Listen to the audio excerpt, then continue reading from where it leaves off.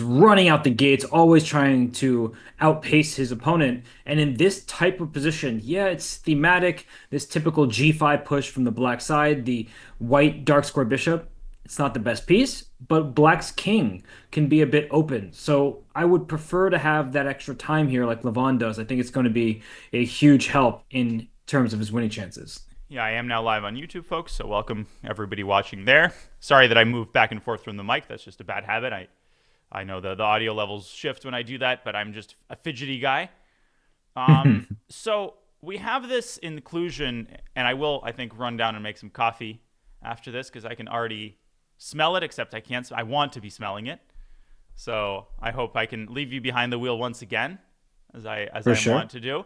But I'll just sort of put in this comment for your consideration. If we rewind a little bit, I think a lot of people now watching are very comfortable. You've seen enough Italians to be fairly comfortable with this h6 and then g5 inclusion, even after black's castled kingside. Now, anytime the move g5 is played, you have to be very aware, acutely aware of knight takes g5. But typically it doesn't work because of these tactics like hg, bishop g5. Usually I see the move king g7. And the problem that completely hamstrings white's chances for an attack is the inability to play f4. You can't play f4, it's illegal. So you play king h1, but black, for example, moves the rook to h8. And one very pretty illustrative line, I'm sure it's not even the only way to disarm white's attack and start one of your own attacks, is knight g4. This is like, Morphy central. Bishop takes d8, rook takes h2. I'll put it on the board as checkmate. And white emerges with very scant compensation for the sacrificed piece. So instead, we see bishop g3, and black brings his own bishop out to g4. What I really like about this is white now cannot do the same thing. And if white drops the bishop back to h2, I would not be shocked if black starts an attack on the same side where he's castled. Pretty interesting stuff here by Mr. Sevian. And with that, I'll be right back. But I'm listening, of course, as I always am, lest you misbehave. Well, well, I appreciate that. Hello, everybody. Welcome back to this coverage of the American Cup. Don and I just having fun with it, trying to be as instructive as possible and cover the action as it unfolds. And Don just gave some great pointers and illustration of what Black may be up to by expanding on the king side in this manner, pushing your pawn to g5.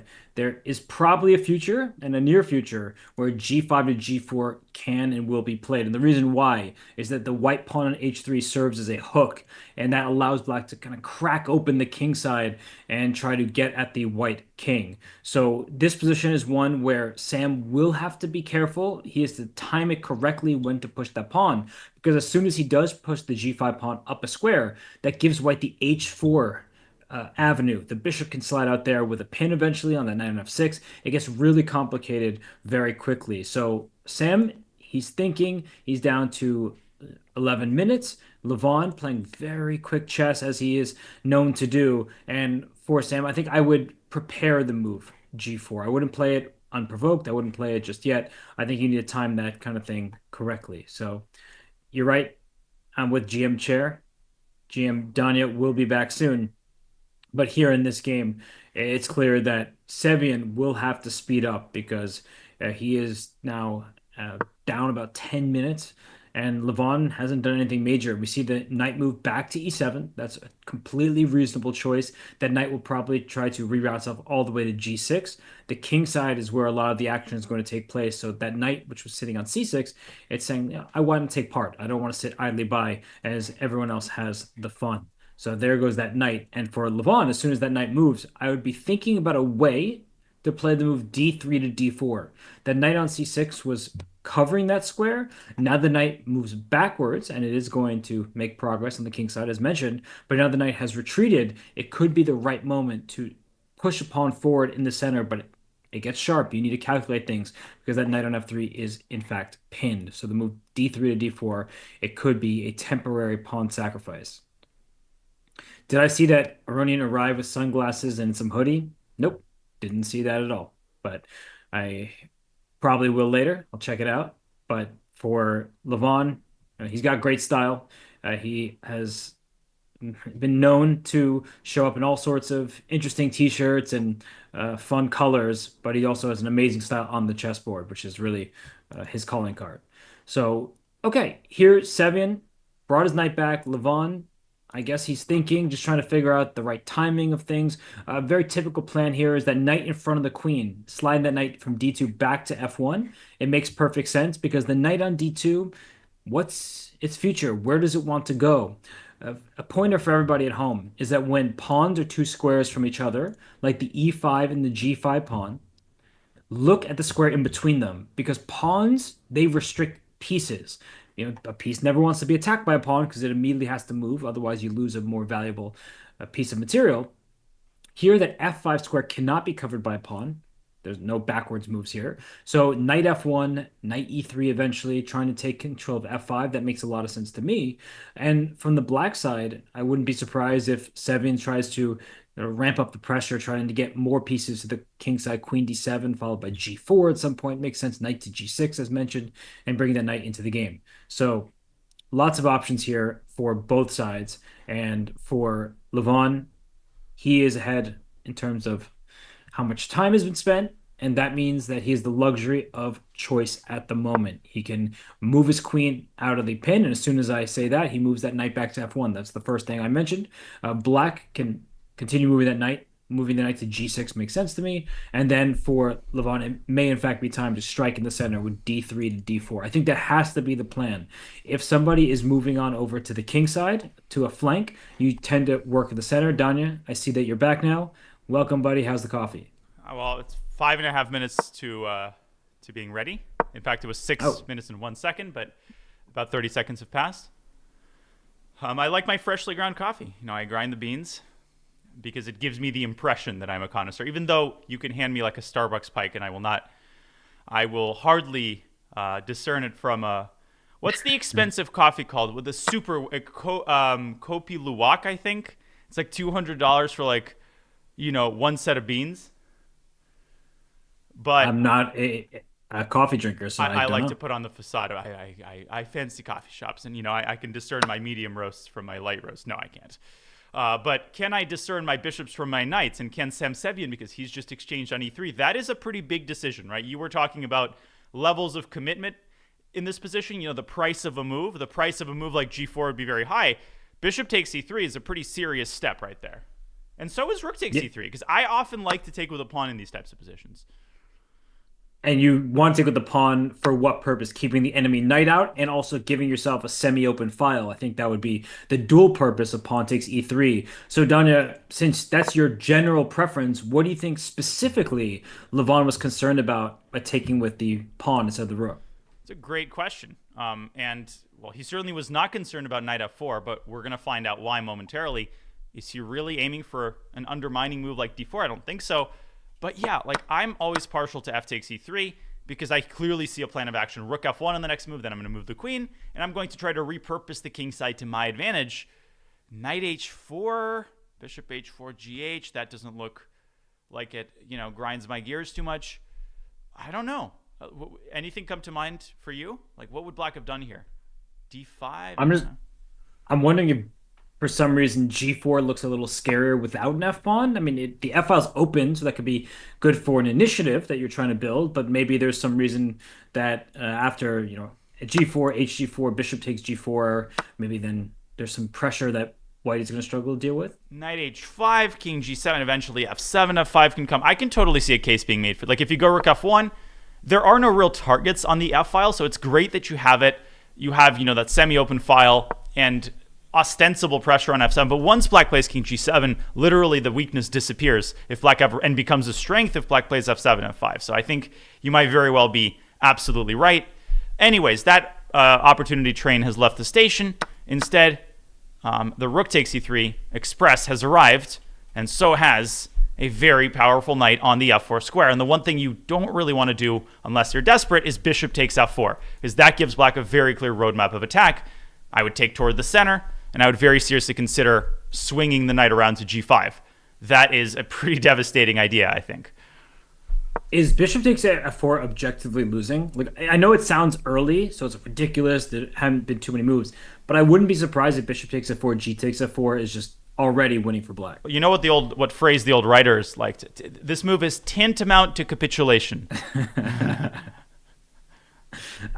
In all seriousness, I'm going to check. I'm just going to see how bad is it? Bishop f4. All right, mate. Yeah, no. It says, nice. It says that bishop f4, g takes f4, rook e1, knight h7 is -2.5. That's actually pretty crazy. I love these evaluations because it's really instructive for players to understand that when you say -2.5, it doesn't mean a one side blundered a piece. It's literally an unstoppable idea of knight to g5, and white's king side is going to be shattered if you try to preemptively move your queen. I assume you can verify this, Robert. Black plays bishop takes f3, gets the queen to h4, and then it's just actually flat out checkmate coming with knight g5. Yeah, it's just absolutely terrible. With bishop takes f3, you're not going to survive any of that kind of stuff. So yeah, it's that straightforward. Sometimes chess can be that simple, and that's why Levon, he never took on f4, but he is getting very passive. So Sevian's position is looking better and better with each and every turn.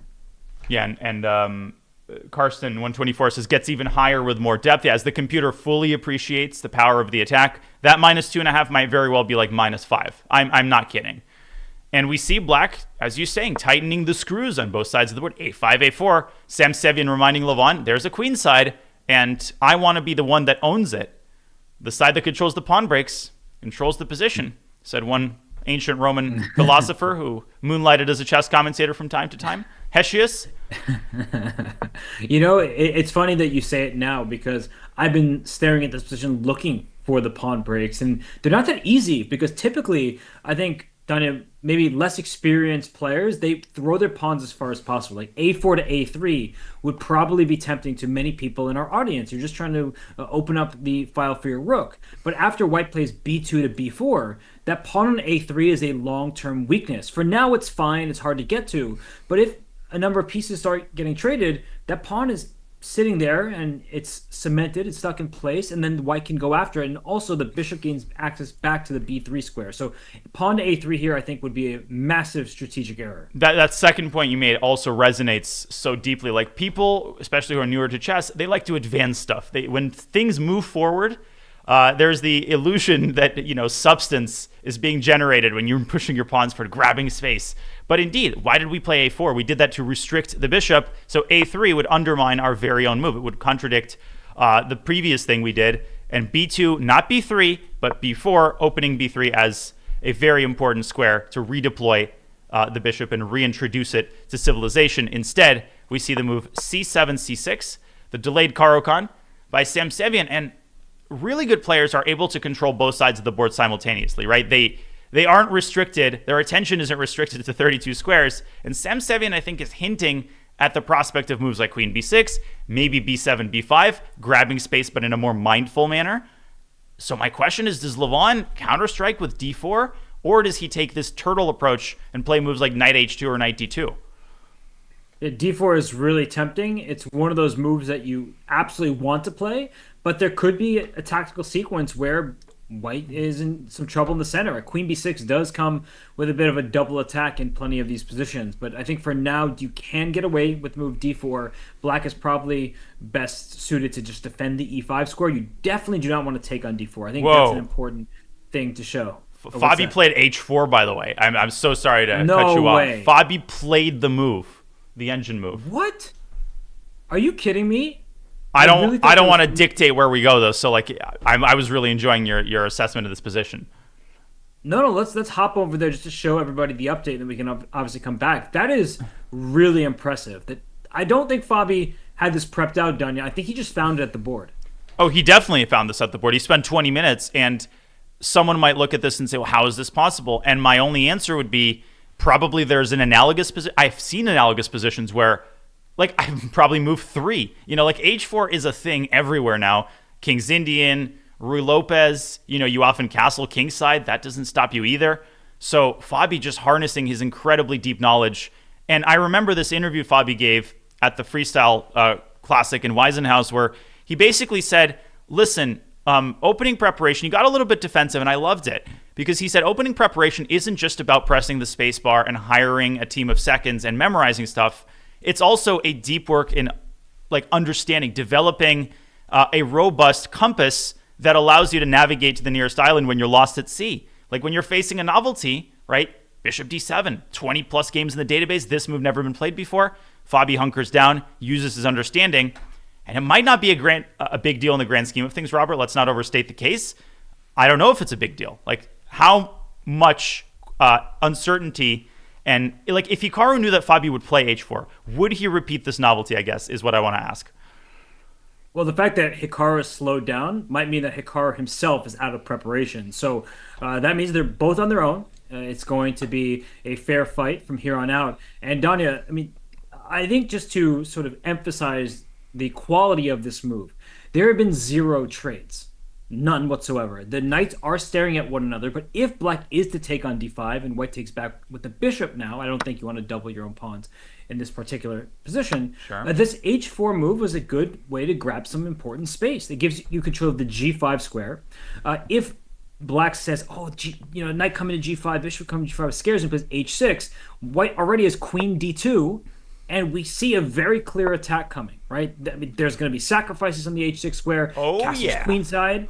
Yeah, indeed. I love these kinds of positions. I love the sack on h6. Like, some of these attacks just play themselves, right? It's very straightforward the direction you're aiming. And they don't just play themselves. I mean, you might be packing up and going home, and getting an early lunch. If you're not careful, people don't take this seriously enough. They think this is some sort of amateur hour, bullet brawl nonsense, right? Bush League Diana tricks. But I wouldn't be surprised if bishop takes h6 was like working, and it wasn't like borderline sound. If black plays gh6, maybe I'm missing something. Queen takes h6, and like you said, Robert, this pawn on h4 is so versatile in what it offers you. It offers you the battering ram with h5. It offers you a rook lift with rook h3. Multiple moves might be winning here because knight to g5, to my eyes, is just forced checkmate. And look at the symphony of these three pieces, how they work in concert. Rook e8, there's queen h7 and queen h8 checkmate. And if you take, this is, of course, the main idea of all these fishing pole ideas and sacrifices where the H file opens up. And time to hurry and write your last will and testament here if you're the Black Monarch. Wow. There have been some really good questions in the chat. Like, h4, why is it so good? Doesn't give black control of the g4 square for, say, bishop g4 in the current moment. Bishop g4, it is a pin, but white will step forward and out of that pin. And bishop takes f3 is not something that black really wants to do because black has committed the king to the king side. The g file opens up. White wants a castle queenside anyway. Now it's very clear where white's rooks belong. That other rook is going to swing to g1, h5, followed by h6 in many positions. You just go in full steam ahead. And also, when you give someone double pawns, you usually want them to remain double pawns, but f3 to f4 becomes an immediate idea, and that means you really are not getting anything out of this decision. You're only handing white the bishop pair on an open board. Yeah, it's like the London system bishop, but on the other hemisphere. This is the sexier London bishop on e3. It's like the Lisbon bishop or something. And it's important for people to realize, like, what is the point of a pawn storm generally when you attack? Often it's to get rid of the pawns so that the files open up so that the rooks and, the heavy brass can join the attack. That makes a move like g takes f3 a lot less confusing, right? It helps white because you're not going to castle kingside, you're castling queenside, and you would dream of the g file being open. So in the meantime, Hikaru trying to get the fire extinguisher out before this gets out of hand. He plays knight takes d5. This was the first move you pointed out, Robert, but something tells me he's not going to respond to bishop takes with h6. Maybe bishop e6, I don't know. But bishop e6... Look at that timing. Look at that timing. I wasn't even looking, so it's funny that happened. But you made a really good point, Danya, that even in this moment, bishop takes e6, f takes e6, a move like rook h3 is not out of the question. Like, this rook lift will be useful for many different reasons. Sure, to swing to g3 at some point. If black's not careful, a knight g5 idea, that could be annoying to deal with. And at the right moment, white will evacuate the center with the king and go on over to the queen side, I believe. No, that's very well pointed out, and I always struggle to play bishop takes c6. I've pointed this out before. I don't like giving up the semi-open FL, but it's more of an emotional thing. Nothing's going to happen to the knight on f3. What about c4? That might be overcommittal. It might overdo things in the center. I have a bad feeling about a move like this, but I think a lot of people watching this would be very tempted to ensconce a bishop on d5 like this. c4 is such a natural move. I mean, it seems a bit strange, but the point is that after bishop takes d5, you're going to take with the c pawn. Doubling pawns opens files. Everyone should remember that. And the loose rook lips now sink ships. Yeah, go on. Yeah, but instead of castling queenside, which I've been so tunneled on, after c takes d5, now black has all sorts of problems. If you go knight back to b8, otherwise your knight gets trapped on a5. That would be bad. Okay. Yeah. Right? That's not trap or knight. But then queen b3 to start with, hitting b7. If you play b6, now you have this forever weakness on Ooh. c7. So rook c1, rook will double in the c file. Maybe a queen will join the party, and that c6 square, as you highlighted, that's also a problem. It's not just the pawn, but the square in front of Well, it. they say backward pawns produce dirty lawns. Um, okay, that was very bad. But the point is, they produce squares in front of them. And if the square in front of it is controlled, you cannot eradicate the weakness, right? That is often why you are recommended to blockade an isolated queen pawn. Now, technically, maybe white isn't advised to castle kingside yet, but first you could inch the pawn forward to h5, and the kingside is still a very safe place under most circumstances. So after c4, my guess would be black would implement this sort of Capablanca idea, queen up to d7, and then the knight back around to d8, followed by c6. And if black can engineer the trade that way, obviously, it's a pretty favorable trade. Why do I say Capablanca idea?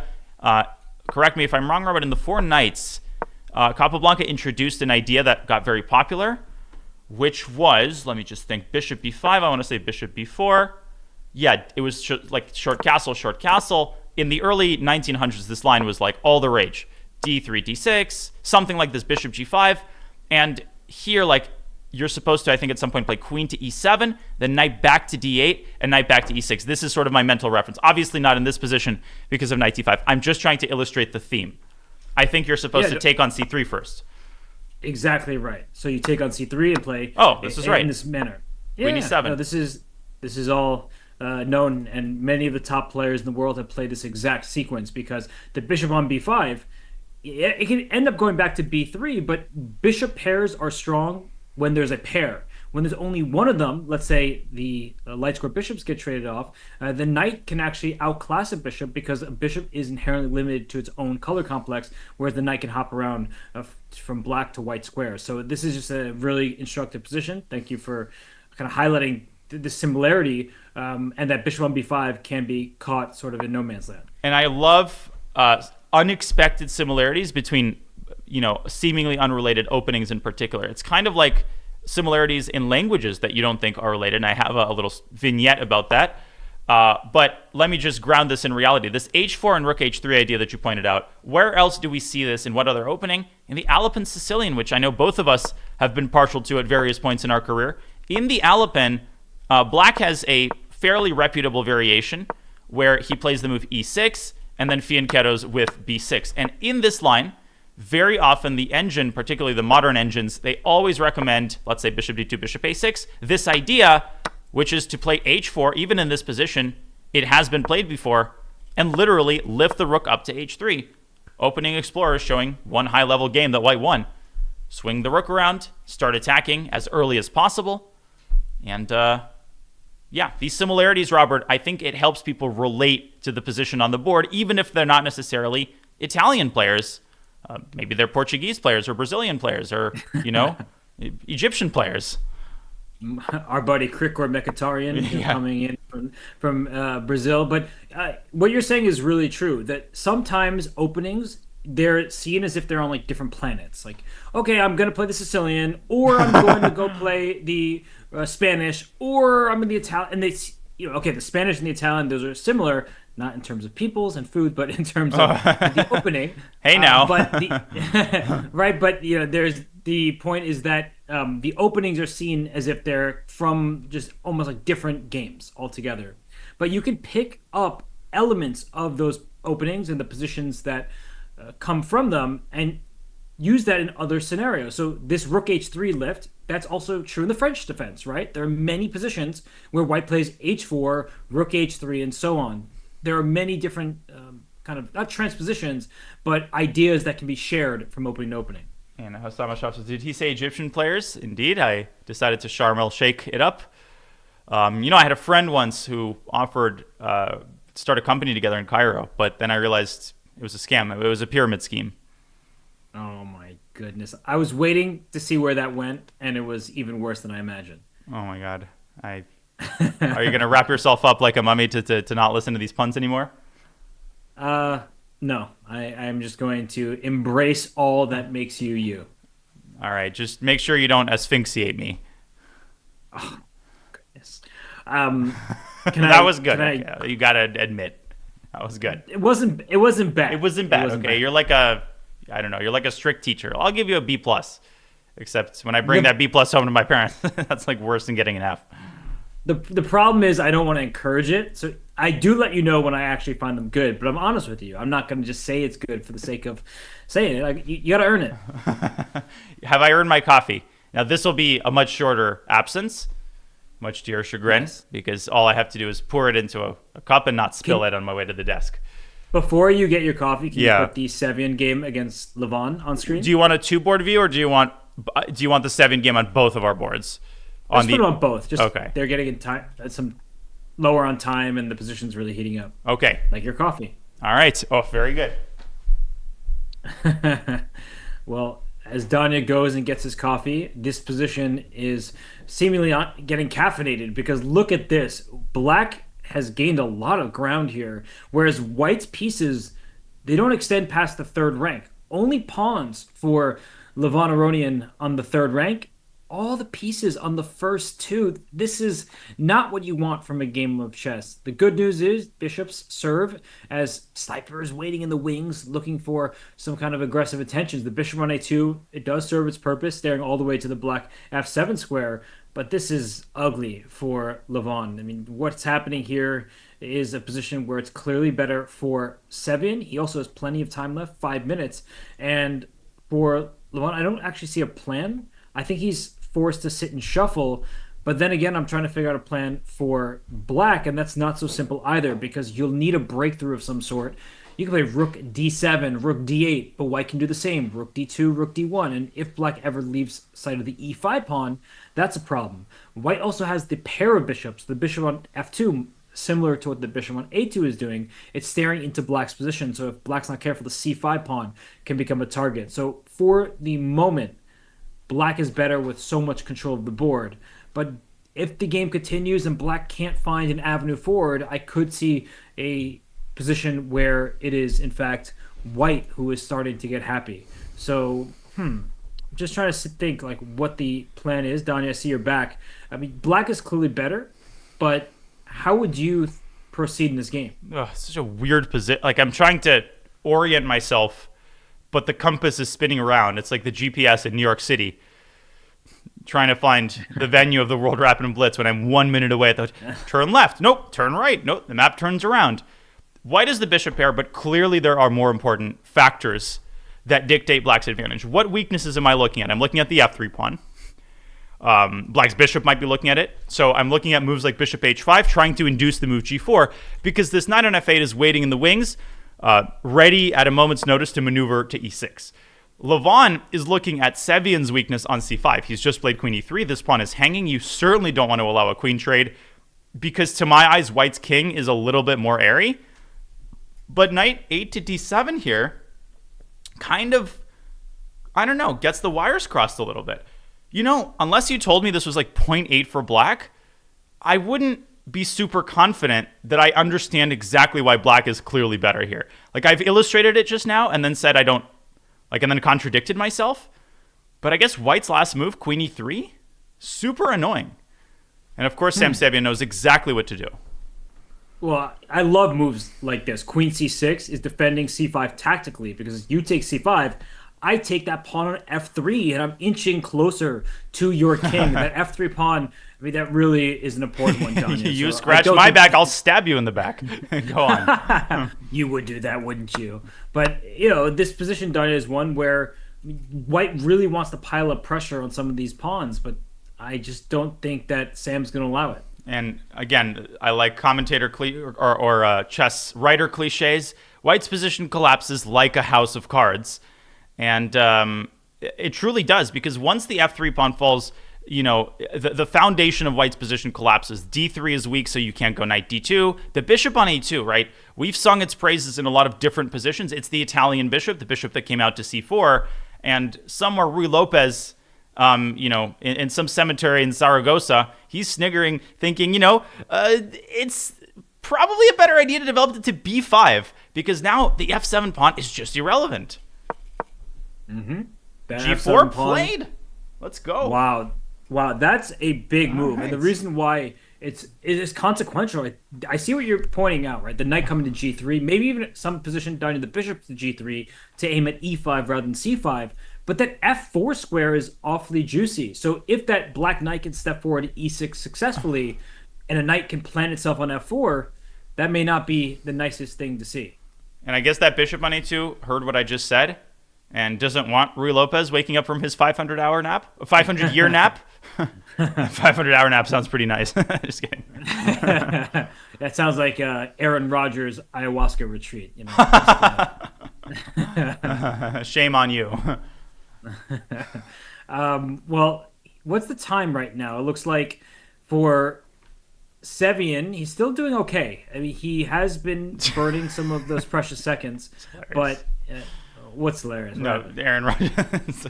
Oh, No, but you did hear the pun, right? no, I didn't. Shame on like a shaman. Shame on. Oh, no, I missed it. I'm gonna be honest.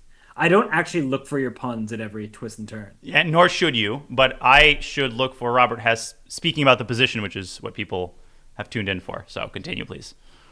No, I think I need to step more into the pun game, and then people would be happier. Yeah, I'll let you quarterback this analysis session. Go on. Armchair quarterback, Monday morning quarterback, for sure. No, Donnie, in all seriousness, I don't really know exactly how Black should proceed because for Sevian, he wants to get active, but E5 is loose, C5 can be loose. If you go knight E6, maybe bishop takes E6, then you have to calculate what happens with the opposite colored bishops. Yeah, but I mean, knight e6 is the risk-free move. The computer recommends c4 here. I just checked, but nah, I mean, knight e6 is the move you play. Sevian is under 3 minutes. I like knight e6. Practical chess. Get rid of White's bishop pair, and more importantly, White's bishop is no longer able to slide back to b1, which is not something you want to do. But when it's something you can't do, this knight from f6, it's like my turn now. Knight d5, knight f4 is a massive positional threat after rook takes c6. Last thing I'll say, Robert, again, queen takes c5. I just want people to appreciate the power of this mechanism. White simply cannot afford to lose the pawn on f3. Anytime this happens, it may seem, oh, both sides are taking each other's pawns. No, you can't take on e5 because the rook will drop, d3 will drop, your whole position will drop. I'm really worried for Levon, even though he's 5 minutes up on the clock. But there's one bit of good news for Levon is that after rook takes e6, knight g3, let's say, the knight d5 move that you so badly want to play is not actually available because then the c5 pawn can be grabbed. So at least for a turn, knight d5 isn't happening. If we extend the line though, can I trade and go knight f4, or is that a paper tiger? I guess I'll put this on the board because I think knight g3 is pretty likely. I'm with you there. But this position, how do we assess it? Yeah, it's not great. Knight f5 check even. Knight f5 is probably thinking, what about just d4? d4? And if you went knight d3, I was going to sacrifice an exchange. But actually here there's knight f5 check maybe. Oh. And white is winning, I think. Also, there's just d takes e5 potentially. Then no, but then knight e1, knight f3 check gets complicated. So yeah, I mean knight f5 is a nice find, and he goes knight g3. So step one in the right direction. Yeah, I know people might be confused at the moves we're saying, but let's just cross that bridge when we get there. Sam is hemorrhaging time here. He's spending the same amount of time Levon is. He's spending more time than Levon is per move, and he's 4 minutes down. He's playing 2-minute chess, which is a time control that never took off, but probably should. Not quite bullet or blitz, so it's one of those weird ones where I wouldn't even know what to call 2-minute chess. But either way, blitz it. That's bullets. Bullets. Bullets are a word. That was good. See, when it's natural in the flow, Danya, you got it going on there. And right now, I think Sevian, he's got to get going because queen takes c5, not a threat yet. It becomes available for knight d5. But what do you think he's going to do here? Rook e to d6, perhaps, just putting all the pressure on the d3 pawn? Let me counter a question to the question. What is White's next move? Is it knight g3 to e4? Does that mean Sam is going to try for the c4 move that I pointed out earlier and maybe get an outpost on d3? Suddenly, I know I'm contradicting myself every 3 seconds, but like the landscape of the position has shifted a little bit. Sam is now playing actual bullet chess with a 10-second increment? Yes, 10 seconds. But what is White's next move here? Or does that not matter? Is that not a relevant question? It's definitely relevant. It's how we should always consider the position. Knight e4, I like what you were suggesting. Just trying to trade knights, go after the c5 pawn, protect f3 all at once. And if the knights get traded, then just merely an opposite color bishop position, that means that white should be okay. So rook e to d6 has in fact been played. And once more, queen takes e5, not available because the f3 pawn is too important. Great call. It's emotionally difficult to leave this e-pawn hanging. The knight on f6 gets pinned, but look at that bishop on g6 and how much it restricts the mobility of the knight on g3. Knight e4 loses a lot of its luster, I think. Black plays knight takes e4. You cannot recapture the d-pawn, and if you take with the f-pawn, then you really have to watch out for this nasty little shot c4. That has to be calculated at the very least. This position is really not that simple for either side. In Levon, he should be thrilled. He has 5 minutes. So, Danya, as we're discussing the c5, the e5 pawns, they've been hanging kind of for a while. Is it time for Levon to pick up e5 and hope that it works out? But I would be really scared of these queen takes f3, rook takes d3 ideas. Yeah, you've got two approaches, right? You've got the I'm going to make the position as chaotic as possible and hope that my opponent doesn't have enough time to deal with it approach. And then there's the I'll try to be super objective because you can't afford to lose with white and then have to beat Sevian on demand with black. So knight e4, I'm actually trying to make heads or tails of it. If black plays like bishop takes or knight takes and then tries c4, white can actually respond with d4. So I'll put this on the board. Knight e4, whatever. Knight takes c4, f takes c4, c4 looks awesome. But white, I think, gets away with d4 and lives to tell the tale. Then the bishop can slide back out to g3. I wouldn't be shocked if there's a turnaround here. It's a good line that you're suggesting. I think c4 would be premature, but maybe there's an opportunity with that d3 pawn stuck in place, some kind of queen d7. I guess not right away because the e5 pawn would be hanging on check in this exact sequence. Wake up, so Susie. maybe you can just prepare it. Could you start with f6 as black? I know we're never supposed to play it, but I save the e5 pawn and all these lines, then play queen d7 and just put maximum pressure on d3. That's exactly the kind of move you'd play in like our over the board. And I think Levon looked at this and he said, this is too depressing. I'm Levon Aronian. I want some action. And we will get ourselves some action. Queen takes e5 on the board. Seat belts fastened because we are entering a zone of high turbulence, ladies and gentlemen. 30 seconds for Sam Sevian. Hyper bullet time. And this is the type of position that can fizzle out quickly if you are not accurate for black. I don't think Sevian's in risk of losing unless he misses some kind of like rook f1 idea. But queen takes f3, Danya. What about bishop takes c5? Because if rook d5, there's always queen back to e3. Which move again? I didn't hear. Right now, bishop takes c5 because rook d5 is met by queen back to e3. Oh, and you're not losing your bishop. So bishop takes c5. If rook takes d3, then he had maybe rook f1. But Levon actually turning the boat around and taking the conservative approach with queen e2. I think Sam will breathe a sigh of relief. He can trade queens, and he's not really risking here, barring a tactical blunder. I think with 30 seconds on your clock, you just take. You're better as black, you know that, and you risk nothing. So take on d3, and e2, excuse me, then take on d3, and then if your opponent plays accurately and makes a draw, so be it. I'm always apprehensive. Anytime there's this set of weaknesses on f5 and h5, eventually black can play h6, h5. I mean, maybe even here, I don't know. Sam, I like it. He will just squeeze the last second out of his time because he believes in his ability to find awesome moves with 10 seconds on his clock. And he should definitely believe in himself. He's that strong, but he's getting himself in serious time trouble before playing c4. Donnie, that allows the pawn push to d4 that you mentioned earlier, but then that bishop on f2, it's not a great piece, so I really like this from a pragmatic standpoint. c4 is a good move. Yeah, there's two cars circling the parking lot in one available spot. I wouldn't be surprised knowing Levon and his tendency for flamboyant dress and flamboyant chess to play bishop d4 anyway and just sack the d3 pawn. At that point, you have to reckon with an exchange sacrifice on d4. Actually, bishop d4, rook takes d4 immediately has to be seriously considered if you're going to play that.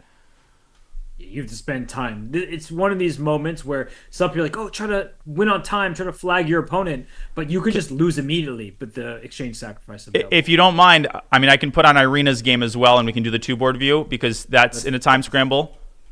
Ooh, bishop d4 play. Let's do it. Yeah. Irina versus Nazi Paikidze. Now this one, bishop d4, c takes d3 on the board. I wasn't actually expecting this. I think Levon, he senses that Sevian, his time trouble, and maybe the moment for him to press for a win from a worse position. And the best players in the world, they know when to choose their moments. Indeed, they do. And sorry, just a moment here. Takes d4. This is the this position. There we go. And okay, we are good. Sorry, this takes me 1 second exactly. Okay, now we can watch. And I will be redoing this on my third monitor. Ah! Wait, can you still hear me? I could. You sort of screamed, and then I half lost you for a second. But this looks hilarious. I don't even know what to look at because The the games games are are yeah. heating up. Yeah, I want to show both of these, so I'm trying to do everything and produce and commentate at the same time.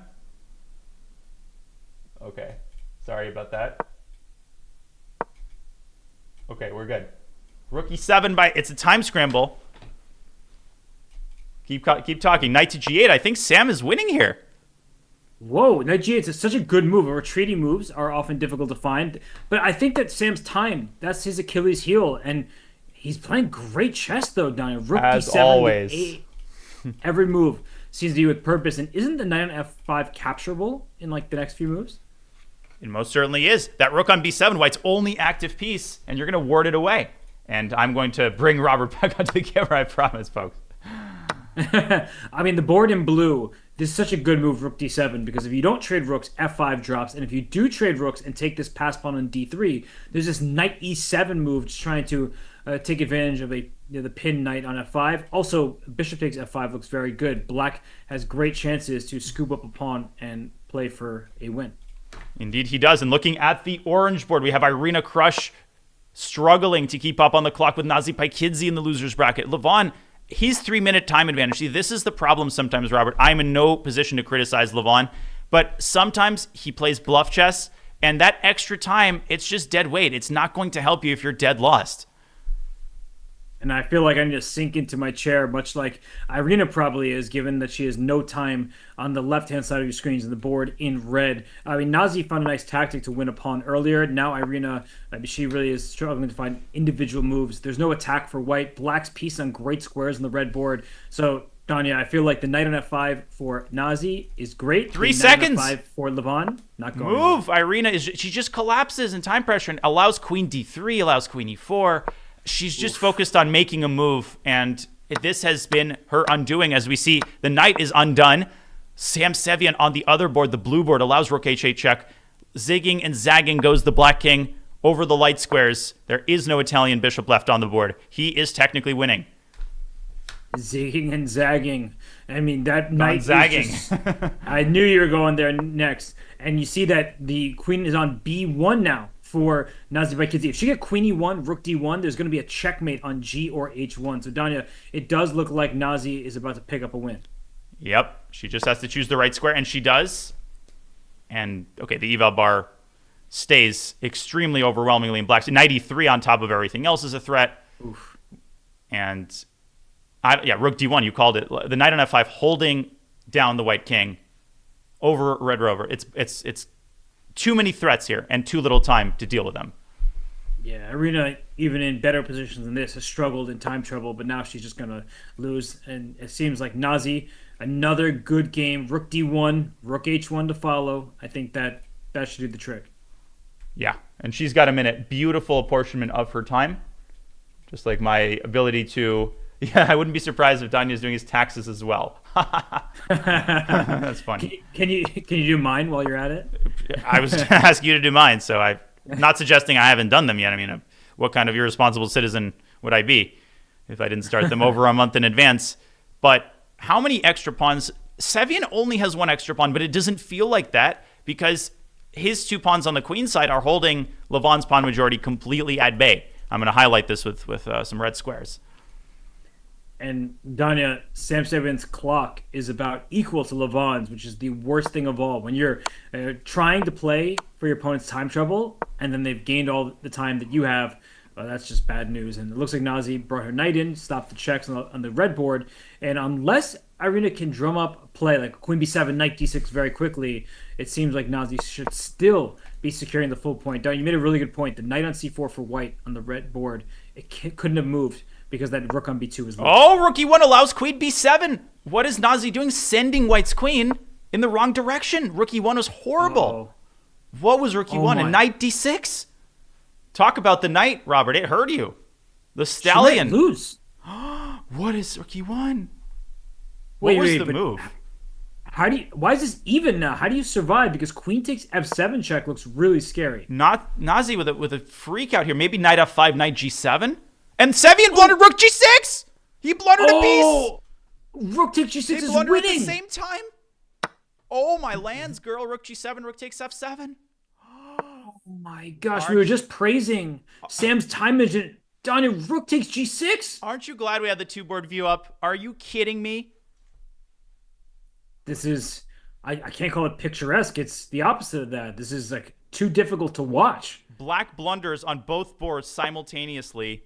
Sam Sevian blunders rook takes e3, intermezzo on g7, Robert, and most importantly, rook takes f7 would have picked up the other rook as he tries to drum up some counterplay. It ain't happening.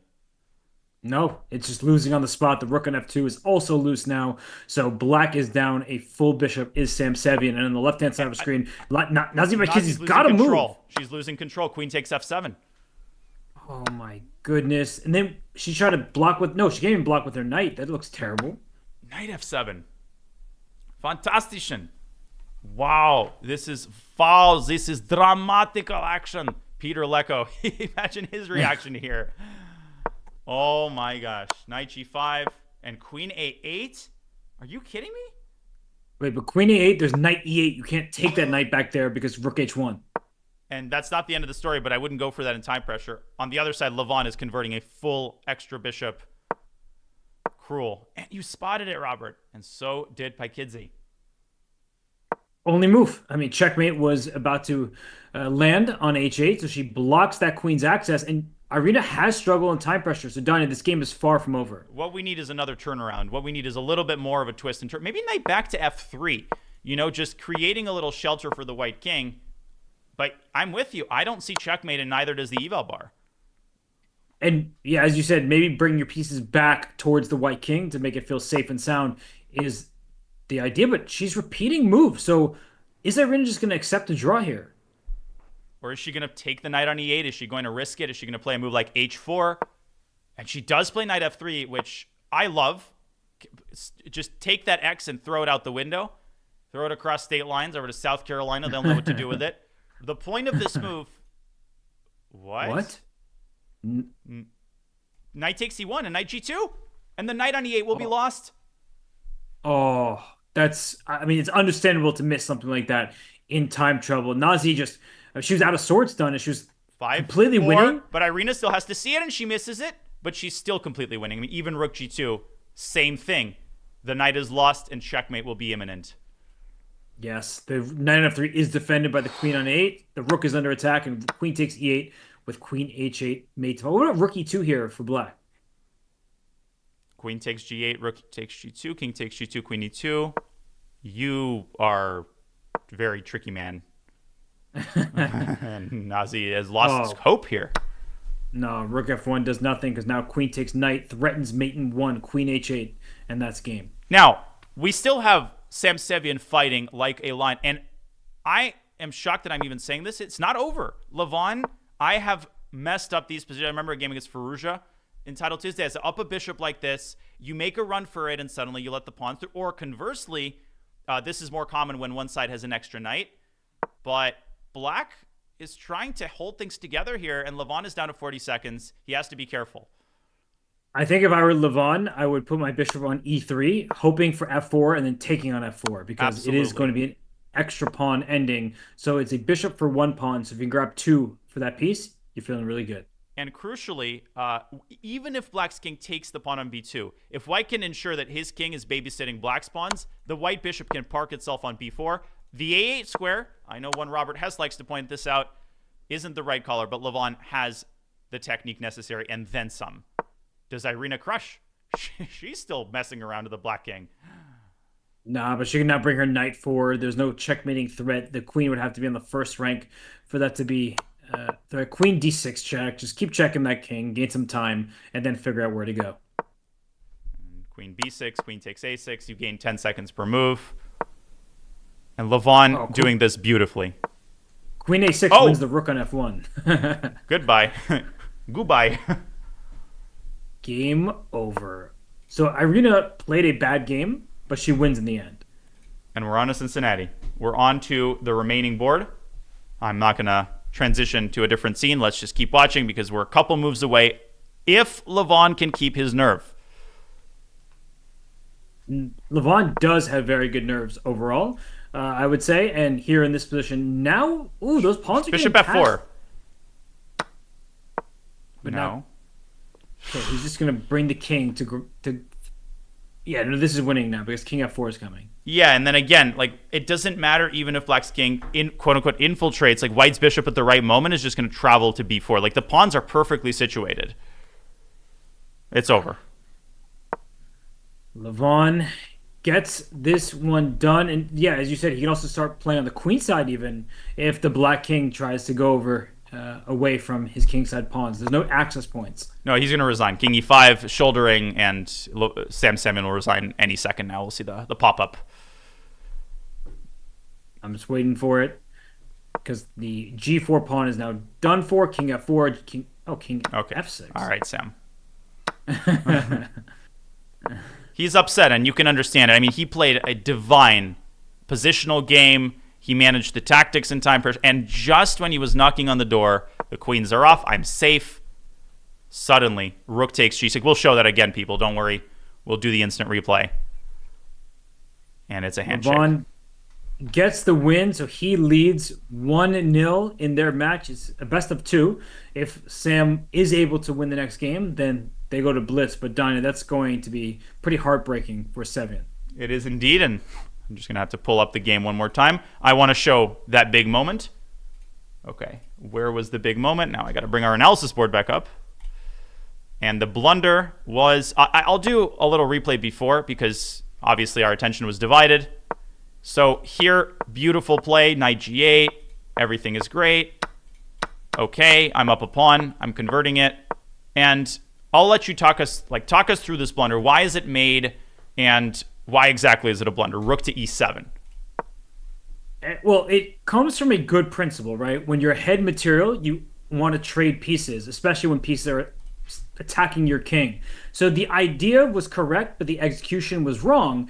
And the reason why is there's one defender and one attacker. So you have to think what happens when the guard is removed. And that is why Levon picked up his own rook, not the one on e3 that's staring at the enemy rook, but exactly, rook takes g6. And rook takes e3 allows this intermezzo rook g7 check. And I think you mentioned this earlier, Dinah, the essential point. Maybe Sam in his head thought, okay, king h8. If the bishop takes the rook on e3, now I get that rook on g7. But this is like the dream come true. Often there are windmills in these positions where the king on h8 gets checked and rook takes g5 check. That should be the optimal capture here, where instead of taking the rook on e3, it's actually the rook on f5 that's going down. Exactly, and very often we talked about this yesterday. Maybe Sam even saw rook g6. I don't think so in this case. But it's possible that a move sometime down the road is blundered. As it turns out, yeah, you can actually play rook takes g5 here. Same thing. This kind of reminds me of this blunder that we were commentating between Duda and Deac at the Budapest Olympiad this past year, where it was one of the most shocking blunders that we have seen.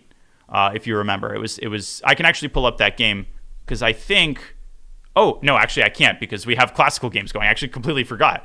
We have a Fabi game to commentate, so let me pull that one up instead. But I do remember that game. That was one where Duda, seemingly doing fine, and then immediately lost his knight. Yeah, I mean, I'll give you the discretion because in the Caruana game we still have peaceful. They're all sipping their coffees and reading the daily newspaper, and we have some transformations, but nothing cataclysmic. I think with bishop takes g5, that is a pretty ballsy move, though, allowing hg.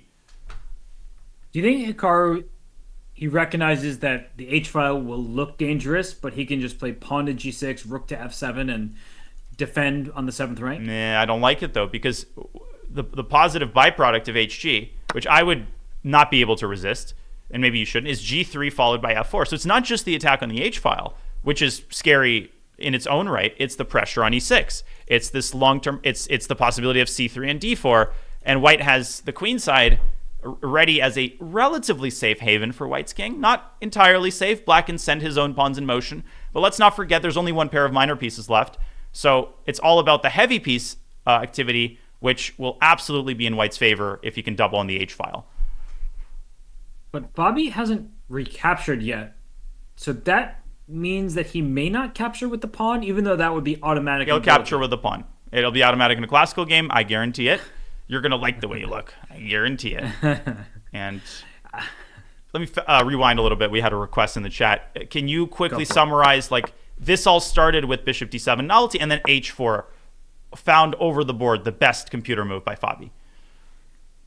Yeah, h4 was a nice move. It grabbed some space in a closed position where black is unable to gain anything resembling an initiative. And bishop e6 after the knight swap was a good idea from Hikaru. I think when you are down in space, you want to trade pieces because your pieces are stepping on each other's toes. And after the swap on e6, this is where things started to get interesting because Fabi immediately jumped his knight to g5. And I think this is an instructive moment because some people may ask Danya, why not just take this knight on g5 immediately? If you captured it next move, why not right away? And I think a pretty big difference is that the black queen sitting on d8 is not as ideally placed as it would be on d7, keeping the rooks connected. So in a way, in the game, black essentially gained a tempo before taking on g5 because what white would want to do is put the queen on h5 rather than g4. So by allowing white to take back on g5 right away with the h pawn threatens queen h5 all at once, and that's why Hikaru waited until the white queen went out to g4, putting maximum pressure on the e6 pawn, and only then did he take on g5. And comparison, right? Squeezing the most out of the position, but I hated compare and contrast exercises in school. In chess, they're absolutely crucial. And literally in your mind, you have to do a side-by-side comparison oftentimes to figure out the difference between two, let's say, similar-looking positions. Yesterday, great example of that I actually gave in the class that I had to teach, which was the reason I had to leave early, Dominguez versus Sevian. Remember that piece grab by Dominguez on a2? And then he had to put his bishop on one particular square. Only one square was winning, and the way you were able to puzzle that out is by comparing all of the bishop moves to each other. Here you compare this position and this position. Who does this favor? It looks like the answer might be white, but actually, as you said, white wants to bring the queen to h5. So perhaps Hikaru decides it's nice for him that he gets to put his queen on d7 and connect the rooks. It might also not be essential, but I'm trying to illustrate the general point here about the importance of comparison.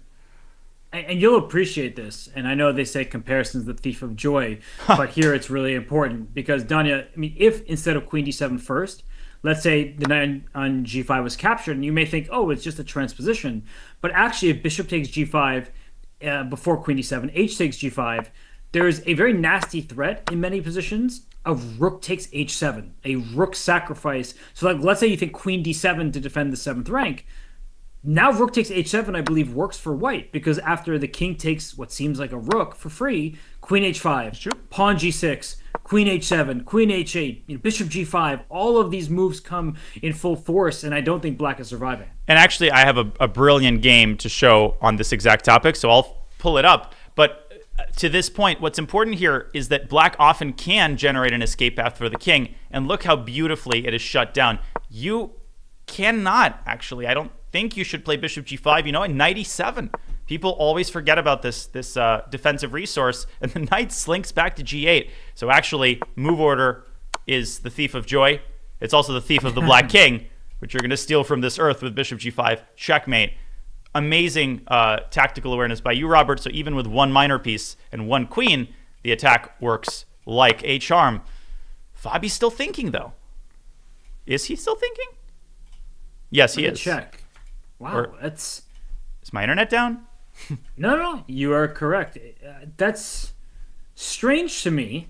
It almost makes you wonder if a draw offer. Oh, you can't offer a draw because I think sometimes I see someone pause for a long time, and I'm wondering, was a draw offered, and are they weighing that option? But you can't offer draws in this event, so Fabi's really thinking about how to recapture. And Danya, h6 g5, it does feel like the strong move, but it makes his bishop on e3 a worse piece because it has less scope on the diagonal. Yeah, it's committal, right? Anytime you take back with a pawn, things happen. But bishop takes g5, we haven't directly talked about the alternatives. It just doesn't strike me as that appealing. It's more of a positional choice, and I guess it opens up the possibility of short castles. Maybe white can play this in more I think white's position is still slightly better there. As an attacking player, thank you, Fabiano. It's about time. Can I make a 30-second interlude to show this combination? Yeah, do it. I'm excited for it. So, okay, again, it'll take me a second to resize everything, folks. Actually, no, it won't. It's perfectly sized already. Look at that. This game, I like to illustrate the concept you just showed. It's a game between two Hungarian players. You can see the board, right? H4. Black plays f6, preventing, of course, the knight from getting to g5. Of course, white plays it anyway. And after f takes g5, a lot of people think, oh, let's play h takes g5, open the file. Nope. Another sacrifice. This is like the tail end of the Greek gift. King takes h7, h takes g6. If king g6, then queen h5 drives the king out with checkmate to follow. So the king has to slide back, and Robert, I'll let you do the honors. What's next? I'm wondering, is it possibly rook h8 check? It is. And most people, they either go g6 here, which is wrong, because black can actually play rook to f5, covering the h5 square. A lot of people also think, oh, let's go queen h5, but this doesn't actually threaten checkmate. Black can eliminate the g-pawn, and the king has a perfectly valid escape hatch. And continue. King takes. Well, I just want to add what you were saying there. And here, this queen h5 check, and you're going to go pawn to g6, and okay. I think that king is getting caught. Yeah, I can play king. Oh, there's a bishop there. No! And black resigned after g6. Go on. Is I thought that I was missing something because you were playing on there, but it is instructive to show that the black bishop on e7, it steals the escape square from the king. But yeah, Dino, these lines are really important because if instead of sacrificing the rook, which is difficult for many people, like when they're not tapped on the shoulder, made aware that there's a tactic, queen h5 is the most natural move, putting your queen in front of a rook on an open file. But as you said, like queen h7, queen h8, it's not immediately checkmate because while it's true that the black king has 0 squares once the queen's on h5, the queen has to remove itself from the cover of f7, and that is what allows the black king to run away. Object permanence. It's hard to keep in mind that object permanence when you're calculating long lines. You forget that you take your eye off one square when you move a piece to another. I've got other cool games to show, but let's refocus our attention on Hikaru because he has just played g6. He is blitzing his moves out, trying to keep a time advantage, which is not essential just yet. But hope you enjoyed that little excursion into Hungarian team chess history. Okay, back to... In Russian, there's a great expression, back to our sheep. Let's return to our sheep. Let's get back to the current task at hand. Well, you are a world-class shepherd then, bringing us back to the live game. And I actually have a question for you, and it's a genuine one. So my inclination is, like most people probably, to get my rooks the h file, both of them, like, you know, castle, rook h6, rook h1. I understand that black will have pretty quick counterplay with b5, b4, things of that nature. So it's not just a one-sided affair here. So my question for you is there enough value on the h-file, or should white sort of plan for your f4 break? Like, is that something of value? Should white use the bishop, saying a bishop stairs in both directions? Maybe actually white can play on the queen side, a b4 pawn push, I'm not sure right now, but c3, maybe an eventual b4, and maybe even castle kingside, which seems counterintuitive. So I know I just said a lot there, but my question for you is, are you in for the kingside attack, or do you not believe that in that and think maybe actually the white king is safe and sound on g1 and we can play on the other side of the board? You said a lot, but I think you made some incredibly good points, and I think people actually want to listen to what you said again, because there's this concept in chess of a committal move, right? We call a move a committal move, committal plan. What exactly does that mean? Well, I think like in aviation, there's a concept where when you reach a certain takeoff speed, you can't abort takeoff, right? You have to take off come hell or high water. It's kind of similar here. If white puts his head down and pig-headedly commits to this plan of doubling on the h-file, A, you are essentially accepting the cost that you won't be able to carry out other plans like g3 and f4. B, you're not going to be able to, you're committing your king essentially either to the center or the queen side. You won't be able to escape to the safest part of the board, which is still the king side. And C, black can then much more easily react to what you're doing. If you play rook h6 here, it's obvious what you're trying to do. And so if Hikaru arranges his pieces and builds an impervious fortress, this might all backfire. So that is why top players often like to keep flexibility. And that is why I wouldn't be surprised if we saw a move like g3. Or if Fabi decides that it's not worth going full steam ahead, c3, starting by castling. How does he find that balance between flexibility and ambition? It's really hard. It's a judgment call. And I think one thing that we can keep in mind is bishops often outclass knights on open boards because they can play on both sides of the board from e3, right? That bishop, if say the pawn g5 was there, would stare at h6 just like it stares at a7. Knights are slower moving pieces. And that knight on c6, it doesn't have like this obvious future that I can see. So I do think that white, in true Italian style, can think about pressing forward on the queen side rather than putting the king there. Think about playing c3, b4, maybe d4 at the right moment. I'm not claiming that white has a massive advantage, but I think this is the critical moment. It's the point of no return, because if you play a move like rook h6, well, your king's either staying in the center or darting on over to c1 and castling long.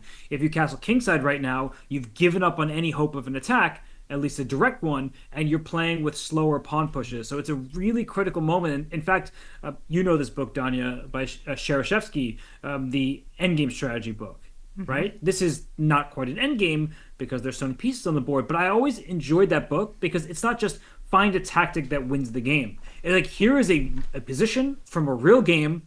What would you do here? And those are, you're bringing the book out? New edition, yeah.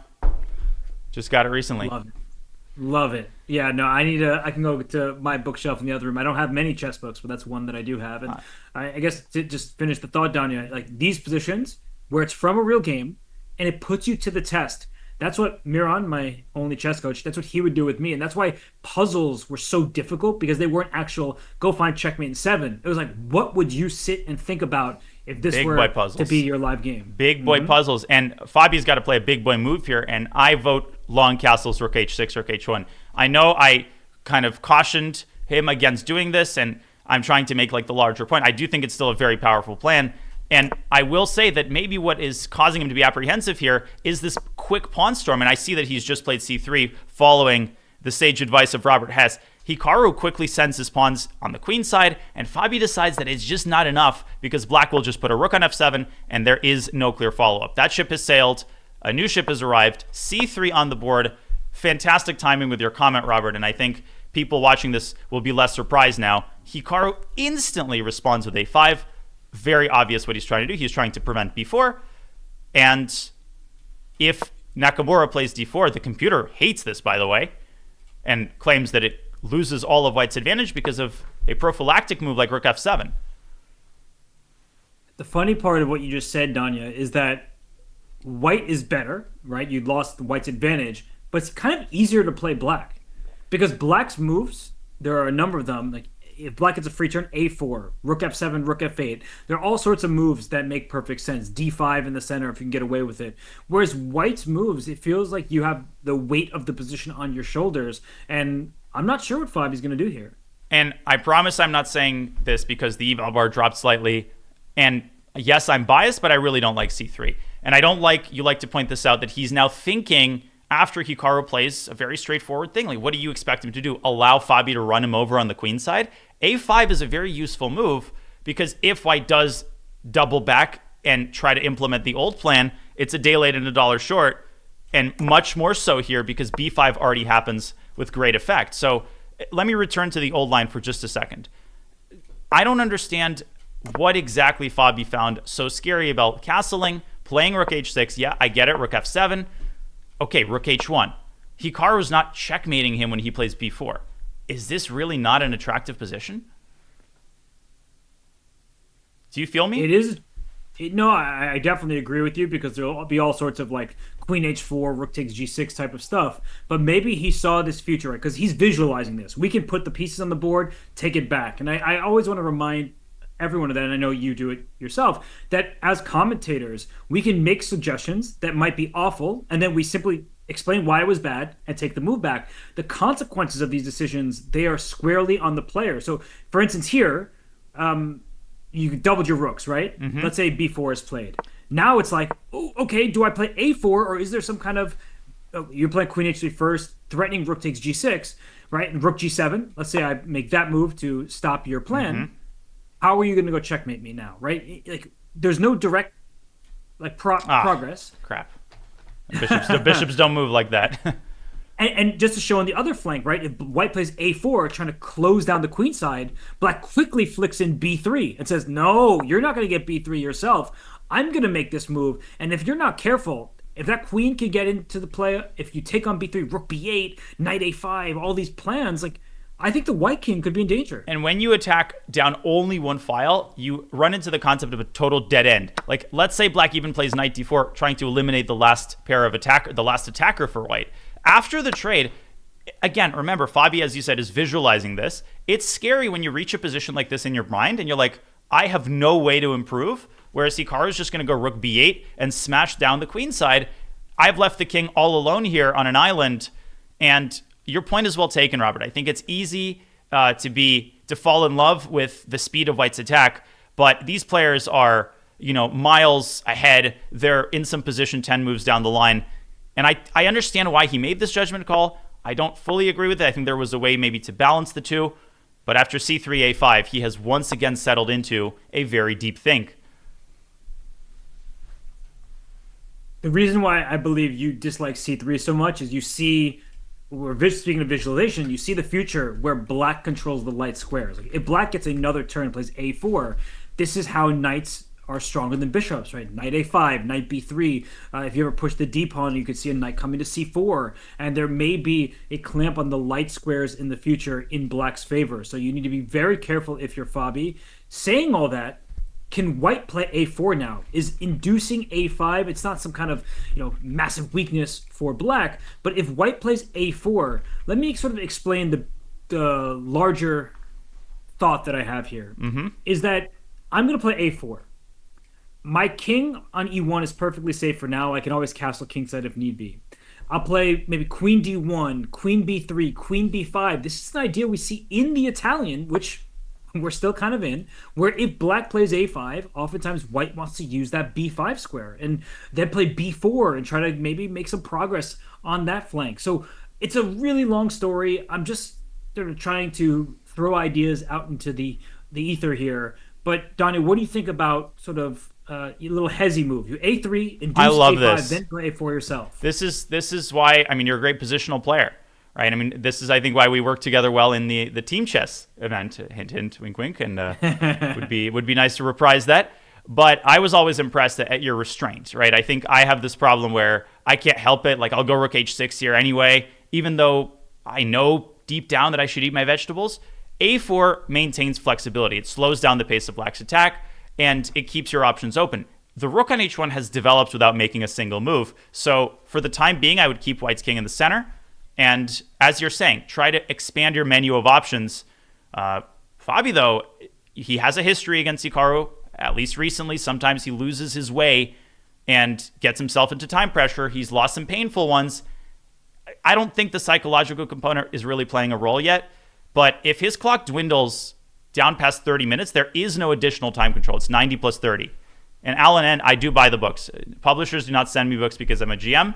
I would never expect that. I have to buy my own book. Were it in print, I would have to buy it. Well, if I had a book out and published, I would send it to you, Danya. So, Aww. gift wrapped and all. Gift with wrapped a nice note. Oh my God! This is I don't deserve such touching gestures.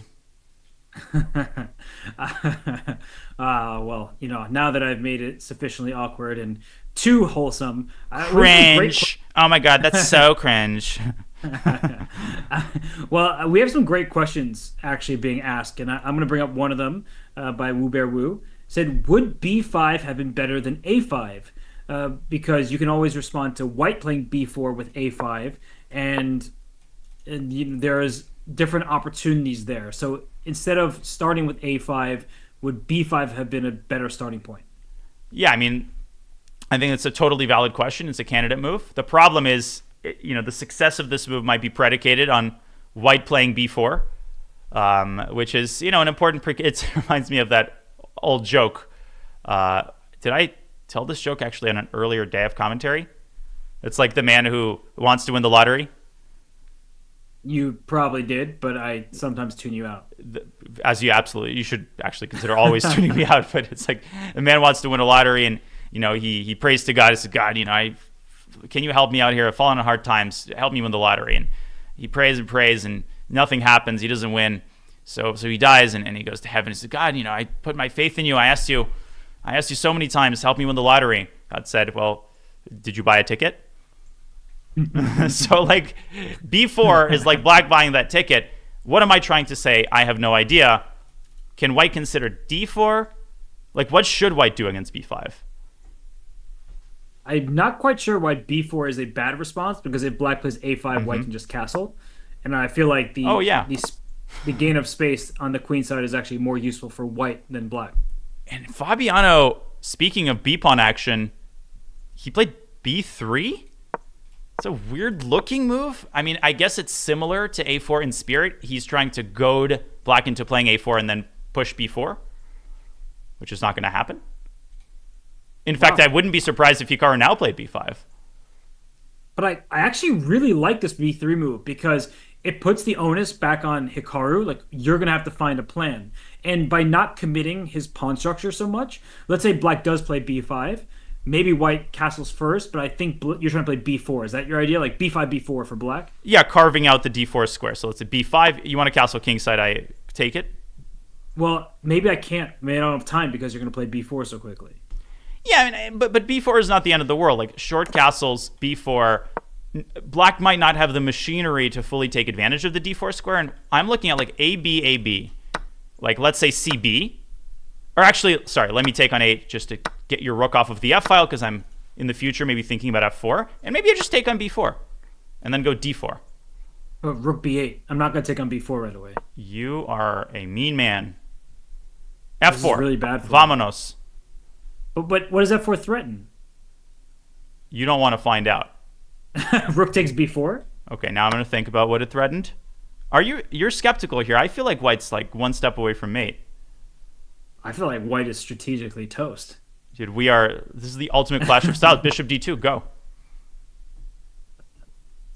So if I take on B3, you want to play F5? I want to play. I am strategically toast here. And after F5, I think takes knight D4. Yeah, that might be an issue. But even then, I come back to E3. Like, I'm always optimistic in these tactical positions. But your point is well taken. I'm with you. Like, I'm one step away from collapse here with the amount of backward pawns I have. But this is a really instructive variation, because black is threatening b4 after b5, right? It's not just to gain space. There's actually a concrete threat, in the game position. So I think that Fabi has to be very fast. Otherwise, he's worse. So, let's say in the live game down at b5 is played, I think Fabi's trying to play d4. Like, he is trying to be quick in the center, and d4 not only gains space, it actually threatens d5 at some point. In fact, after b4, this is I think people would agree, the topical line. Do you play d5 and shut the knight back to d8? Yes, and then ab. That's a huge problem, because knight d8 defends the e pawn, but it severs the connection. It severance the connection between the two rooks. And after a takes b4, might be time to renew that Apple TV subscription, because that game won't last much longer. Right, that's not an advertisement. I need to do that, honestly, so thank you for the reminder. I don't have one. I don't have any Apple products other than an iPad that I can't find. Do you eat apples? It keeps the doctor away and keeps Benjamin Franklin away. Well, I would like some Franklin, so, I mean, give me some of them snacks. What's a Franklin? What do you mean, what's a Franklin? Have you ever seen dollar bills? Oh, that's like I've never heard of that particular, what's it called? It's not a euphemism. It's like whatever it is. Yeah, but it's all about, you get the Benjamins, right? Yeah, like that is more common though. The Benjamin to refer to $100 bill. It's like, oh, look at all these Franklins. Like, look at all these dollars. Yeah, no, it's not actually an expression that I know of, but you were talking about Benjamin Franklin, and you said, whatever. I ruined it. My bad. But Yeah, you this did, Robert. You position. ruined it. You ruined the show. How do you like that, huh? I'm like a Mike Ditka. If you'd be 2-7, you'd be in a bad mood too. We're gonna get into a full-on fight now. Playoffs? Um, You think of playoffs? it's so funny. That's Sorry. that interview. I'll stop talking and No, I'll let you steer the ship out no, of the no, ditch. no. Don't apologize at all. I'm trying to figure this position out. I actually like the game that Fabi's playing right now because he's not committing his king and he's leaving options open on both sides of the board. So I think B3 was a really classy move just now. He's not fixing his own pawn structure. If he does castle, then he can play B4 later. So he's not allowing black to play A4 so easily and leaving himself with a variety of choice. Anarok 123, you're asking a great question that I don't have the answer to. What is Fabi's intended response against D5? Now, a lot of people might look at this and say, well, white can just take, right? Because black can't take back with the pawn, but that's not always the point. We saw in Sam Sevian's game, he did lose with a blunder in the end, that situations like this can be troublesome because suddenly these pawns are hanging. Now, I don't think white is really risking maybe queen c4, but neither is black after rook ad8. So do you have any insight on this? Is Fabi just going to castle? Are we worried about d4? What is the meaning of life? Yeah, it's so much to take in because e takes d5, queen takes d5. You know, it looks good for white because black's pawn structure is so bad, but it looks good for black because white has multiple weaknesses. But Daniel, like if e d5, queen d5, can white castle then? Which way? Just kidding. King side. Of course. Yeah. No, queen side. Okay. So takes, you take with check on e6. That looks unattractive. Queen takes b3. You want to go rook b1, I imagine? Yes, sir. Yes, sir. And can I tactic you there? No. I'm thinking some sort of like takes back to d5. Don't like that either. Okay. I can get behind this. Maybe knight e7, knight f5, something like this. Yeah, but the thing about these positions, so can I place? I'm not sure if I can play c4, Sibilant. but b4 maybe. Okay, knight f5. So I'll throw in bishop c5 here just because. Congratulations, you attacked my rook.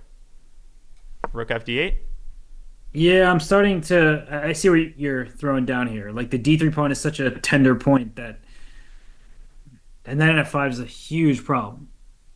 Yeah, it's nice to play with threats, and c4 always has to be considered. But in the long run, if I can consolidate and ward off the immediate initiative, yeah, the d3 pawn might begin to make its presence felt, or not if I capture it. Alternatively, Robert, after d5, can you short castle relying on the concept that if black tries to monopolize the d4 square, and I see that Hikaru has just played b5, the initial move we mentioned. This is the computer line, by the way. C takes d4, knight takes d4, bishop takes d4, with a very small advantage for the white pieces. So d5 was absolutely on the table for Nakamura, but he has played our first love, b5. And I think Fabi has to play d4 based on what we were talking about earlier. I don't really like the look of castling kingside, allowing b4. It might not be bad for white, but it doesn't look bad for black at all. So d4 seems the most forcing. And down in the position is getting quite interesting because it went from super close, maybe pressure down the H file, to suddenly a position where the center may open up, and it's a matter of whose pawn pushes are going to be better. And I know there are some chess fans out there who were very excited about the prospect of opposite side castling, but this is exciting too. I always like it when a player makes a slightly unexpected decision. We can learn from that.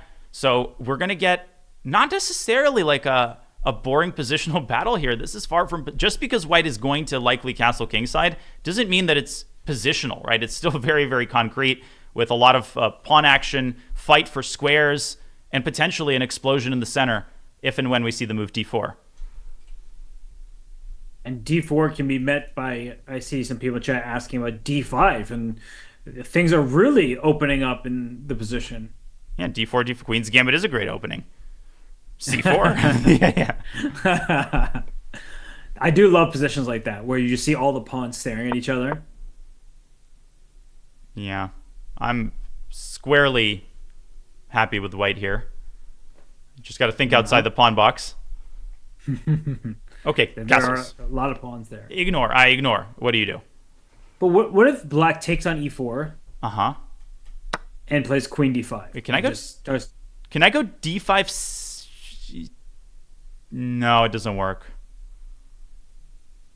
You What see are we what I was trying to trying do? to? I was trying to go d5 in this position and trap the queen, but the b3 pawn is. If the white pawn could move back to a2, this would work. I think. Oh, that's funny. Like takes rook fd1, and the queen is almost trapped, but I can take on b3. And then c4. Are you kidding me? c4. There's no way. There's You no way it are works. you are a Right? beast. Queen takes c4, rook a c1, pinning the knight. And if But bc, I you think lose like e6. yeah, but I think like rook f5 or something just calm. Come to papa. Rook a b1. Oh wait, the e4 pawn's also hanging in like all these Right, positions. but then you want queen takes c4. I'm trying to force your queen away so that then I can take and pin your knight. This is brilliant. Wow. c4. Queen c2. Yeah, I feel like we've probably gone too far. People are like, oh, what are they looking at? Like, this will never happen. Well, actually, it might. And it's not mandatory. Like, if I try to avoid the complications, how bad is this? Queen takes c4?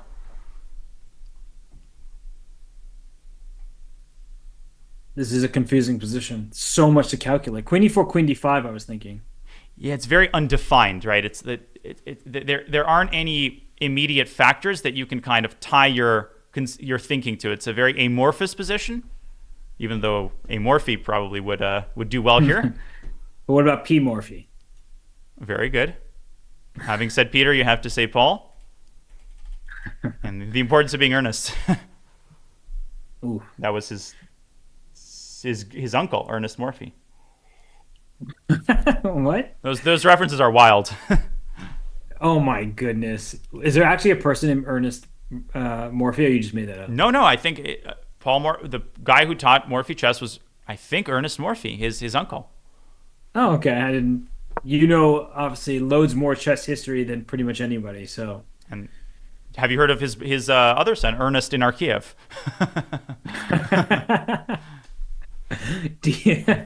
D4 is on the board here. Ernesto Morphy.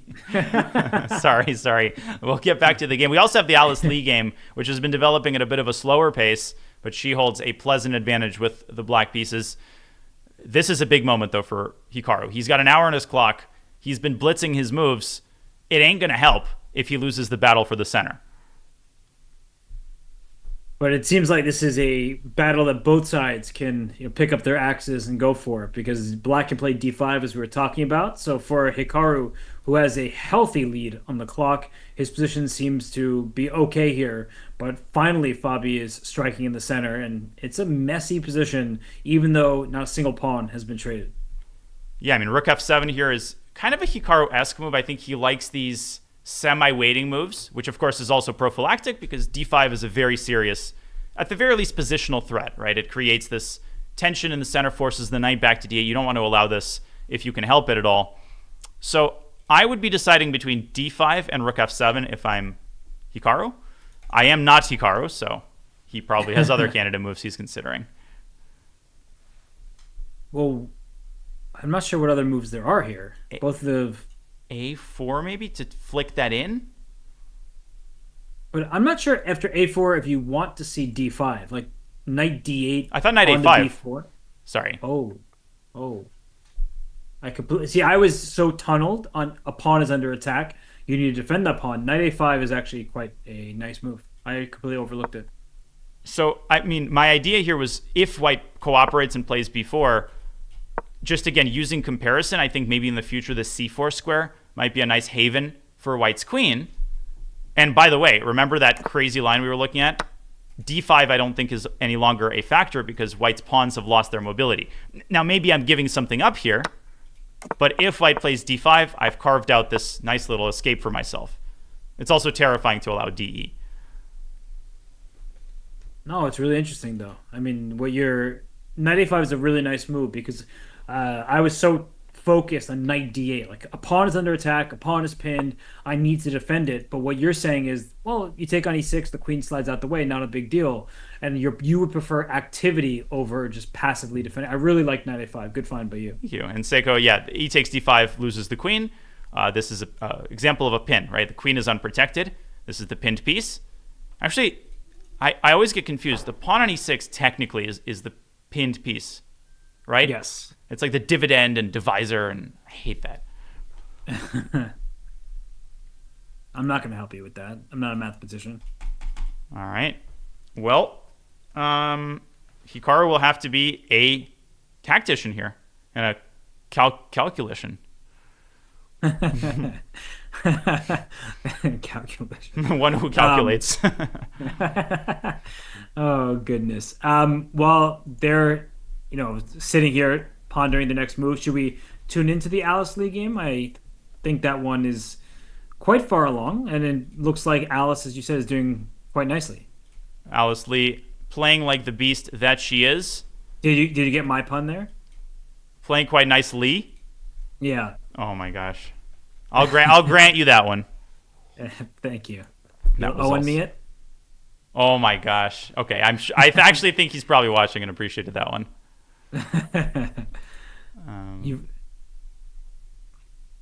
Yeah, I don't know if he's in North Carolina or Virginia or which state he's in, but he'll get that one. What do we have here? Rosalimo gone south. Yes. Black's position is great. Black's time management is stellar. Black also, being Alice Lee, she won her game yesterday, so all she needs is a draw, which actually probably largely explains what Tatev has been doing. And I think sometimes when you see the second game of what's a mini match, people are like, oh, that person played terribly. How do you expect to win from move one? You have to play offbeat stuff and hope that your opponent makes a mistake. I mean, I would say most commonly you see this situation in the World Cup, which features 2-game matches. And it's always entertaining to see how good players who get oftentimes upset in the first round approach these must-win scenarios. The advice is usually not to go too crazy, especially with white. Tatev is an e4 player. Yesterday we saw the consequences that she suffered for deviating too much from what she's comfortable with. Remember that knight g5 move? I can quickly highlight it if we have the time for it. So from a strategic perspective, Tatev made a decent decision. Alice just knows everything. Yeah. She's good at chess. She's a youngster. She's a teenager. She's extremely well prepared. She works hard on her game, and she's had some great victories to her name. And even in this event, Danya, she's doing well, obviously, but she also had this loss to Nazi Paikidze. She won the first game with white, lost with black against Nazi, then beat her both times in the in the blitz rather, and then she beat Irina in that game where she was never better, and then in time trouble, Irina just collapsed. So Alice knows when to take her chances. I think that's the sign of a really experienced player. So her age, she's a teenager. You may think, oh, what experience does she have? She has really gained a lot, and she won the American Cup, the women's section last year. And she's definitely the best blitz player in the women's section, but by a long shot. That helps so much given the format. Let's maybe rewind, because this is the first time we're looking at this game. If we can just quickly catch people up on the state of affairs and how it was reached. We had a Rosalimo e6. This, unfortunately, is what Alice plays, and I avoided this in our simul game. That's actually why I played bishop c4 here and tried to avoid theory. That did not turn out too well. Spoiler alert. And b3 by Tatev. Yeah, I've played like this with white. e5, Robert, just showcasing filigree theoretical knowledge. I think queen g5 here is the trap. Exactly, right? Just giving up a pawn in the center. Some people would probably think instead of queen f6, right? They're like, oh, queen f6 pins that knight, but then the bishop slides to b2, and that doesn't work. So queen e7, queen g5 are both moves that I think are decent for black, just trying to gain back the pawn. Apparently it is queen e7. The engine shows queen g5, knight back to f3. I won't delve into the details, but queen e7 is theory. Instead, after e5, apologize for that, bishop b2, which already kind of gets this really nasty pawn formation. And unless white can quickly shove through c3 and d4, which seems unlikely. White's pieces just don't look too cohesive. And Al is just, this is fantastically. Bishop h3, hamstringing White's mobility here. Tatev trying to set up h4. Nope. And you can stop me if you're seeing anything noteworthy. Queen d7, knight e3, and f5. This is honestly perfect play by Alice in this game. That's why I wasn't going to stop you. Is Alice's moves are going to do a better job explaining the position than I ever could. Every single move she's played thus far has been high quality, with purpose, not wasting time. So she has done everything you could ask for. And Danya, I think we should maybe go back before knight e7, knight g6, because I just want to point out one thing here. Sure. That you made a really good point that c3 d4 is something that White would like to achieve, but it doesn't go hand in hand with b3 bishop b2. That you wanted to play c3 d4 earlier. Now c3 d4 takes too much time. So what other idea would there be to try to crack open the center? f2 to f4 at the right moment. But Alice's play, instead of going knight f6 and putting the knight out there, she puts her knight on g6, making sure that square is covered by her pieces.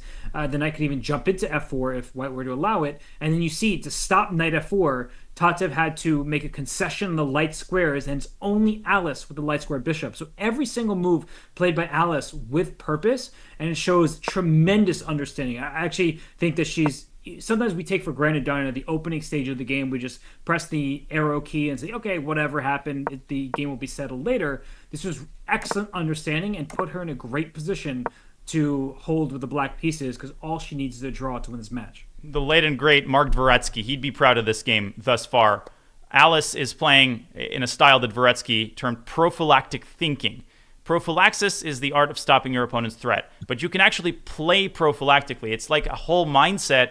It's a lifestyle, as I like to say, where you're just trying to fundamentally prevent your opponent's ideas before initiating any of your own ideas. Like, your priority is not, I want to shove through my concept. First, I want to fully hamstring my opponent's ability to carry out any meaningful plan, and then I'll get to it when the time is right. Bishop h3 is prophylactic. And look at this. Double prophylaxis. Tatev moves her knight away, preparing h4. Again, the bishop lands on h3. And now Alice continues to clamp down on the king side. Now the knight is tied down. And finally, I think she can start thinking about, her own ambitions here and moves like d5. Black can proceed accordingly. And there's a great point. Like, Accidental Novelty says, I'd constantly regret not playing h4 instead of g3. So I know we're sort of going back and forth, so apologies to everybody for that's okay, reverting to an earlier stage. But here, h4 is very tempting to try to boot that knight out of g6. So Donna, could you explain why you wouldn't go Alpha Zero style this early with h4? Yeah, I think g3 is just an important component because, first of all, Black can play h5, and you're kind of telegraphing your intentions too quickly. But also you can deal with this concretely. You can play bishop g4 and call White's bluff, and if you play h5 first, the commutative property doesn't always apply in chess. If you go g3 now, you just drop the h5 pawn. Whereas if you now play g3, well, definitely here I'll play h5, solidifying a bishop on g4 that's going to make White's kingside intentions null and void. So I would avoid this if I were Tatev. She did, but when you start with g3, you do allow this bishop to land on h3. And I always find this line funny. Knight g1, whoops. And Carissa, she blundered something similar against Tatev yesterday. It was not her day, to put it mildly. Yeah, that was a really rough match for Carissa when those two squared off. But yeah, this would be a game-ending blunder. Instead, the game is continued. It kind of reminds me of Aronian versus Sevian, Danya, where Levon had minimal space. Black's position looked great, but Black does have the worst pawn structure here. And Black also has the pair of bishops. So that bishop on e7, not the best piece in the world. And you mentioned expansion in the center at some point. d5 could be tempting, but as soon as you play d5, you have to keep a serious eye on the e5 pawn that can become a weakness. And Alice does it, trusting the commentator. Very bad idea. Shame on Alice. How could she? She beat the commentator. She was giving a simul. Like, come on. Why would you listen to him? I'm kidding. I think d5 is totally natural. You can reposition your bishop. But your point is well taken. It's been a word we've used today, committal move, and Tatev could try some sort of cagey reshuffling here to target these new weaknesses. I'm trying to understand. So D5, if black had a free turn, is there a pawn break that we should watch out for, like a C4? Because just to emphasize, D4 for black would be a horrendous move. Like if you play D4, have strategically lost the game on the spot. You've handed the C4 and the E4 squares. The C5 pawn is a terrible pawn. The E5 pawn is also going to be targeted. So the idea is not to keep pushing that pawn, but it may be to try to protect a C4 or an E4 pawn push. And I call this technique filling the square, right? It's where pushing a pawn immediately gives up a huge outpost, but when you fill that outpost, like filling a cavity with a pawn, then it works to perfection. There's a beautiful game to illustrate this, but let me put this on the board. Like, let's make a pass move. C4 first, force a pawn to land on the square. Now you push D4. White no longer has access to the square, and black does have access to the B8 square. I don't know if we have time to very quickly show this example. I've got it pulled up. Of course we do. All right. I keep forgetting. We're calling the shots here. Here we go. And I just have to change the game. This one was the Rook H8 game, which I love. This is the game to illustrate filling the square. I've shown this many times on stream. Yes, such a great example. And you are familiar with it. Very impressive. In this position, F5 would be a terrible way to start the attack. Look at this beautiful outpost that black could occupy with the knight. So what does white do? Can you find the move, Grandmaster Hess? There are actually a number of great examples of this idea where you play E5 first. So that way, after the pawn captures on E5, you then No, you don't capture back. You play F5, and you shut that bishop down. You try to open up the F file, and the way that black tries to prevent this opening of the F file is to play move like G5, but then you've given yourself the E4 square. I see the move order. You've maybe F5 right away. Sorry, is a mistake, but still, the point still stands that you are just trying to take over these light squares because black is underdeveloped and has only a dark square bishop. Yeah, it's not even a mistake. Like, he was trying to prevent E4, which is a common way to counteract this, just opening up the position. But Rosen using the tactics knight E4, now E takes F4 runs into knight takes F6, and the rook will be lost once the bishop traps it. Look how beautiful this is. And as you so ably pointed out, the attack on the light squares proceeds with absolutely crushing effect. Many examples, as you said. Back to our sheep. And I see that Hikaru has executed the idea we were talking about. He's flicked in A4, B4, and we've got a pawn cube. That game heating up as well. Pawn cube. We have two very interesting games of classical chess. I mean, for those who say classical chess is dead, I think that these players are showing that it is very much alive, full of rich ideas. But Danya, it looks like Alice doing well, and I guess the next rapid game should start in about 30 minutes. Is that right? It actually just started like 5 seconds ago. How did you do that? You literally called that just as the game was getting underway. I'm very confused by the scheduling because I'm on their website. And today's Thursday. It says game 2 is at 2 p.m. local. Yeah, that's right. Isn't that in like 20? No, it's 3:34 for me, so it's 2:34 in St. Louis. Oh, and so there's a 30-minute delay. Got it. I saw the game started at the top of the hour, and then I was like, oh, it's got to start in 26 minutes now. But I get it. There's a 30-minute delay for fair play purposes. Yeah, but yesterday, I mean, suddenly they're starting the games right on the dot, which I can't complain about. So we've got two rapid games just starting. Nazi Paikidze, who loses shockingly to Irina. She has to put that behind her and win on demand. And Sem Sevian shockingly loses to Aronian. He's got to win on demand. And Fabiano Caruana is a good man to follow. Well, oh, wait a second. I thought this was the Fabi game. Nope. I got super confused. Isn't that crazy? It's the same structure. Yeah, that's why I was looking. I was like, wait, that pawn on A5 and A4, that doesn't look right. What analysis are you doing? Dude. But it is just them copying. They're literally copying, but wasn't the pawn on A4, or am I tripping? No, I am. It was on A3, wasn't it? A3, yeah. Was this literally the position from the Fabi game? Are you kidding me? Not kidding you at all. So bishop d7 was not played here. Levon playing a5. The hilarious thing is I think he also had this position in some random game. I'm going to check this actually. He played it against Fabi, something like this, just the other day. And a4, more action on the queen side. d5, Byronian breaking through in the center. h4, queen d6, c3, d4. Calm down. Stop blitzing moves. Let me look this up. I think all we need to look at is Sam Sevian's time. Bishop c1 all the way back. That means that the d3 pawn remains defended. Clearly, Sam has done his preparation. And I think a major point here in this position, Danya, it's something that most of our viewers are like, no way, I'm taught to castle early. But if d takes c3, pawn takes c3, rook f to d8, important to move the f rook because bishop a3 is a skewer on that diagonal. The d3 pawn is tender. It looks like it's going down, but white has not castled, and white will not castle. King e2, I think, is the response here. Just making sure that that pawn stays on the board. Later, white can bring that rook to e1, king to f1, or more likely the queen will move off of a d1 and the rook will go to d1. You just trap the queen. Sorry, I am listening. I'm frivolously pointing out queen moving off the board here, but king e2 is such a Sam Sevian type of idea. It's like, okay, king safety, I know that's paramount, but my king is perfectly safe in the center. It's sheltered, and black's pawn structure is terrible.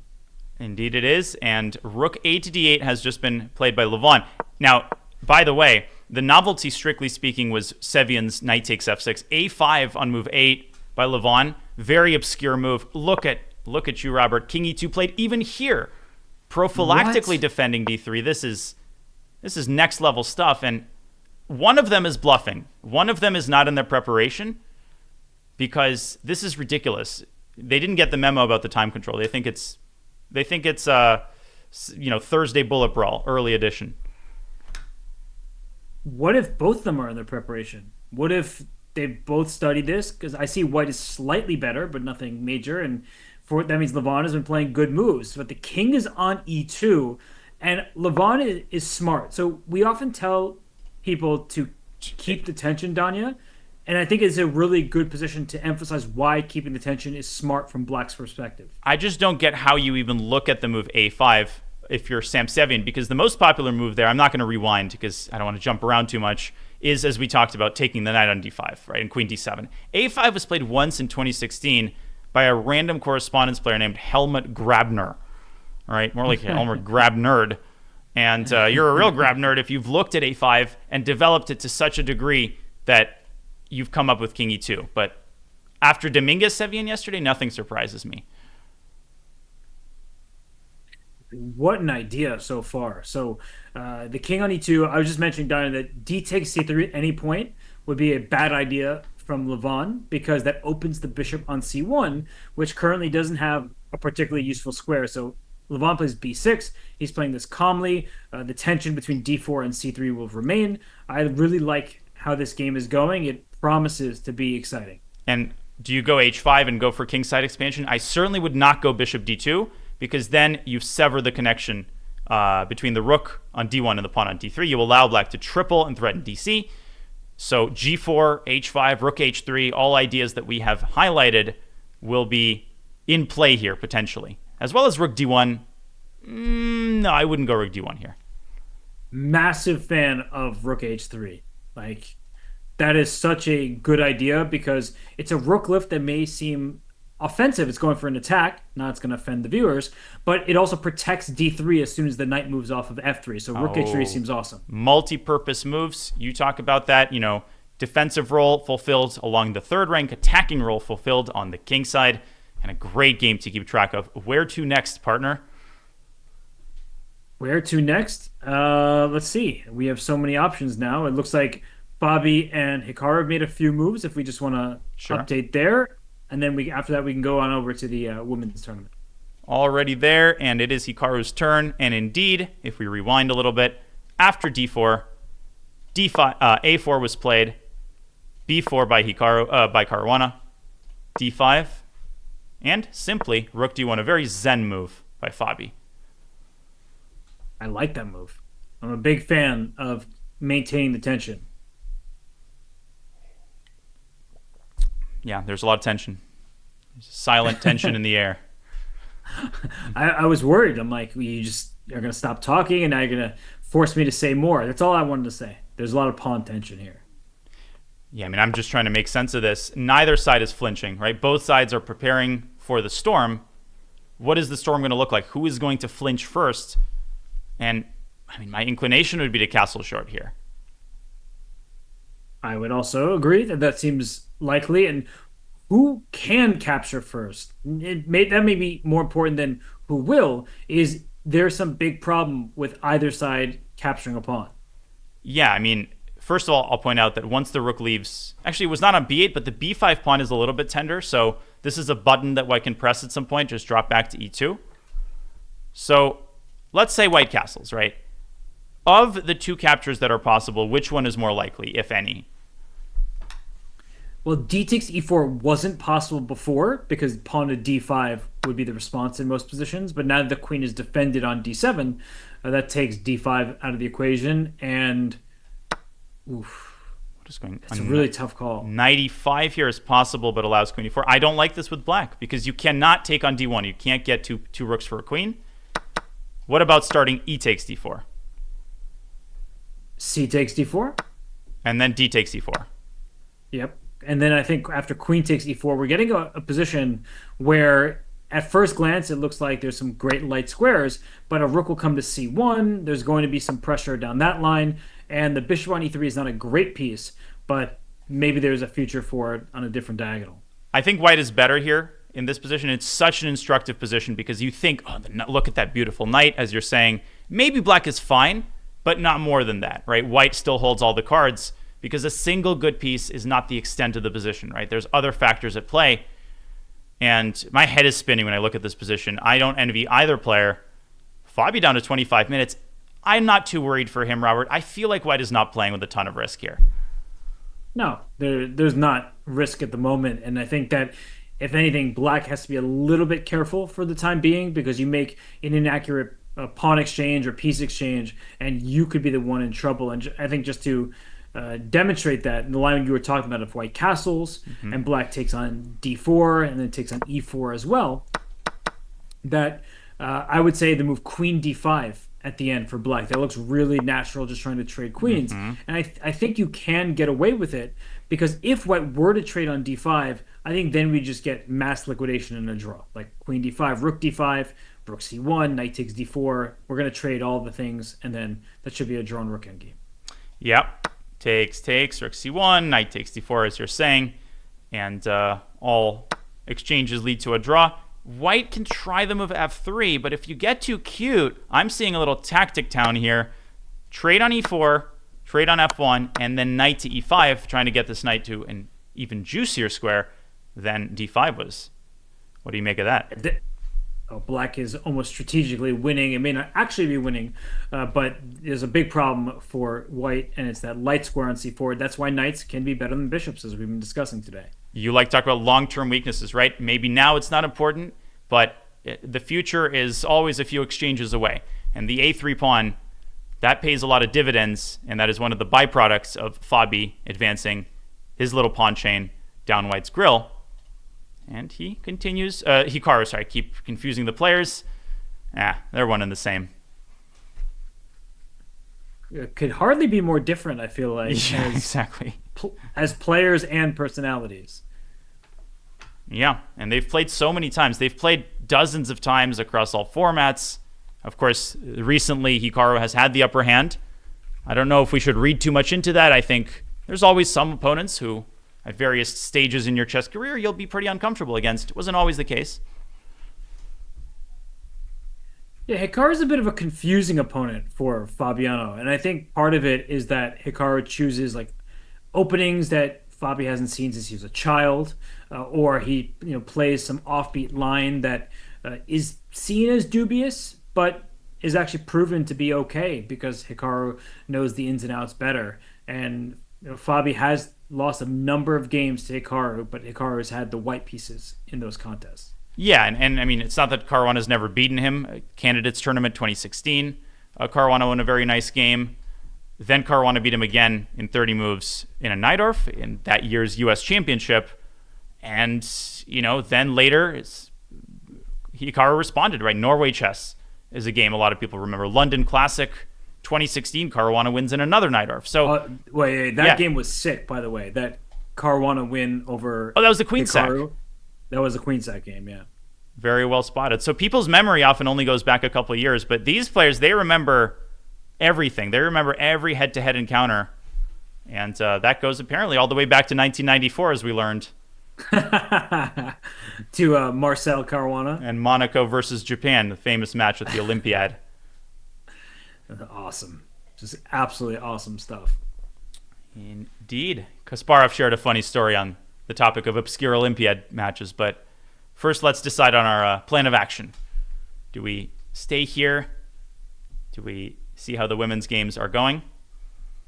Why don't we head on over to the women's event because, Tatev needs a win with the white piece against Alice Lee, and then we also have the rapid game, which is very early between Irina and Nazi. So I think maybe back to the classical makes sense, the winner's bracket.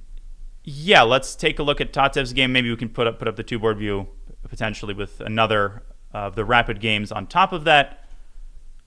Okay, sorry, I'm slow. You're forgiven, and you're And not. You're doing a great job. well, thank you. I think, people can let us know if there's any, audio or anything is less than perfect. I will be improving my setup a little bit. But if anything is bothering you or you have any feedback, this is chill coffee house vibes. You can be honest. Am I right? You're very right, and was being honest by saying nothing. I had no suggestions. No, don't you hit me with that. Here. I forgot about that. You said, "All right, you left." You're gonna use the oldest one in the books. Yeah. You are back. He is back. Danya, what do you make of this position? Because on one hand, on the live board, you can see the evaluation bar saying black is quite a bit better. But then again, these c5, e5 pawns can be weak. And I feel like from the perspective that Tatev needs to win, she is worse, but there will be winning chances if Alice were to make even a single mistake. You got to be careful. It all boils down to the move d6, d5. Right? It creates these two targets, gives Tatev a roadmap. So Alice is deciding, do I want to put my bishop here? Do I want to put my bishop there and, create some tactical potential against the knight on e3? I'm quite partial to bishop b6 personally, but you also have to be careful in the long run about the move g4. Yeah, it gives up the f4 square, but it also keeps the bishop on h3, which has been chilling peacefully thus far.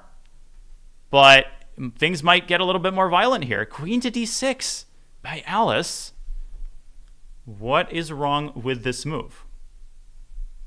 Is it g4? I mean, g4, knight f4 seem very straightforward, but then the white knight will get to f5, and e5 is loose in many positions, so g4 might be the response.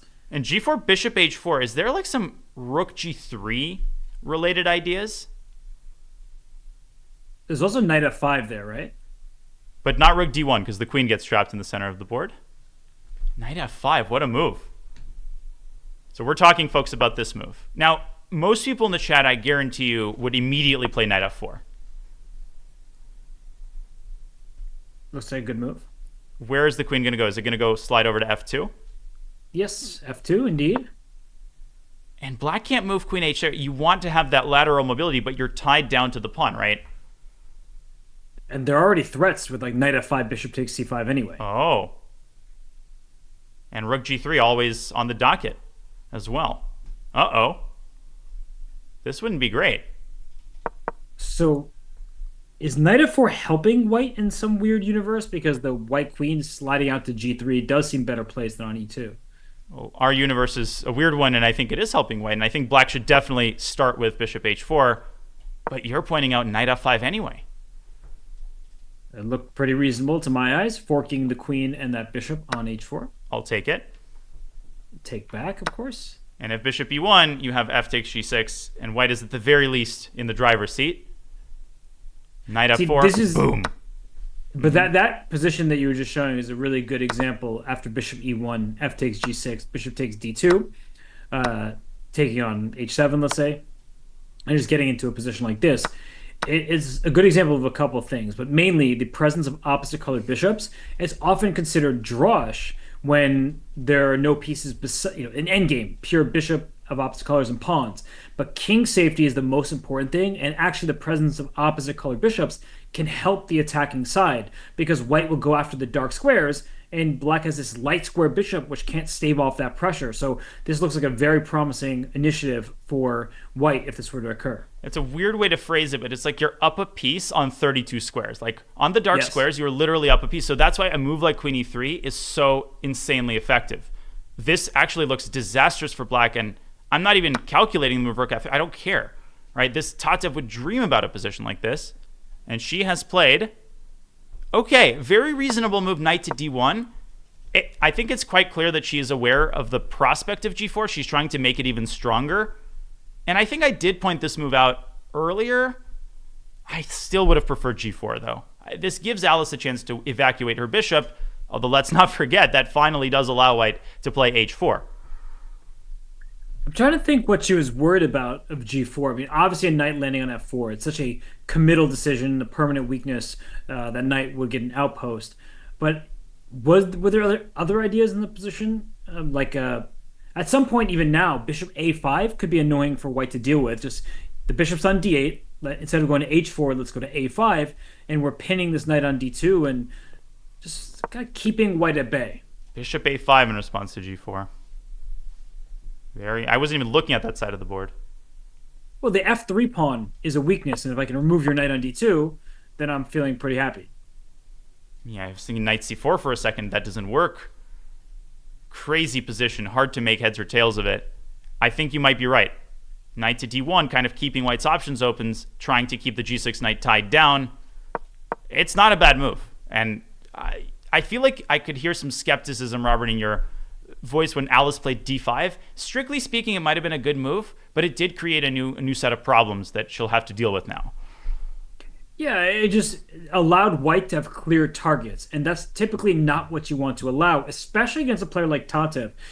Have seen Tatev in previous days where if the position is overly solid, she's the one who creates chaos. And for Alice, she played d5, which objectively was sound. So I don't want to act like she's making some bad decision. No, it was a good decision, but it maybe wasn't the best decision for this game.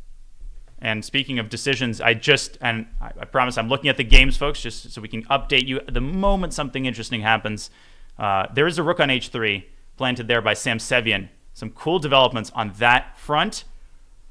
But, man, there's a good Russian expression, like when your eyes are darting and you don't know which move to choose in a position. So many exciting games happening Well, we right can go now. over there. We can choose our own adventure. So if you find that game to be the most appealing, why don't we head on over there? I'd like to do actually a two-board view if we can with Fabi's game and Sam Sevian's rapid game. So we'll have both the classical and rapid if you think that's not too confusing. I don't think it's that confusing at all. We can explain to everybody what's going on. So I'll have Sam Sevian here on the orange board, and then on the blue board, we will have Fabiano Caruana. Unana. Marcel. Oh. Oh, yeah, Marcel, of course, Caruana. Against Ryuki Nakamura. So you wanted the side by side. What is catching your eye from either board? What's catching my eye is that it's slightly misaligned. Very slightly, but I think this is not too bad. All right. Okay, so let's update people on the orange board because a couple of moves have been played. We saw King E2, and we were singing the praises of the immediate Rook H3, but he played Rook A3, then Rook B3, then Rook H3, and not Rook G3. But this is wild, Robert. Bishop D6, all these weird maneuvers happening. I don't even know what to say. It seems a bit aimless, and I think particularly from Sevian's side, like there's a rook on b3, which isn't threatening anything, and then there's a rook on h3, which is more of a defensive piece, and black's does seem optimally placed, right? The rook's on f8 and f7, staring down an open line. I think that it's Sevian who has a lot to prove. In fact, he needs to win the game, and he's just making like passive moves because there's no Oof. clear road forward. And you want to go rook b3 to a1 now. And probably the knight and the rook would like to switch places. He's kind of withering away. It feels like he's playing moves that in a different position would be very deep, but they're not cohesive, as you're saying. They're not leading him into some positive direction. Like, what is he attacking here? Rook to b5, I think, is tempting, but it looks terrible, honestly. Like, there's no way I can get away with that, right? I mean, knight g6. How are you going to stop knight f4? G3 and resign after rook takes f3. I guess you have bishop back to d2, so you do have that reply, but it's looking uncomfortable. You're having one move that saves the day, not often what we want. Yeah, the rook could get very well could get trapped. And Levon is not worried about c takes d4 because I assume that plays into black's hands even at the I mean, it doesn't even come at the cost of a pawn. Like a4 will fall at the end of the line. No, this is bad. This is bad. And he plays it. And actually, oof, rook b5, so knight g6, bishop d2, and now it's about finding the follow-up in this position. The good news after the bishop goes back to d2, Danya, is that the knight in f3 is stuck in place. So the f2 pawn being weak means that white can't quickly go forward like knight g5 or even knight takes e5 in some position. So that's the good news. But the bad news is black also may have fully optimized and then needs to come up with a plan. I wouldn't be surprised if Levon took on c3 and then ensconced a bishop on c5 in that situation.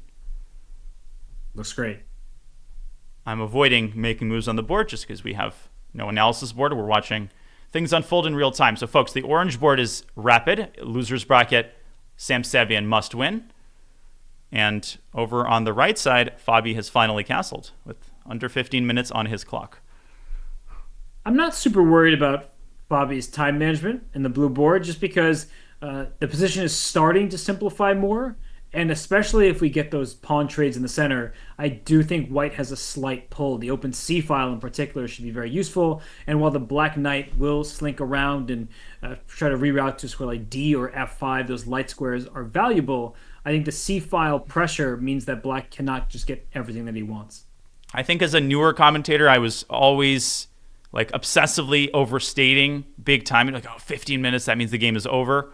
This isn't really time pressure. Time pressure is position dependent.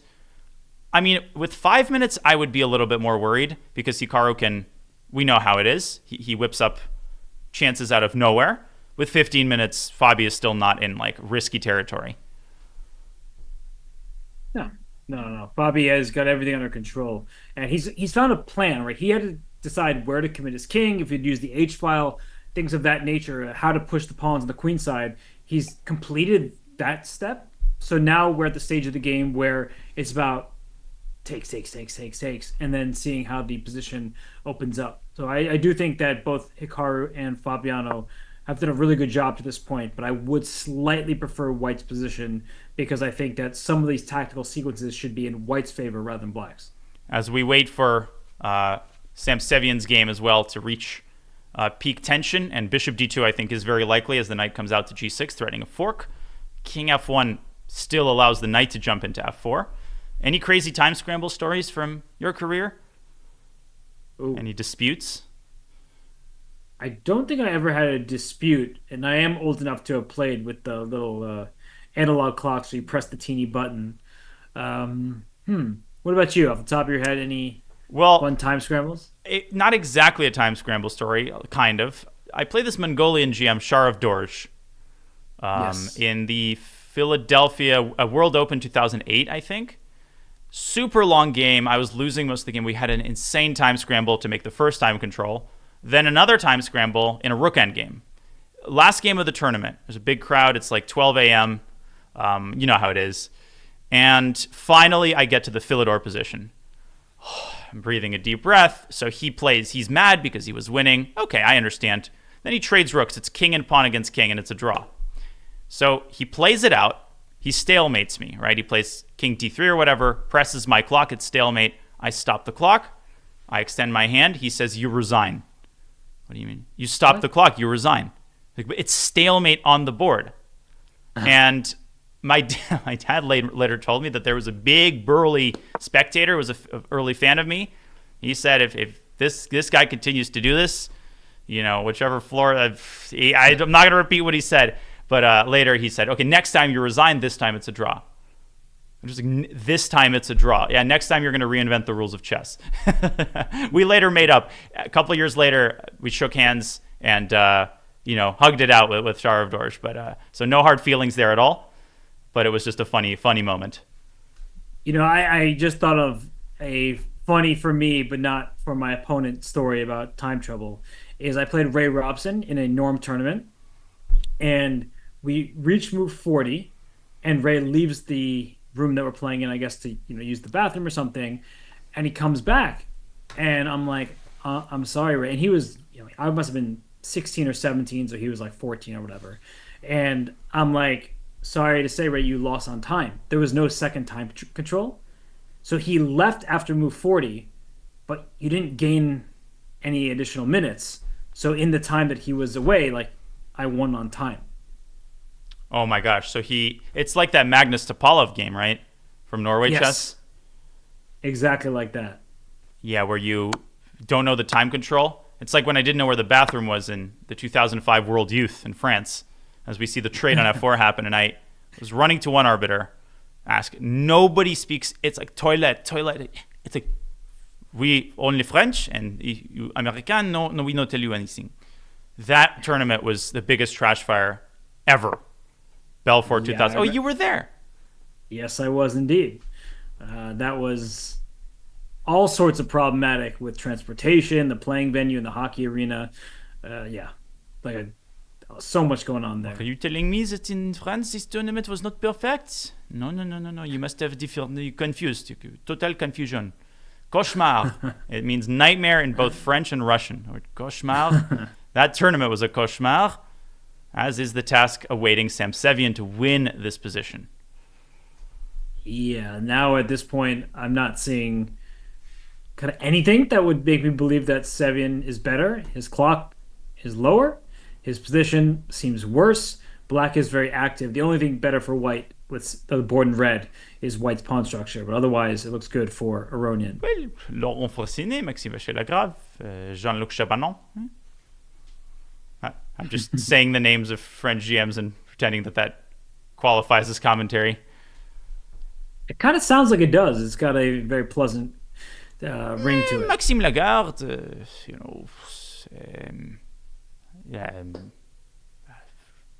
I forgot all other grandmasters.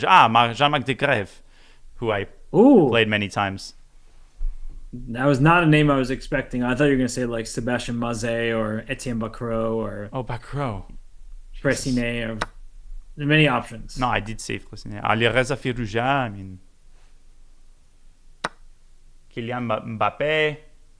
Eric Prier, actually, yes. Prier was a big Scandi and Jabava London player before it was cool. Doesn't Prier have that? Is that the bishop takes h7, queen h5, knight e4? Is that Prier's finding? Bishop takes You know what I'm talking about? No. In the London, right, there are lines where... now you know what I'm talking about? The Greek gift? Yeah, with like d takes c5, queen takes c5, then bishop takes h7. Kamsky Shankland. I was looking at that game yesterday. Unbelievable. But we'll show that. Let me make a mental note.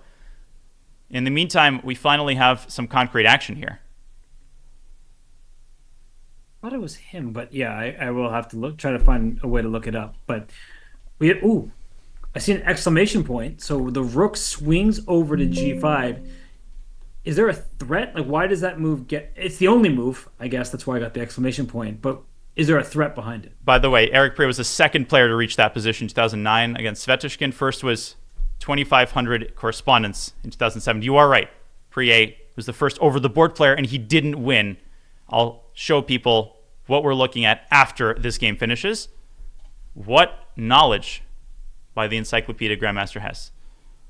This is a rarity that I knew of a game that you weren't in knowledge of. It's a shock to even my system. All right, Nimzovich. So where does the rook move? Rook on g5 under fire. It came from a1. It went to a3, b3, b5, g5, e5. The Oh. notorious BIG5. I feel like this bishop can just keep chasing the rook around until it goes back to b5, and then Sevian will have to come up with a better move. Yeah, why is my camera? It's more interested in the game than it is showing my face. Bishop d6. You have to keep the game going. You cannot make a draw. You drop out of the tournament. So what happens after bishop d6, rook b5? Can you go back to e7 and repeat the position? Yeah, I guess why did Sevian even go to g5 in the first place? If we rewind 2 moves, he went rook b5 to g5. So where is he trying to go? I think he's running out of ideas, and he realizes that he's definitely not better. And the one thing that he has going for him is the e6 pawn is a little bit weak. It's on a light square. Wait, they're repeating. No, he's going to go rook g3. There's nothing to lose. This is a rapid game. It's not rated. He might as well go balls to the wall and even Wait, sack why the is it not? exchange. It's not rapid rated. Yeah, but who really cares about the rapid rating? I'm sure I could find somebody. Well, I don't know if Sam Sevian cares that much. He's 2641, which is ridiculously underrated. It's like my last opponent at the World Rapid, Boo Shanji, who was 2550 rapid. Yeah, right. Exactly. No shot. Hikaru, meanwhile, on the blue board hasn't moved, so he's taking these pawn captures seriously. There are two of them to choose between, or leave the tension in the center. And then we see Levon Aronian playing very well. I think, for the players here, I mean, it's been exhausting. Lots of rapid chess, plenty of blitz. Levon was very upset, Daniel. We remember losing to Fabiano.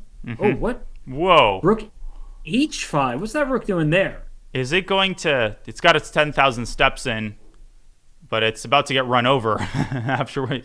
Last thing it did is get some exercise. Can you play g6? What is he aiming for? Just inducing a pretend weakness. So after g6, rook back to b5, then white might have h5 next. Uh-huh. Maybe that's not such a pretend weakness after all. Maybe there is a better way to attack this rook, such as queen to e8. Or maybe you just leave it on h5 and say, listen, what is it doing there? Let's c7, c5. Exactly. I was wondering if you could trap it, but I think maybe Sevian is hoping for c5 because then up like queen b3, hit both b6 and e6 and say your pawns are weak and you're going to have a hard time trapping my rook.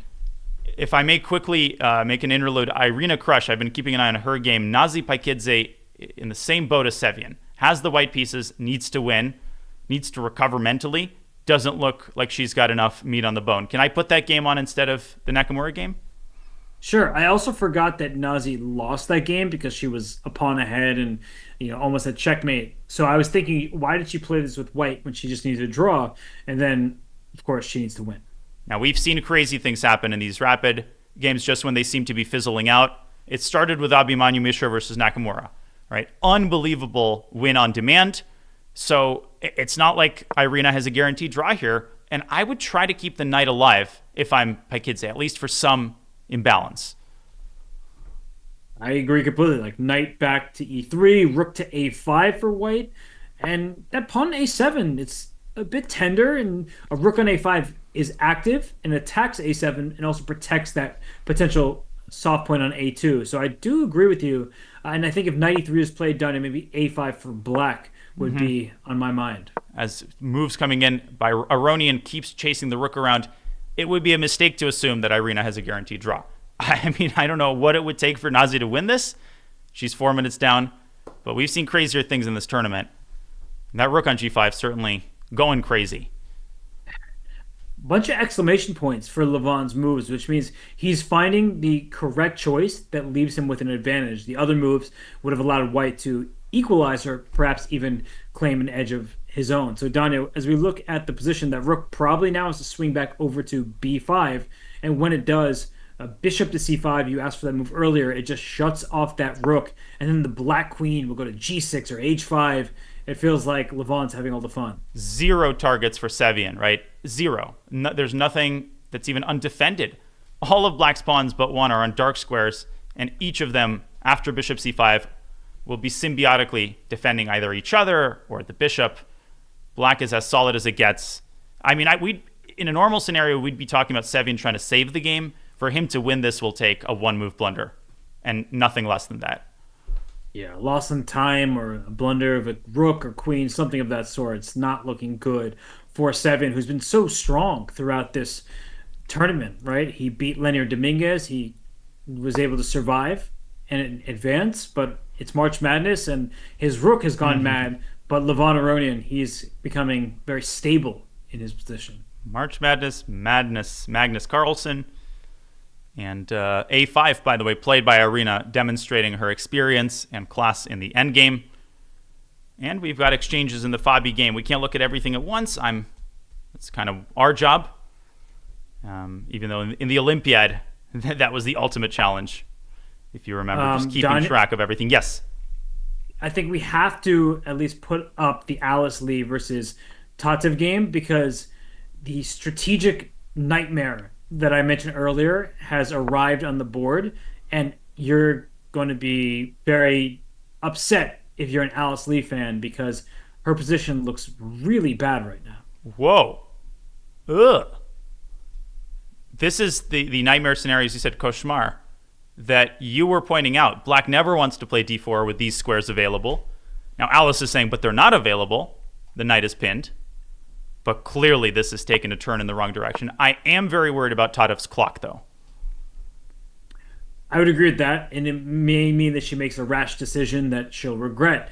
But the e4 square, the c4 square, I think at this moment, a move like knight f2, trying to get into the e4 square because c5 is a target, c5 and e5 and lions and bears, oh my. Wait, what is that a reference to? Lions and tigers and bears, oh my. Yeah, is it Lion King or what? Oh my goodness. These are some of my favorite things. Oh my. Is this one of goodness. those moments where I embarrass myself because I don't know anything?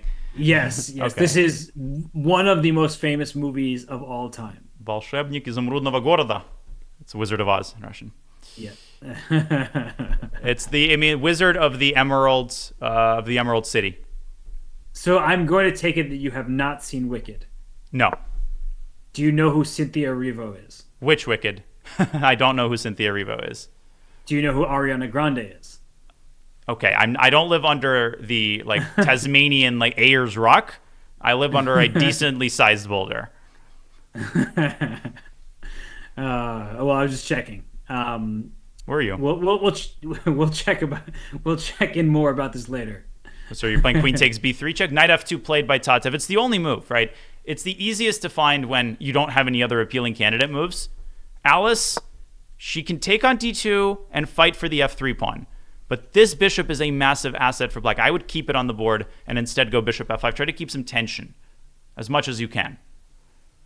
But bishop f5, I think h4 looks very strong for white, because the knight on g6 is defending e5 for now. But as you can keep that pawn going and get h5 in, h4, h5 looks very strong, and the knight will be booted out of there. Hikaru's game, by the way, the queens have been traded. Should we put it on briefly instead of the Levon game? Because it looks like Sevian is having positions in the toilet here. Yeah, let's put up that game. I feel like Hikaru has done really well for himself, but Danya, it's a position where it may be zeros on the evaluation, but I think both sides could go wrong. Oh, absolutely. There's still imbalances. It's a bishop versus knight situation, much like it is in Paikidze Crush. And we see the rook coming to d3. Let me rewind a little bit very quickly. Hikaru decided to be the first to trade off on d4. Fabi took with the bishop. So we were expecting c takes d4. We were considering that and quite in favor of white's position. Very strange decision to take with the bishop. Hikaru trades queens. Bishop c5. Okay. Rook fd8. Trade. And Fabi decides to keep the rooks on the board. But you've got to be very careful. Again, this a3 pawn might be a long-term problem. The a3 pawn is definitely a long-term problem, and c4 is a critical pawn break that white wants to go for, because we said earlier, if instead of bishop takes d4, c takes d4, the c file would be white's for the taking, and it would be very useful. And so Danya, here I'm wondering, maybe not c4. Well, there could be tactics, because the a3 pawn may be untouchable in some lines with the bishop on c5. such as, okay, like b5 with a discovered attack against the knight. Exactly. Uh-huh. So can you play c4 right here?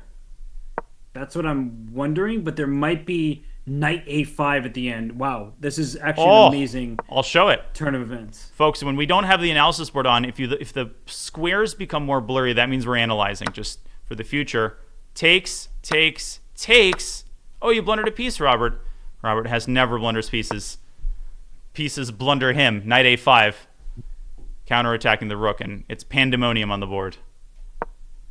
Ooh, wow, what a sequence there. So rook d3 looks like a good move, and c4 would be premature. So if not for a c4, Danya, I guess Fabi needs to prepare that idea. I'm not sure if like a rook c2 or something like that is in order, or how would you go about it? I would consider king h2. I actually am still flirting with the idea of a kingside attack.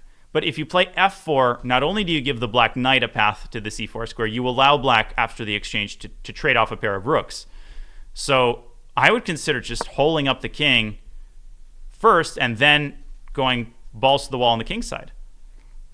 Because black is just going to play like king f7, king e6, and so on. So if you give black too many free moves, black will be the side for choice. I mean, the end game where the knight can hop around, if that knight ever gets to c4, white's pretty much busted. So yeah, I'm with you, Danya. An f4 pawn push just to break open some files for the rooks, it does make a lot of sense. And so on, and go forth to the d5 square, but will he make it there? c4 has been played in the meantime. It's been played. Fabi completely unnecessarily creating problems for himself. Zero need to play that move. I don't like it at all.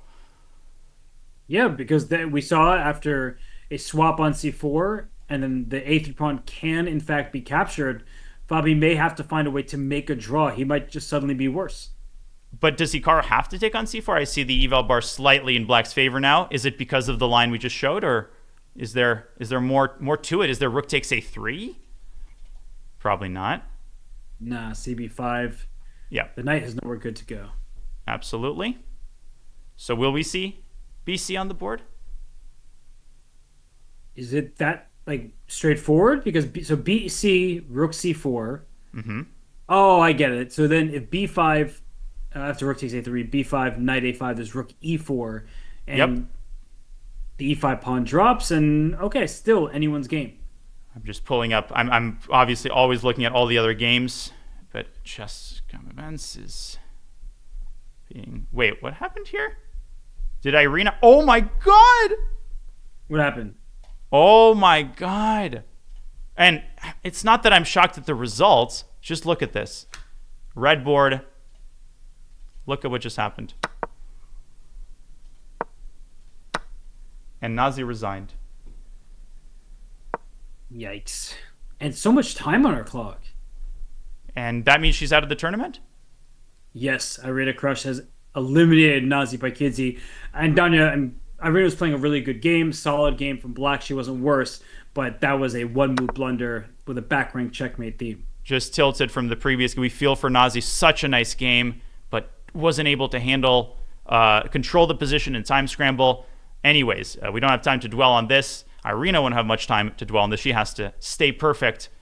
Okay, back to Fabiano Cariana's game. Aronian still very much in the driver's seat. I'm keeping an eye on that one. If something crazy happens, we'll let you know. And then in the board in blue, it seems like both players are making small inaccuracies. Rook to d1, the last move to get out of a pin. I think it makes perfect sense to play like that. I don't think this position is easy at all for Alice Lee. I see the engine slightly prefers Tatev. From a human perspective, white, I think, is quite a deal better. Yeah, c4 and e4. White is finally ready to infiltrate those squares, start attacking c5. We know that Alice has a great sense of how to pose problems, right? Remember that bishop takes h4, the daring capture against Irina, that had the desired effect, even if objectively it wasn't the best move. Alice knows when to make her play tactical. I would consider a move like bishop b4 here. Force Tatev to make decisions. Yeah, bishop b4 makes a lot of sense because you're sort of saving your c5 pawn and trying to fix your pawn structure. But the pawn structure is fixed. The light squares remain a problem. A knight can always hop into c4. I still like the idea of white playing h2 to h4 and expanding on the king side and trying to kick that knight out of g6. So I would take white's position and love to have it because it just seems much easier to play.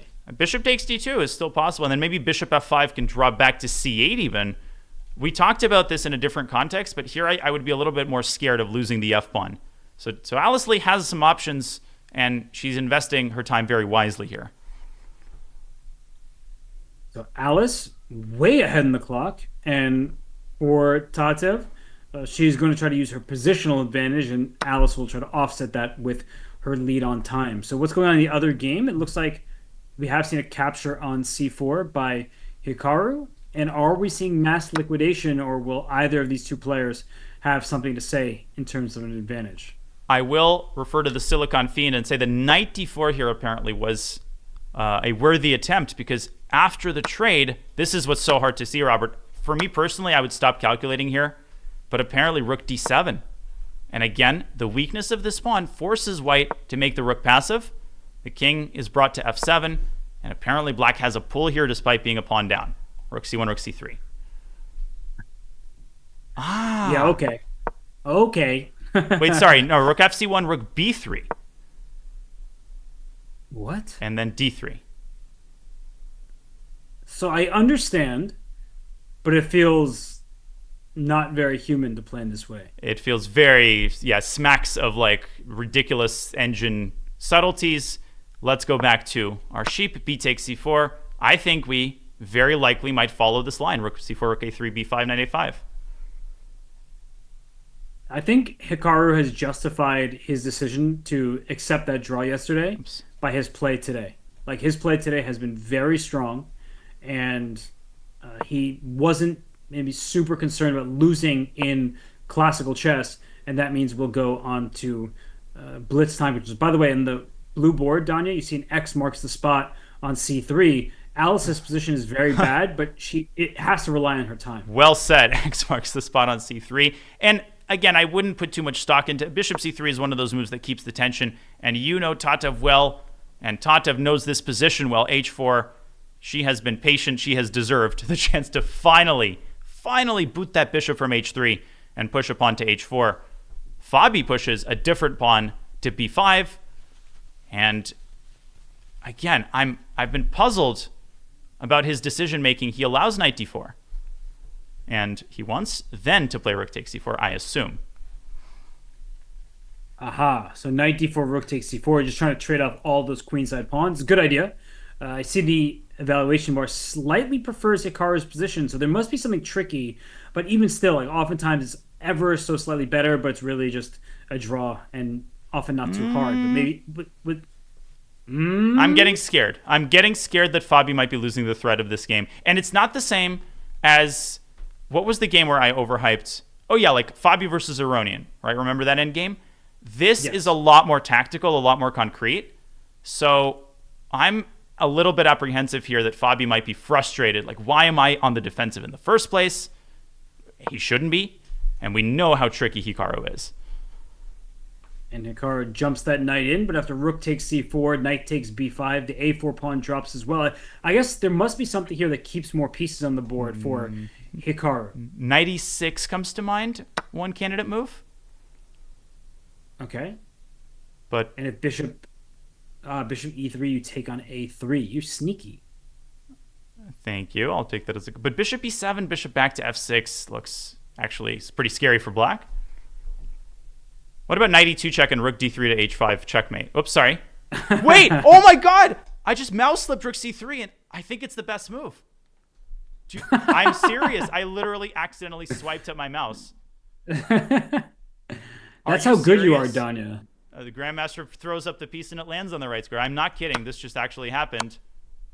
And apparently this is good for black. It does look pretty good. Wow, this gets rid of the immediate pressure on a4. Let's say I go rook c1 here. Oh, I hang b5. No, but actually, I think that's a good strategy to hold. Knight b5, rook c4. And I know black has rook to d5, but the more pawns that come off the board, I think the easier white's task is. Like bishop e3, knight takes a3, rook takes a4. I think there's really good chances of He's holding. played it. He's played rook c3. Hikaru's a beast. He's actually a beast. Yep. All the retirement talk. This man is the number 2 player in the world. Let's not overstate the case. He's over 2,800.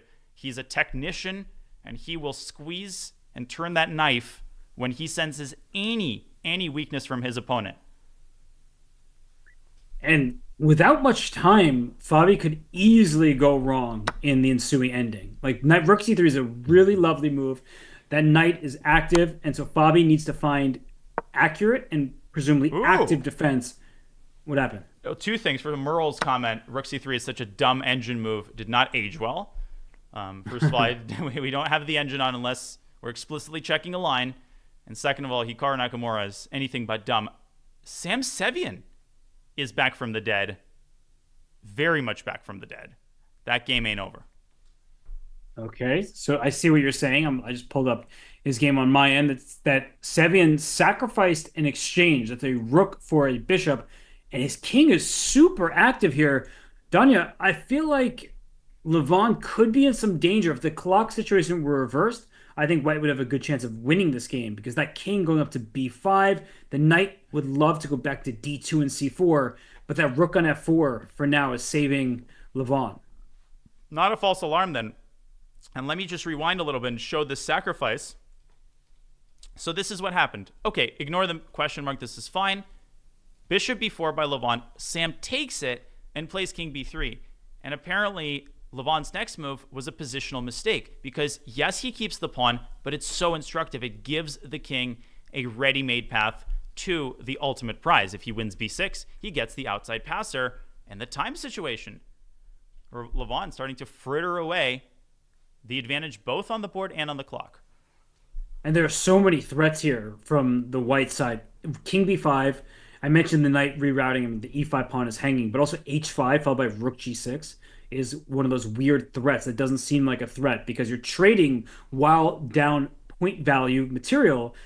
But this b6 pawn is one that you must take. But Daniel, I know what you're going to say. There's probably some rook takes f3 and c4 Unbelievable. counter. You just read my mind. That's exactly when I noticed that if white plays king b5 and does not shift the knight back to d2, there is this classic ice skater wooden shield pawn breakthrough. And look at Levon. He says, nope, you are not going to play h5. You are not going to go knight d2 for now because that hangs f2. So that leaves king b5, but even there you have to start worrying about c4 in some positions. Well, not I yet, think it's worth Mm-hmm. just maybe showing an example of that. So I'm trying to think instead of, I don't know exactly how we get to a position like that, but if you can force it, it'd be Yeah, cool to I show can. that kind of breakthrough. Like I can show this type of scenario. For example, here, right? King takes b6 and rook takes f3 is not quite clean, but it does lead to an advantageous And you know what the C4 move reminds me of? Ivanchuk Kasparov from Linares, where the he beat exchange him. sack. Yeah, where you fill the square. It's kind of like a clearance idea, but this is just for the end game. For those of you who want to learn how to improve your end game, you have to find how to create a passed pawn, and that square looked completely taken by White's pieces, but there goes that passed Whoa! pawn to runner. What just happened? Sam hijacked my analysis board and took on e5. Again, like the double question mark and the eval bar are at loggerheads. And Wait, how is it? It's not a blunder. Like no, it's not. the Shut up. evaluation didn't change. Yeah, king b5 and knight c4. It's the most natural move on the board. Yeah, he gives up f2, but like we said, he must get this knight back to c4. But not only is it natural, the evaluation didn't change. So that clearly objectively is not a blunder. So is it a glitch? I think it must be some kind of glitch, yeah. This is going to get crazy, and this is exactly what Sam Sevian needs to do. If he wins this game, I mean, this tournament, the amount of comebacks that it has had, let me just quickly show people what's going to happen. Levon's going to take, Sam's going to go here. Levon can't go rook b2 because of the fork. He has to go the circuitous route. He's got to take I-95 rather than I-85. And Sam is not ready to take the airport out of St. Louis. Knight c4, knight takes b6. Levon's going to go after this one. Sam's going to push the a-pawn. And in such a chaotic scenario, anything can happen. The White's king is so strong on b5. Just causing all sorts of problems. We got to get rid of that blunder symbol. There's just no How do I universe when do knight that? takes c5. Let me think about that. You can. I just did it. Oh, go you. You didn't need my help. I feel useless now. Jennifer, you didn't need my help? You Yang Yi didn't either. You can't make this stuff up. No, you can't. No way you So no way you made that pun. the Boo. legendary Wei Yi, but Zhangxi. But the Fabi position is exactly what we were talking about, where Hikaru is up a pawn, but his remaining pawns are weak. So Fabi must believe that he's got decent chances to hold this, but it is trending in the wrong direction. It absolutely is for both players. And King B5 on the board in the Levon game. How did Sam7 get this far? Literally and figuratively. I think Levon just made a critical error in judgment at some point to allow that exchange sacrifice. It wasn't necessary to allow it. And I would say Levon's position is more difficult to play, but he has slightly more time. And probably the better position if he can keep his composure. Rook C3 takes B3 is a pretty clear roadmap. And then we'll get into scenarios where eventually we often see one rook sacking itself strategically for the pass pawn. This is why it's great to be an exchange up, right? Because one rook can babysit and supervise your pass pawn. The other rook can be tasked with at least holding down the enemy pass pawn. I'm just, sort of taking stock of the positions, also looking at what's happening in Alice Lee against Tatev. Nothing has changed much. I'll let you know if something does. Tatev pressing forward on the king side. So, Danya, my question for you is, you're gonna have to sort of pick results. Do you think Sevian can win this game with the white pieces? No, I'm, even tipping my hat to his incredible comeback skills against Dominguez and even in this game. Objectively, it feels like when Black takes B3, the B4 pawn is already so far advanced, and the A3 square is so eminently accessible that I just can't see it happen. 90 seconds for Sam as well. Yeah, that's such a problem. If the time situation were reversed, maybe Levon would make an error in judgment. But Levon is really strong, very experienced, the quickest of time controls. And knight c4, going for the b6 pawn, that seems kind of automatic, Danya. So the fact that he hasn't moved yet is maybe somewhat concerning. Yeah, because knight c6 walked into a breakthrough. Maybe he was thinking whether to include h5, but that was counterproductive because Black would actually take the pawn. Now, maybe he's thinking about some cagey move like rook f3. I don't think so. I think he has to take b6. This is too urgent of a task to put it off. Yeah, so knight c4 was in fact played, rook e6, the immediate response. And that's what Levon is so good at, is because he's used to playing quickly, even in the early stages, sometimes he sort of feigns confidence and like he knows what he's doing. He's going to keep putting pressure on Sevin's clock. And rook f3 indeed is the option chosen by Sam. Now, king g7 here would keep the status quo. And I could see Levon playing that move very quick. I could see Levon saying, you know what? I don't even want to calculate rook c3. But He could also he doesn't. He just decided to play it instead. can he take the pawn on g2? Like, wasn't that also hanging? It was. He played rook c3, though. With 30 seconds, he's clearly playing Sevian's clock as much as the board. Yeah. And I think it's a reasonable idea because this b3 pawn is just an easy target. And I think Sevin has to take this pawn on b6 now.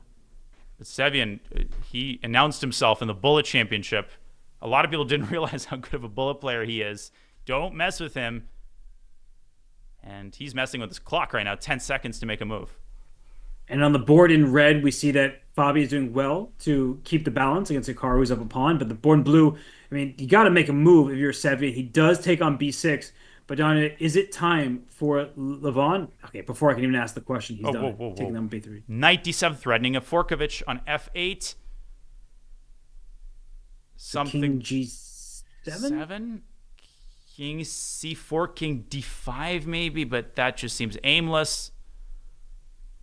Wait, king g7, knight c5, rook e5. I think missed. black is holding. I didn't see knight c5 at all. But a5, maybe you don't even take the pawn on c5. It's so unclear. Yeah, there's still a lot of meat on the bone. He does play king g7. I actually completely missed knight takes c5, and it's crazy. Black just has rook e5, and the knight is tied down. And I think if Levon is able to, he'll just go after this A pawn. The A pawn seems to be white's strength, but it's also a loner. And Sam keeps getting low on time. 5 seconds, 4 seconds, three. He's got to make a move. 1, a5 played. But it seems like the last gasps here. If Levon can be careful, like rook a3 would give up c5, and then b4 would also fall. That you do not want to allow under any circumstances. And even that, I would say, still has some seriously good drawing chances because you may even take on a5 and take on c5. Very well spotted. What do you make of rook c3 here? I like it. a6, b3. Yeah, the b pawn too fast, and then after b2, the rook c1, and the white rook steps back. Yeah, white has to step back now, I think. The only choice to go rook f1, but I don't buy it. No, even rook takes a6 in some positions for black is probably good enough, but I wouldn't sacrifice my rook without calculating for a few minutes. Push, and then get rid of the a pawn, and then you can't lose. So b2, rook b1. Oh, rook b3 check is there. Okay, rook b3 check. Wait a second. But Oh, then there's king a4? Zigging. And zagging. Here we go again. If somehow Sevian wins this game, that would just be incredible. It's like the fire that won't burn out. It's that last piece of wood that's keeping that fire alive. So he just will not stop fighting. King a4 can be met with c4 also if Levon wants another passer. But the rook has no squares after dc. Like, the rook has no squares on the b file. That's crazy. And if king c4 here, there's rook a3. He went to a4, so it's a moot point. Logical. Rook c3, you said? I have no clue. Oh, yeah, rook c3. What does white do? Knight b8? Dude, this is like a gift that keeps on giving, man. Wait, how do you stop the pawn? Rook e7? But then knight c6. Oh, my God. Rook c7, a7, rook c8, knight b8 again. We'll show that, folks. I know we're rattling off some moves here, but this is what the players are doing. They're like trying to calculate as much as possible. It's played on the board. Rook b6. Rook b6 is the win. And then after, a7, B4. you can bring, rook b4, rook a3 mate. Nice find by Levon and you. Thank you. And the eval bar obviously helped me, just like the ding position. I was proud of spotting the rook exchange quickly, but let's be real. When the eval bar drops like this, it's a huge, huge help. And what an effort by Sevian. He's still fighting, but that's it. It's time to resign. Yeah. I don't think knight c6, giving away your knight, really helps the cause here. No. Levon is a beast. Not the opponent that whoever loses between Hikaru and Fabi wants to face. Levon is super strong and experienced in all formats. He's annoying. Not as a person. He's annoying to play because he's really good. He's really fast. He is extremely good and extremely fast, it's true. And Levon officially wins, which means he stays alive and guarantees himself at minimum third place. Sam Sevian leaves the American Cup in fourth place. A great showing by him nonetheless. We salute Grandmaster Sevian, who has such a bright chess career and a great future at 2700. We hope he gets more chances to play. Like him as a person as well. And I think we are getting a 3-time repetition. Hikaru might take the risk here. If we transition now to our orange board, they're repeating once. The chance for Hikaru, I assume, was rook c8, king f7. And actually, wait, no. Rook c8 might not be played here if Fabi's worried about the black king getting active. What do you think? I would definitely be worried about that. Hikaru is no risk. So even if the white rook swoops over and takes the h7 pawn, I think that the c pawn is dangerous. And why wouldn't Hikaru play on? And let me bring up our live board here so we can analyze properly. Because I have a feeling we might be in for some adventures in this game. well, Bobby's down under 6 minutes, so uh, he probably doesn't want an adventure, but he has no choice. Actually, Donnie, I think what you're saying from the rook c8, rook c7, and the black king quickly sprinting to e6, I think that's actually just I don't know. I don't want to say winning for black because I don't think it objectively is, but from a practical level, I think it would be close to winning. Fantastic composure by Caro. And I really, King G3 is the epitome of a professional move. Because The epitome of professional move. I agree. if the knight moves back, well, now the king has access to the e4 square. And Hikaru's trying to play Fabi's clock. I don't think it's going to be enough, though. Nope. King f3. If we have a second, should we show why the check check taking on h7 was probably just playing into black's hands? Absolutely. So I'll let you take the lead on this, but Hikaru would have run up to e6. I literally don't care about this pawn. And does he just make a run for it with c4? I actually think you should start with rook d6 to protect g6 and then play king d5. Lovely. And this is why in our team battle, you took the lead on all the endgames, including the famous one. And it's like game over here. I mean, c4 is coming. This pawn holds everything down. And white's king is nowhere to be found. Well, Yeah, rooks. here it is. I spy with my teeny eye the king on h. Whoa, what? Can you go knight e3, Is- f4? Oh my goodness. Does that work? I think it's a draw. I mean, rook d2, but you probably don't have to, but I wouldn't flirt with a pawn down rook endgame. Do you see what I'm saying? Yeah, that's an amazing sequence. King takes e4, knight takes e3, and now, of course, Hikaru, lovely tactical vision trying to take g5, but f4. I think it works. F4 is simply an incredible move. It's not about me. I appreciate it, but rook d2, king takes e3, rook takes g2, and luckily somehow it works out. I did zero calculation. And we're seeing it. Wow, if Fabi plays f4, that would be something. I mean, king takes e3 should still be a draw, and the reason why is the black king is cut off, the white king is very active, and I think that you can just chase the rook a bunch. But You'll see it. F4 ends the game as a draw on the spot. The fact that he's thinking, he's not thinking about rook c8 check. That's counterproductive. It means he must recognize that there's something available here. He smells it, and of course, you do want to double check in such an important game. Actually, Danya, rook c8 is not counterproductive, so you kind of came up with another good idea, because here the black king he played f4, just unbelievable. Yeah, no, you can finish your thought. I was actually interested, but we're going to get a handshake here momentarily. Yeah, king e3, rook g2, rook c5, draw. Well, they have to find a way to repeat moves. So rook c8, rook c7 is the textbook way to do it. Rook b2, rook c8, and you make eye contact, and you're like, all right. Yeah, here it comes. Check, check, check, check, check, check, check, check. Da da da da da da da da. Charge! Of the light brigades.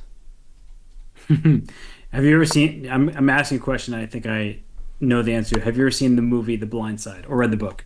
Oh, I've seen the movie many times. Really? I was over the moon about it. Wow. When they recite that poem? Hey, that was a good pun. Michael Oher? Yeah. Over the moon? Okay. I missed it.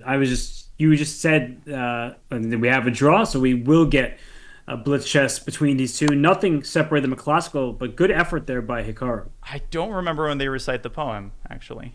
He's struggling on his assignment, and Kathy Bates, I don't remember, the name of the character that she plays. She's like trying to help him through, and then his adopted dad is like talking about the charge of the Light Brigade. But isn't it And, Sandra Bullock? Sandra Bullock is the mother, and Kathy Bates is the tutor. Your knowledge is far more encyclopedic than mine. It's not encyclopedic is the movie itself. It's like apparently they're not in great terms. I heard. Yeah. That's right. The Tui family. All right, continue the program with the Alice late out of a Brahmin game. You ever got that knot action, pawn capturing diagonal, hitting that knot, forcing back to e7, potentially h8 maybe. Knight h8. No way. idea what I just said. I barely understood it. Ooh, Rook e3. Where's that? Oh, I thought there was gonna be some kind of queen g2, knight f6, but obviously the queen on d5 is protected. By the way, this is the last game, right? Well, we're gonna have Hikaru and Fabi will be playing Blitz, and if Tatev wins, then they'll also play Blitz here. Oh, that's today. Okay. Gotcha. That is today, yeah. Lovely.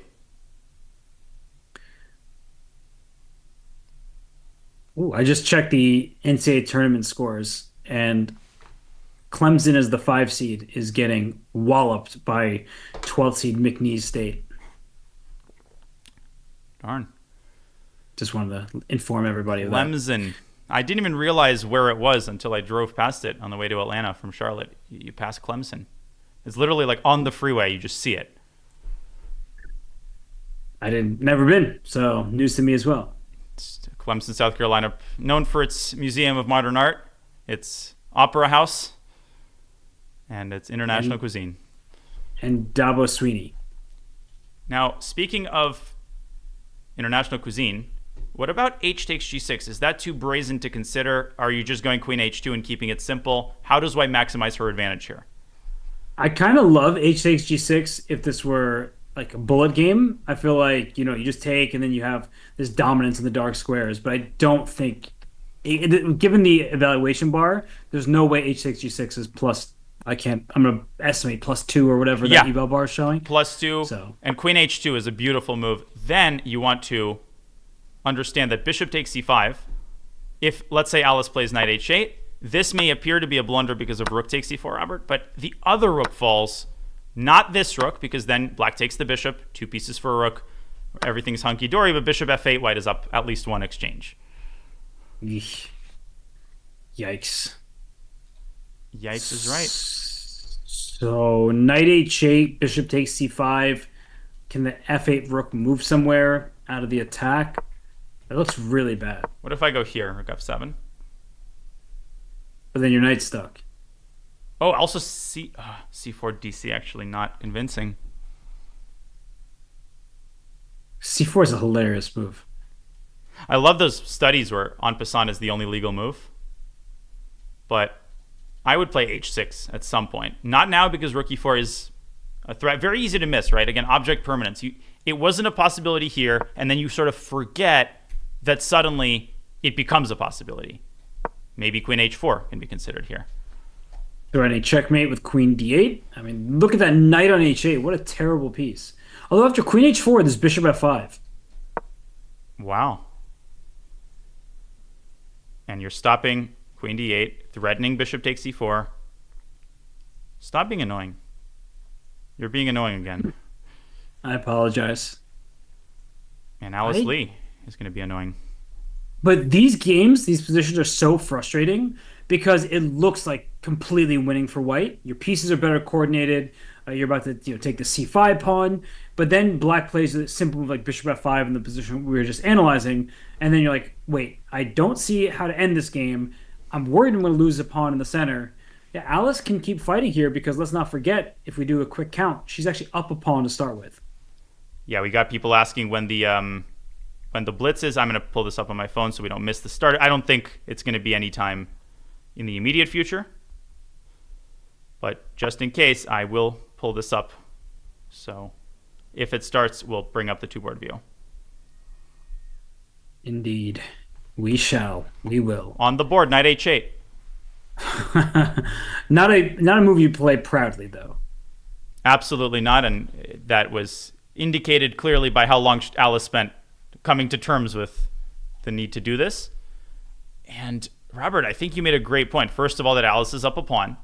So white's advantage is, well, you could argue not tangible until Tatev converts it either into an actual material advantage or into a direct attack against the black king.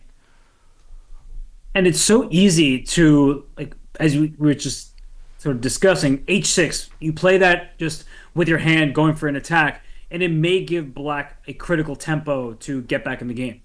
It also gives black a critical square for the knight. You mentioned this in Fabi's game, right, where he didn't want to push the pawn too far because it let the bishop back in. This pawn keeps the knight at bay, and you probably want to keep it there for now. In fact, after h6, like h6 g7 isn't some kind of game-ending threat. So it looks very strong. It's the principal approach, but I actually think that as we keep highlighting, the knight coming back to g6 is something that would deter me from playing h6 too soon. Tatev down to 4 minutes now for the rest of the game. This is the second classical match game, folks. This is the winner's bracket. Alice Lee won the first game in a brilliant King's Indian. Tatev must convert her advantage here. Bishop c5 on the board. They're following our line. I'm really worried because rook f7, queen h4 is such a tempting move. But Robert Hess is never deterred. Well, I see checkmate in one. I look how to stop it, and bishop f5 is dual purpose. It stops checkmate, threatens the knight on e4, and suddenly black is aiming to win a pawn in the center of the board. And actually, and this is going to sound ridiculous, but I could see black winning this game because white's pieces are hanging. I mean, the knight on e4, the bishop on c5, the knight on h8 is a silly piece. There's no denying that, but I think white does need to be careful.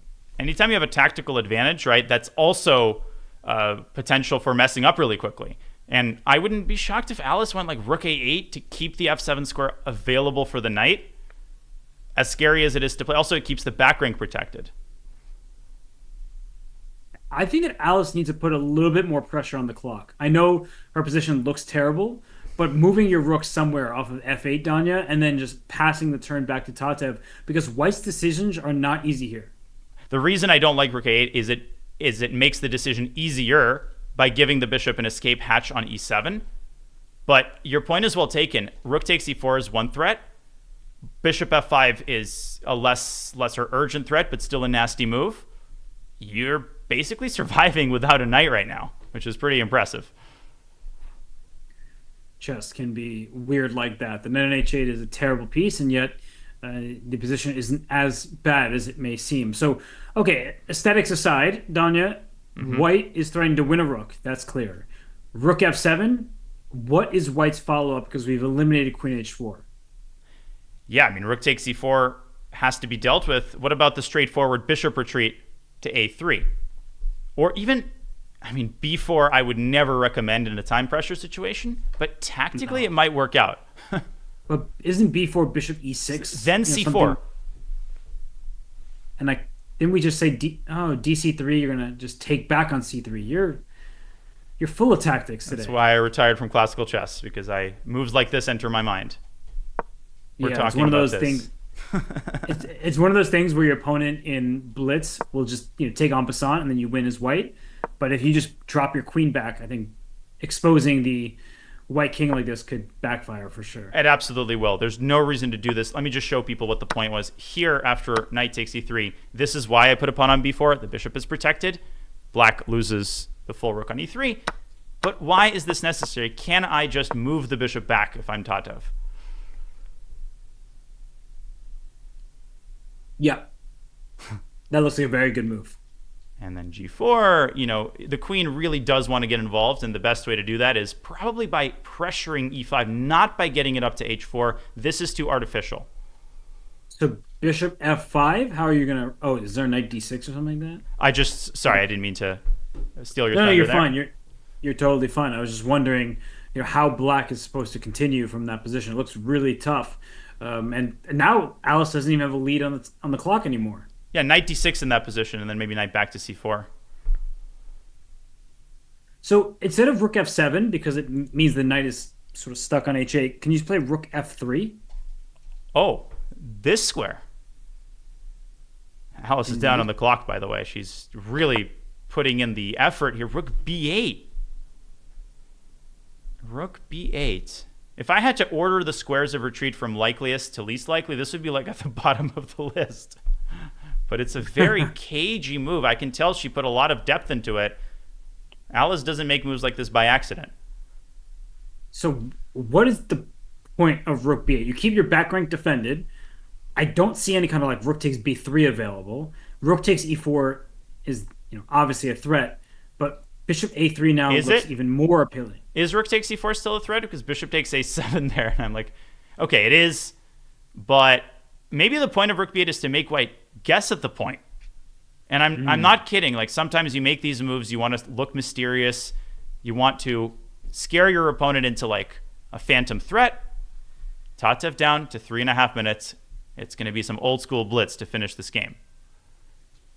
And that's what Tatev wants to get started on the blitz, win this, and then get to the real blitz, because a tiebreak would ensue if Tatev can win. But if this game ends in a draw or an Alice Lee victory, she moves on to the grand final. So, okay, Tatev needs to start moving quickly. I know they got 30-second increment, Danya, but the position remains complex. And I'm like, knight coming out to f7. We see some improving moves for black. So I think Tatev needs to find a way to break through. And the default for me is bishop a3, right? Just get the bishop back, reset, and the b3 pawn is so well protected. I mean, it's going to take a lot for black to break that pawn down, but maybe Tatev is worried about, the full send a5, a4.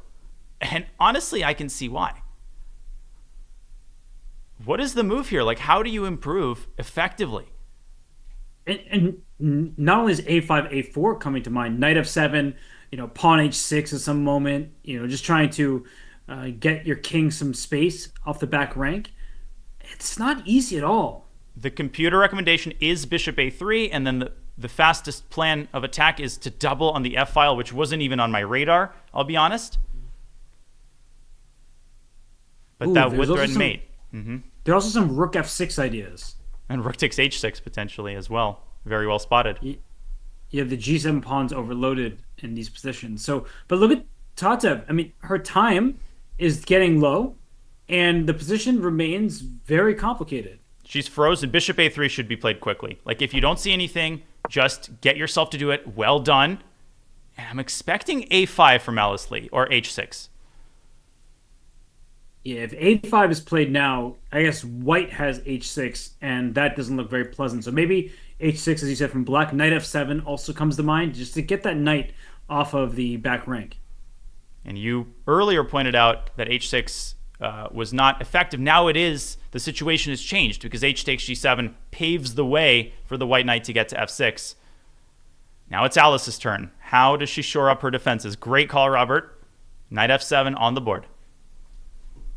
I would be worried for Tatev here, and not to lose. She's clearly much better, but to lose her advantage. I mean, rook f2, that seems obvious, right? Step one, double your rooks next. But if black plays h6, rook f1, bishop e6, you are protecting all of your weak points. So there's a lot here for Tatev to prove. Most certainly. I was also partial to h6, rook f2, knight g5. Because unless there's a knockout there, pieces start coming off the board. And that could be nerve-wracking. I see a crazy tactical idea there, but I don't really have time to show it. What are you thinking? Just like knight g5 takes. Well, no, just takes and h6, I think, is devastating. Yeah, it's pretty clear-cut, I guess. Just the pawn h6 is needed there to stop white's h5 pawn from pressing forward. So I'll show it. Yeah, show it. This is just crushing. Sorry, I keep cutting you off. So you're absolutely right. Bishop e6, I think, has to be Alice's intention here. Go on. No, don't apologize at all. I'm just wondering, if bishop e6 is played, how does white actually crash through? I mentioned rook f6 ideas, but that doesn't feel right. Doesn't threaten anything. And I see you're bringing the g pawn forward. I guess you're just going to play g4, g5. Is it that simple? And just battering ram the heck out of black's pawn chain. But easier said than done. Commentators love to sack the player's pieces. It's about time the players sack the commentator's pieces. There might be rook takes e4. Speaking of sacrifices, I mean, at some point, black can give up the rook for that centralized knight and a pawn to boot, and then say, I have, at least in terms of point value, some good compensation. Exactly. You can do it here, but it's probably not necessary. You don't need to take desperate measures yet. But to have this in your pocket, fantastic resource. Alice now down on the clock. The pendulum swings. I would say, okay, queen a5. Hold the thought. Not an expected move. Alice trying to get rid of this bishop to take the heat off of the f8 square. What do we do? Rook f2 anyway? Ooh, rook f2. But then I'd be worried about some kind of queen takes a3 and bishop e6 takes b3. You know what I mean? The white king can come under fire. Yeah, the bishop e6. there's queen f2. It's like a forest, deep dark forest, and Tatev has 2 minutes to get out of it. Alice is so tricky. I really like this move. It's a good one. It's a good one. I think that Tatev is best served just retreating. I don't know if bishop b2 is right, but getting that bishop to safety feels like the call to make. I'd vote for bishop e7. Ooh, tricky. But then rook e8, and it looks like white has a knockout there, but you're going to have to calculate it, and if you dip your feet in the wrong pool, you'll get burned. Great call, bishop c1, opening the door for the rook to step aside with a double attack. That's a really nice move, bishop c1. I didn't consider going all the way back. And Danya, I'm starting to wonder, like, rook takes e4, d takes e4, knight d6. There are some weak squares in front of that white king. If that knight lands on c3, it's the white king getting checkmated. However, if white had g4 already included, that queen would have been sniping at the rook on b8, would have paved the way for rook takes d4. Alice holds off, but after rook f2, I think she is planning just that. She will sack on e4, and the game continues. It's getting double-edged. I know that the evaluation bar off to the side of the board is saying that white is better, it's the advantage is sky high, but you could see a future where sack on b3 happens and the white king is lacking shelter. If I put my Robert Hess hat on, I would be thinking about rook to e2. Maybe it doesn't maximize the advantage, strictly speaking, but it does render the exchange sacrifice less attractive. Maybe, or maybe not. Wow, fantastic move by Tatev. Yeah. She's playing this super well. Queen e7 now becomes a nasty threat. And rook takes e4 again is this time truly discouraged, Robert, because it just doesn't come with the same pizzazz if the queen can recapture. Queen h4 is a really, really strong move from Tatev there. She's just preventing all of black's counterplay. And that knight on f7, it's not heading on over to the queen side in time. If you could jump that knight to b5 right now, we'd be talking about a black counterattack, but you're not getting there. Yeah, it's white's about to lay down the wood on the king side. Once that rook gets to f2 and locks into place, that train is leaving the station real fast. Tatev, when the moment calls for it, she gets active.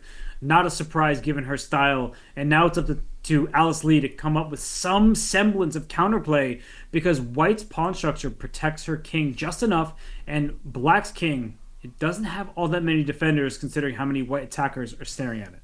People really don't understand how ridiculously strong Tatev can be. Grandmaster level, without a doubt, when she's in a state of flow. Yes, she's had this weakness throughout her whole career. She can be unbelievably sloppy for no apparent reason. We saw that again in the game against Carissa. But when she is on form, it's like a well-oiled machine is what we're watching right now. Just move after move with purpose, making sure she's not dropping any pieces, and she's about to drop the hammer on Alice's king because there are not many pieces protecting that, and rook f2, as you've been highlighting, it's so obvious. Wait, she's going to take the Hikaru's channel commentator and drop him on the black king? Is hammer, is he there right now? I don't know. I would imagine so. You're right. Maybe she'll drop the Fiona instead. Oh my god, that pun is getting stale. Bishop d5. I like that move. Danya. So rook f2. What's her next move? Probably rook e1. e1. Uh-huh. Da. What about queen e7 first then? Queen e7, maybe queen d. I have saying it with no confidence, but I'm just trying to get your queen off the board. So queen d8 comes to mind. Well, as Magnus said, your only goal in these hopeless positions, seemingly hopeless positions, survive one more move. Give up all the pawns that you have to give up. Just don't give your opponent, a KO. And I don't think that white actually wants to take on a7 because that just opens up the a file for a counterattack. So, yeah, I think that for Tatev, look at the clock right now, down to 1:12. Not that much time to process this position. I called her a well-oiled machine, but obviously it's nerve-wracking. You're one blunder away from losing everything. Okay, bishop takes e4. I think Tatev is planning something of the tactical flavor. Or maybe just d takes e4, and the knight will be without a supporter. So bishop e4, d takes e4, knight takes h6. What's the deal there? Okay, and again, if I play rook f2 there, I hadn't figured it out, but I was hoping I'd find something that just made things more confusing. and rook e1 there again, it's like such an annoying resource for the black rook to move up to e1 because it pins the bishop. Oh, it's like, wait, can you just take on h6? But then the bishop's pinned. Good point. And let's wait for Alice's move. She's now down to 30 seconds, feeling the heat on the clock. Queen d8, also a possibility, but it's such a hard position to make any kind of decision. And queen d8 knight f6 might be a knockout. I don't know. She's played it. Yeah, but I think that knight f6, even if it's correct, one, it's hard to find, and two, you might make a mistake after that because you're giving up so much material, a knight for just a pawn, and queen g4 check, there's knight g5 blocking the mate. So what a complex position we're in here. I mean, look at Tatev's clock. Danya, 1 minute, 20 seconds for this position. Good luck playing accurately. My coach always told me, when you're attacking, remember, consider the queen trade because sometimes transforming your advantage simplifies the task. So queen takes d8 and rook df2. And the thing that nobody's talking about, the rook on e3 might end up getting trapped. But even there, things remain tactical and uncertain. This is a very nerve-wracking. Both sides now under a minute. This is getting tense. Under a minute, under 50 seconds now F2. is Tatev up. What about rook f2 here? But I feel like Tatev doesn't want to trade queens, right? After rook f2, you take the queen on h4, and then maybe knight takes h6 and just give up the exchange? Even rook h3, suddenly like a little pathway has been generated. 30 seconds for Tatev, and the biggest decision of the game, maybe of the tournament, awaits her right now. 25 seconds. Time is ticking, and I'm not sure she's feeling good about her position anymore. It's just too complex. She plays rook f2, but Danya, the queens are coming off. That's good news for Alice. But again, queen h4, gh4 specifically. Knight takes h6. You're proposing the exchange sacrifice. Rook h3. Tatev has to calculate rook takes f7 and knight g5. I hear you. I think what you just said works, right? Rook f7, knight g5. That looks very promising for white. Getting two pieces for a rook. Rook takes h4 there. Black is going to pick up some pawns on the king side. They're going to start running down the board, and you have your worst case scenario. Oh, I can think of a few things that are more worst case than that, but this is looking tough for Alice Lee, down to 40 seconds herself. I think you have to take this pawn to h6. But then bishop, can you go bishop a3 there, back to the mate threat? I think Black has a hard time stopping it. Knight h6, bishop a3.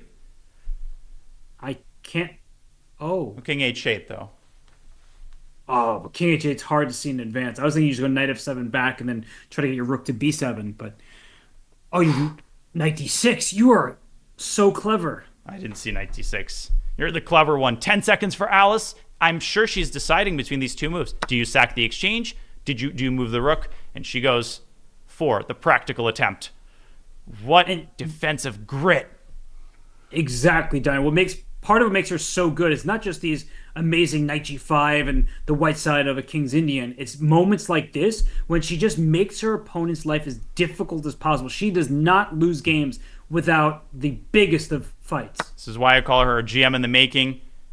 The fact that she's under 2,400 for the next 5 minutes, forget that. Because the knight is coming to g4 if you play rook e2. And she's not giving the c3 pawn up without a fight either. Oh my gosh, if that pawn stays on the board, she can put a knight on g4, play pawn to h5. I think that white will have an incredibly difficult time winning. This technical task already is not easy. Rook to g2 makes sense in that context, but not an easy move to get yourself to play, although it does open the path to a potential knight f6 tactic. So what? Now you're saying rook g2 is possible, but yeah, that's a good move because there will not be a knight g4. You can also go rook f3, but knight g4 then threatens a fork on h2. That knight on h6, let's not forget where that knight used to live. It used to live on h8, and now it might turn into the hero of the game. So rook g2 played by Tatev. I think that's a great move, by the way. I think if she played rook e2, she might not be so winning, but rook g2, it really prevents Black's plans. Well done. Patience, right? Not rushing to attack this pawn. This pawn, as long as you keep it contained, You'll get to it. Now rook f3 is a direct threat. Rook f8 So how is actually a pretty cagey move, I would argue. I was thinking about that, but I thought after the rooks get swapped that the white king could start heading on over. Rook Oh, b4 she wants. No, but then c4. Oh, c4 is no, it's just rook d8 now. Oh, rook f3, knight g4. What a trap she's laid. Rook f3 Oh meets my with knight g4. I think that's what she is hoping for. But rook e1 dashes those hopes. So what will the material count be? Rook e1 wins the e3 pawn. It's a clear extra exchange for white. But I guess Alice is now, she's just playing a bit of hope chess. Like, okay, I'm down to a rook for a knight. Let me try to stir up some counterplay, but that should be sufficient. Rook e1's a great find, and it just ices this. But don't go rook f3 and walk into knight g4. You never want to leave your back rank like this exposed for no reason. And Tatev does not. Rook e1 played. This is some great conversion right now from Tatev Abrahamyan. But it's not over. I mean, listen, I've played enough of these blitz games against Firouzja and a lot of tricky players who love, going into exchange down endgames and then just not losing. Like, I have 2 rooks, you have 1 rook. Why is this happening? If Alice Lee can find a way to get to the h-pawn, if she can create a passer, if she can stir up any intrigue whatsoever, we're in for more adventures. Yeah, like some kind of rook f8, rook f4 idea that comes to mind, just trying to attack the pawn. She goes knight f7, which I think is probably the best idea here. And, rook takes e3, rook d1 check. Maybe the rook will slide to h1. There's some hope. It's not a lot, but she's got some chances. I'm so impressed with her defensive prowess. I mean, I'm so impressed with both players. This has been a very high-quality game, and we might be in for something crazy here. Is Tatev's best strategy to just go after black's pawns and say me pass pawns are better than you pass pawns? So rook c3, rook h4, rook c6 because it's a back rank checkmate threat. Bingo. It's technically not checkmate, Robert. It wins the knight. You're right. My apologies. I should be more accurate I'm knight? when I speak. Oh. You are knight. M knight. All right. Shai Lamanman, you have a sixth sense for your puns. Well, your puns are getting old on me. Where there's a Willis, there's a way. Well, I don't think right now there's a way forward for Alice Lee. If Tatev just plays a few more accurate moves, I think that Alice will be losing this game. An example of what I wouldn't do. I would not double on the F file. I'm just going to put this quickly on our analysis board. This is what I'm talking about, where one side gets connected passers. Probably white is still winning here, but with the support of the knight, I'd honestly be playing for a draw at this point with white against, GM Entitled Tuesday.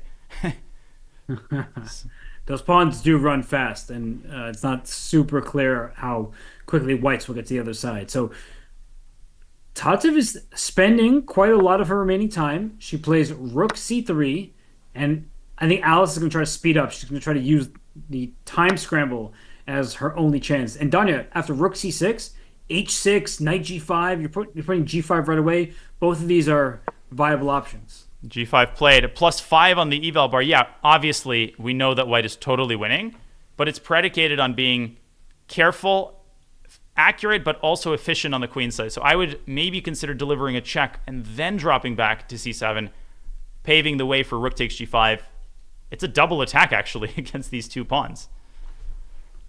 Oof, that's a nice find there. And can you just push the c-pawn? Is there anything wrong with just playing c4, c5, and trying to promote first? Yeah, you're playing the English. Nothing wrong with that. I think it wins on the spot. Because, yes, black's pawns are slow. It's funny, 2 pawns on a pose on the king side, but 2 pawns are slower than 1. Uh-oh. c4 here also looks very efficient. Played. Should be straightforward at this point. Literally straightforward. Yeah, just c5, c6, c7. You can always put your rook on c2 if you need a rook behind your passer. God, Tatev just not gonna lose this match. Alice is like, I'm not gonna lose this game, but I'm afraid She has to come to terms with reality here. She will probably try rook takes c4, but there's just no chances left after c5. And I'm trying to remember. Tatev has finished in second place in the U.S. Women's Championship a number of times. I remember she tied for first about like 2 decades ago, but she lost a playoff to Rusa Goletiani. And then I think she tied for second or was clear second a number of times. So this would be her biggest achievement if she's able to win this whole event. But Alice Lee will still have blitz games to play against Tatev, and this is double elimination. So even if someone loses this match, they will still have another to play against Irina Krush. Dude, that is such an old school name, Rusudan Goletiani. That is just like the annals of U.S. Women's Championship history. It's like, I don't know. Who's the old, like the 60s? Lisa Lane? Yeah, Lisa Lane. Oh, yeah. Yeah. So. Yeah, but I wasn't expecting She's us not that old. Yeah. And then Aggressor, right? That was one of the multi-time Giselle champions. Aggressor, very good. Yeah. Yeah, I mean, we got into a big argument, but I won because she was the aggressor. Oh my goodness. Oh my goodness. And then there's Graf, who I always used to mistake for Andre Agassiz. Oh, Steffi Graf, yeah. Sonia Graf, very good. Yeah. Jennifer Shahade is smiling somewhere. I think she's a big fan of Sonia Graf. I've read Jennifer's book, so books plural. But... Would you like to say the title of the first book? I'm just kidding. I'm going to pass, but in my private life, gladly. But at the moment, I'll keep it to myself. Which book are you talking about? Chess Queens. Of course, Jennifer was very sweet enough to send a signed copy. Sonia Graf, so many just queens of chess history through the decades. And Tatev following the tradition, and the C-pawn following a very simple trajectory to promotion. Alice keeps trying. She just ain't going to give up just yet. No, she is not. She's going to keep playing until the bitter end, but the end does seem to be near in this game because that's rook c7 check. The king can't even step forward very easily as that knight is in danger, and then you push the c-pawn. Rook c7, don't hang your rook, and then push the c-pawn. And knight takes c4, ignore c6? Just push that pawn. Ignore ski. famous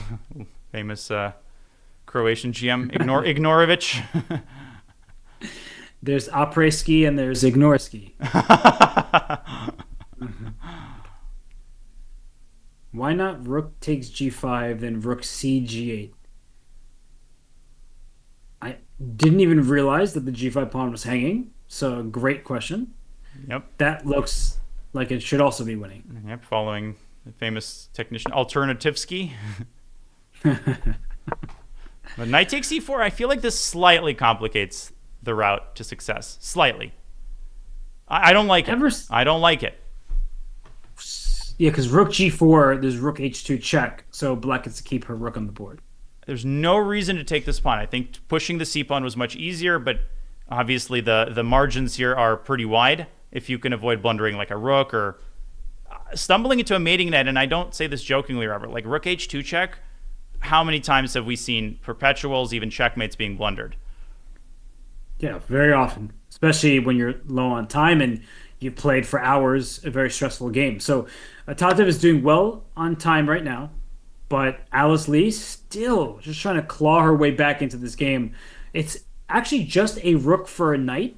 So if too many pawns are traded or say some of the pawns get rolling, Danya, that would give Alice a chance. And one thing I learned from players like Farusha is sometimes even a rook trade can favor the side down the exchange, because if you've got the outside passer and black does, you get situations where like the knight can give itself up for the c-pawn. How about them apples? But it's too early to do that if Tatev plays rook g4, which I would actually do in order to win a tempo. Nice, right? Rook g4, it's a check. You block that with your rook, and then you're free to start pushing your pawns. Precisely. But Tatev down to a minute again. There was a point where I thought, okay, that this is it. It feels like she's lost a little bit of mojo here in her the conversion of her advantage. And Alice How does she maximize her chances? H5 or what? I'm trying to think like what kind of configuration of pieces black needs. Like eight pawn on a5, knight on b4, but that won't do the trick. So h5, why not push your pass pawn? Speaking of b4, there's like knight d6. Ooh. No, it doesn't work. You can actually go c5 at a minimum. It's just one of those moves that's difficult to play in time trouble because it's such a committal choice that you may just be blundering a pawn on the spot, and that would lead you to make a move like, I don't know, rook a8 or something. I feel like Tatev will play rook c2. I just have a feeling. That looks like a very good move. But rook c2, knight c5, and then the e pawn starts going. It's just annoying dealing with knights in blitz chess. When these positions are messed up, it usually doesn't happen with a one move blunder. It happens through the general narrowing of the approach. Like, first, anything wins. You miss the most compelling move, suddenly it gets more and more complicated. So it's like a gradual process where the winning process gets more complicated, you get more nervous, eventually, a big mistake happens. But hopefully Tatev can avoid that as she delivers a very sensible check on f8. Great move. And where's the rook going? To a8, maybe? Uh-huh. You haven't So had she enough. Yeah, she dragged the king back so you can take a pawn with check. But that pawn's not relevant. I get what you're saying, Danya. Like, you haven't had enough. Okay, that a pawn, that's not, helping you get a new queen. It's a good move. You clearly see that. The evaluation hasn't changed. But maybe, like, I see your point of rook g4, also knight c5 to free up the e pawn.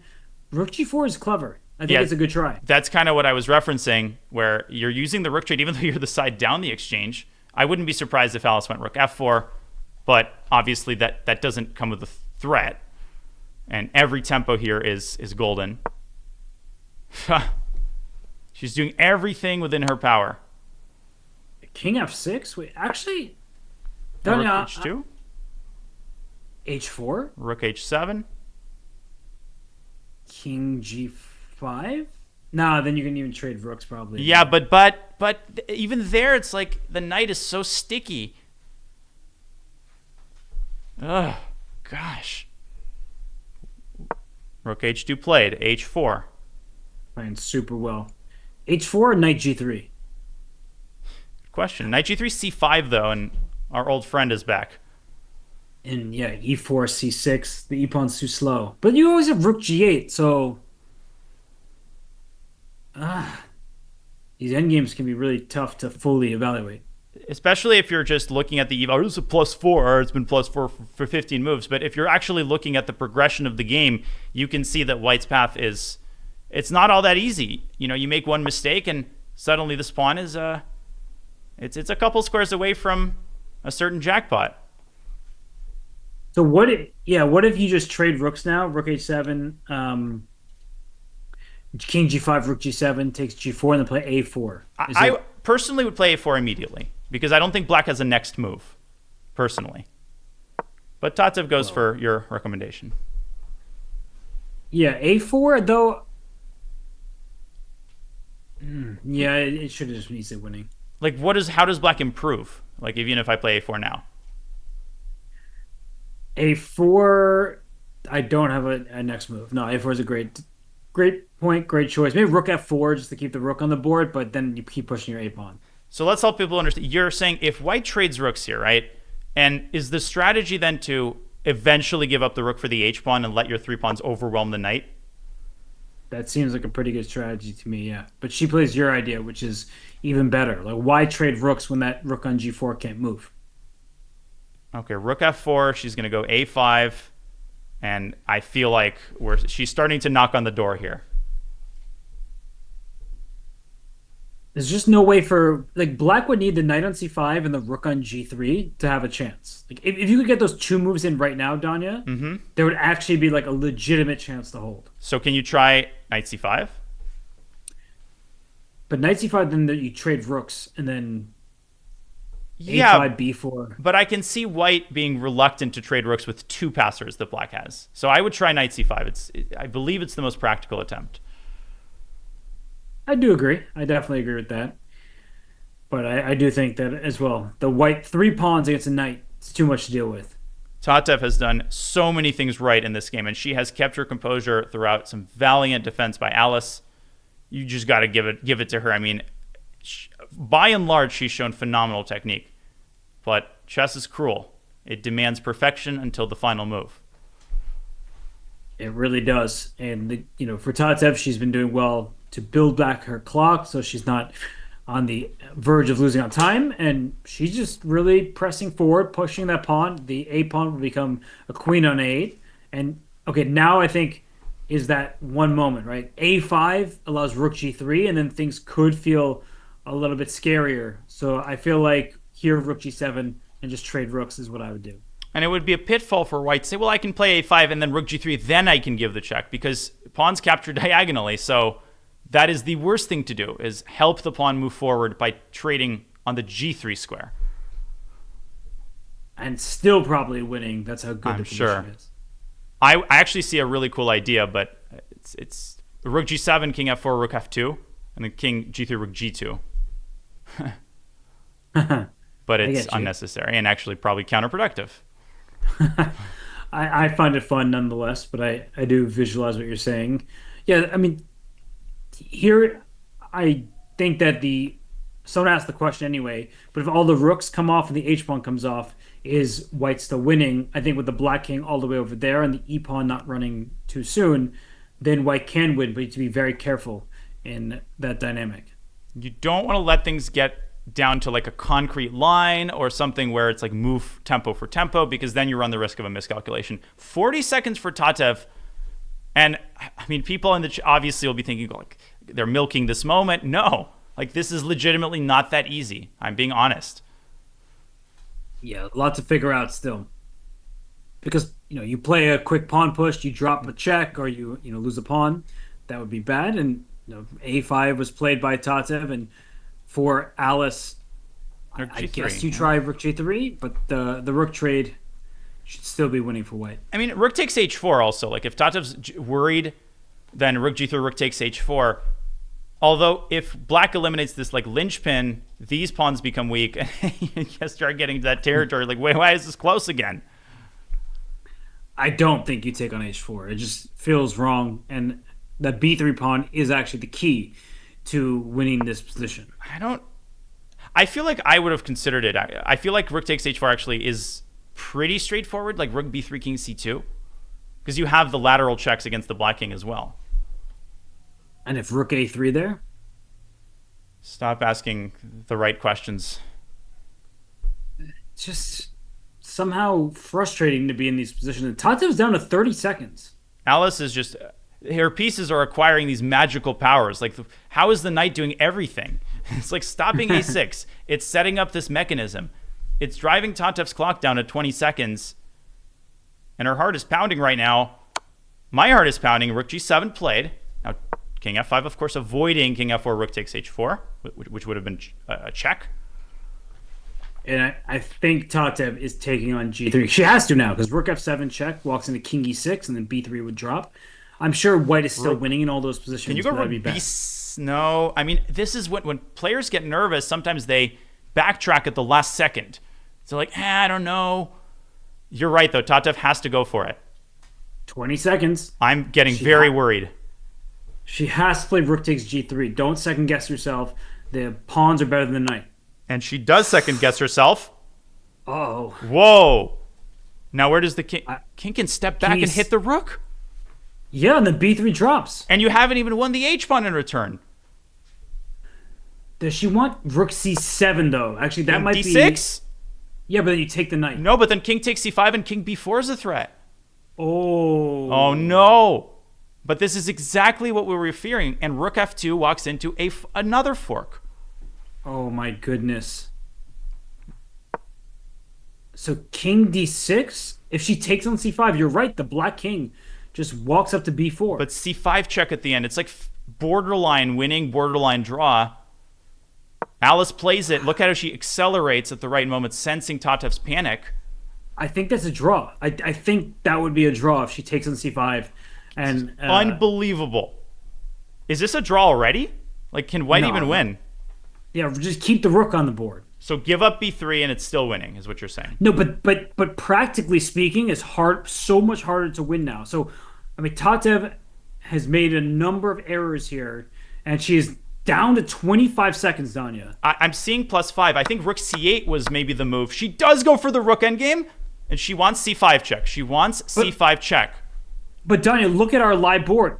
Look at it. The bar is down in the middle. It is a draw objectively. And which pawn does Alice capture after c5, if any? c5 check. I think it doesn't matter. Like the problem is that White needs to play b4 at some moment to defend her pawn, and their king's cut off. Yeah, so let's say c5 check, king takes a5. Yes. I will play rook to c4, put my rook behind the pawn. How do you build the defense? Just king b5. And if I push c6, fly too close to the sun, the rook travels back around, picks up the pawn, and it's a draw.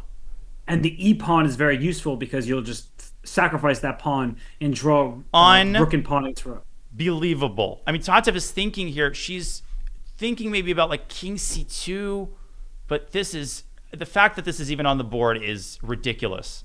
That just runs into rook c3 check, by the way. And we have c5 check. So she's trying her best. There's still room for Alice to go wrong, but I would definitely take the a5 pawn because if the king wants to be closer to the center. This has been a problem for Tatev. Her conversion overall was great until like the last moments when she just freaked out. It happens to even the best players on the planet, right? Tatev, so strong, but she got nervous. Is rook takes rook going to be good? Is that going to be sufficient? Am I going to win that game? Mm-hmm. She wasn't certain, and that's why she hesitated. But then to take on c5 like that, Don, I mean, allowing the black king to get so close to the pawns. But that's like the continuation of I think really the beginning of this, right? The moment where it all started was when she didn't push the c pawn. She had a chance just to promote, let's go home. Well, in this case, let's play the tiebreak. Now she is going to go home. Disappointed. If Alice can squeeze a couple more accurate moves out of this ridiculous comeback, continuing her amazing story this tournament, she's thinking, which pawn should I take? Yeah, and I'm just trying to even come up with winning plans for White. Like, you're going to put your rook behind the pawn. The black king is going to sit on b5 no matter which pawn is captured. We see c5 was captured. I would have preferred to take the other one, but still, seems like it's good enough. But Donna, just king b5. Mm-hmm. And then if the rook stays put, you just push your e pawn to sacrifice that and get the a pawn. You know, or like you can go back, like you don't even need that. You can go rook a4, king b5, just get the rook around, or as you said, push the e pawn. This is a dead draw, which is the most depressing thing. It's not like, oh, and now black has to demonstrate accuracy. There's nothing to even. There's no tricks to set up. Rook e4, maybe, I don't know. And Danya, we were complimenting Alice for her resourcefulness, and this is such a good example. How many players would have just resigned or kind of resigned without actually tipping the king over? They just would have made moves without actually thinking. Alice is so resilient. Amazing. And you pointed out the importance of the e-pawn. Another, sorry if you already mentioned this, but there are situations where white pushes the pawn to a7.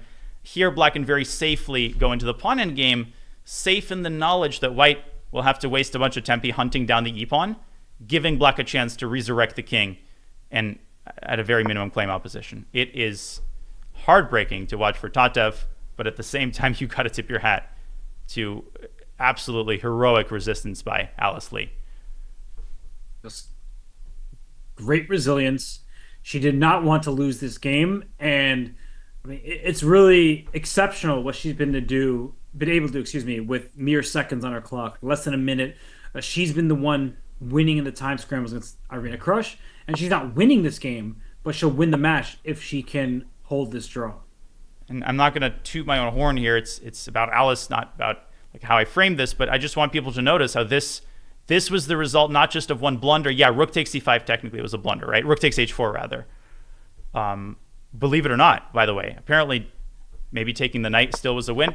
But this was the process of a gradual like lengthening of the winning process. First it was easy, then it was easy, but there were some pitfalls.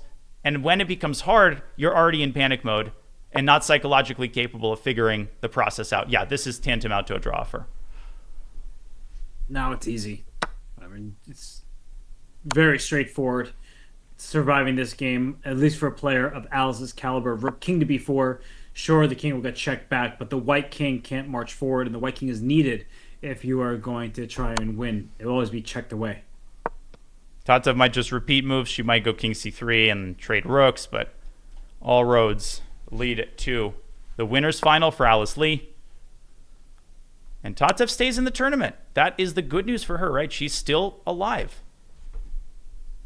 Or She wait, is. yeah, she is. Yeah, she'll play against Irina Krush in the losers final, and then if she beats Irina, she gets to play Alice once more. But Alice Lee, something about the American Cup brings out the best in her. Well, I mean, it was the confidence she gained from that simul victory over that dumb GM. That guy sucks. Honestly, he's just so toxic. Well, Alice actually won the American Cup, Women's American Cup, before she beat you in the simul, so it has nothing to do with you. Man, it's the worst thing for an egomaniac to hear. It has nothing to do with me. All right, I'm done commentating your games now. There it is, pawn endgame. Wow. Can you believe that she held this game? No, I mean actually, this is one of the most unbelievable comebacks. I might have. I don't. You want to be careful when you say I might have ever seen, but this is definitely top 10. I feel like there's so many good lessons from this game as the game has officially concluded as a draw. For Alice, pushing the D6 pawn when she did, objectively it was correct, but it left her with some vulnerable pawns remaining, some opportunities that Tata previously didn't have. But Danya, who cares about what could have been? It's all about what happened now, and what happened is Alice Lee moves through to the grand final. And players there shaking hands, signing the score. Tatev smiling, but it's a rueful smile. It's not a I'm happy smile. It's a smile of incredulity. As Tatev is a classy player, fantastic game, and anybody who can't relate to this just hasn't played chess for long enough. This is an age-old narrative, but what a comeback, what a fight. And the good news, the silver lining for Tatev is, she needs to channel that anger into objective play. She can't tilt her way to a second loss against Irina. Irina's going to try to exploit her psychological condition. It's going to be so fun to watch tomorrow. The table is set. This game actually reminded me of a painful memory of my own, where I was playing against Casper Piorin in the Isle of Man in the Grand Swiss, and I was winning. Like, I had outplayed him. It was a winning ending, and then I allowed him to make a draw. And at the end of the game, like when we made a draw, I just kind of laughed at myself, just like, how in the world could I not complete that to victory? So we've all been there in so many different games, but it's very painful. You laugh so you don't cry. But the good news for Tatev is double elimination, and she can, get another day of it, and she can take hopefully a more positive attitude to face off against Irina Krush tomorrow. Absolutely, and I'm going to encourage my chat. And we've got someone, claiming that it was easy and it was due to Tatev's bad choice. I mean, listen, we're honest as commentators. Was this a great job in the final 10 moves by Tatev? No, that was a lot of mistakes she shouldn't have made. It was outright panic at the end.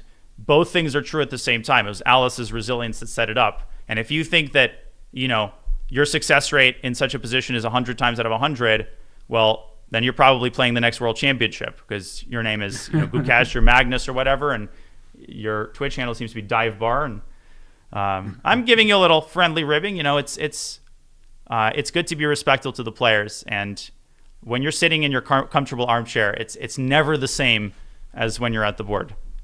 Speaking of comfortable armchairs and boards, we're not going to be kept bored for very long because I think the Blitz game will be underway shortly. Yes, I'm not even going to ask you when it was scheduled for, because I know I'm supposed to add 30 minutes or whatever because of the delay, which is a lot of time for Blitz, but maybe they're waiting for Alice and Tatev to finish. Thanks for the shout out. You're very welcome. I'm going to use this opportunity for a coffee refill and a quick bathroom trip. If you want to do the same, that's totally fine. Yeah, why don't we just have a little chair stream, All right, short break. I'll keep my phone handy in case the games start, but I only need, a couple minutes. I'm going to grab some water and maybe... Sure, and I'll set up the one board scene because I don't think we need the analysis board for our final stretch. Sounds good. So wait, so we're just gonna be empty. It's gonna be a chair stream, right? Yeah, Cool. go I ahead. love that. I'm going to crop this and then we'll be back in a few.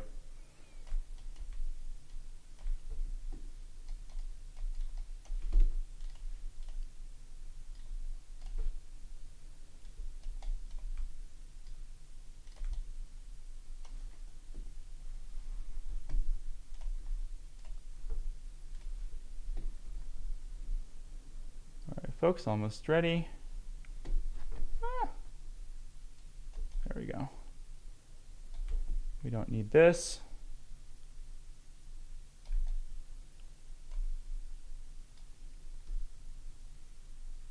All right. We're ready to watch.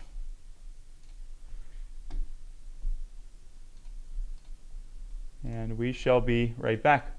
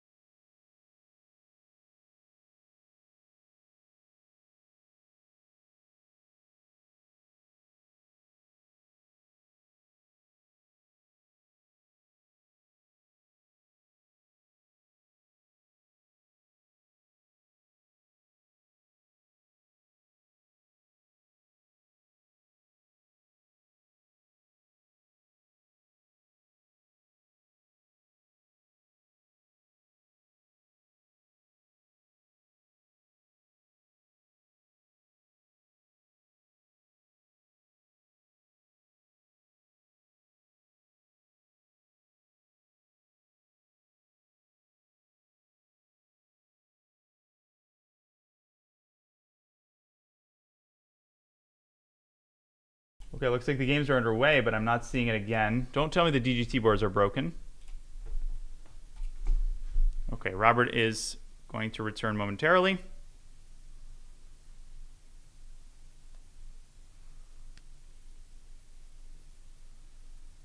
I don't get it. We have the games. I'm seeing again the game in the live broadcast. And again, it's not working. And this is just ridiculous. Okay, and I'm going to enter it in the meantime. So it looks like we have another Italian. Are you kidding me? Okay, we'll need Robert here because... God, I can't even see what's...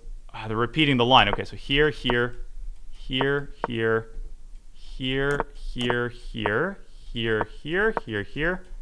Bishop b6, and this time he goes queen. Oh no, he doesn't castle yet. Sorry, cried.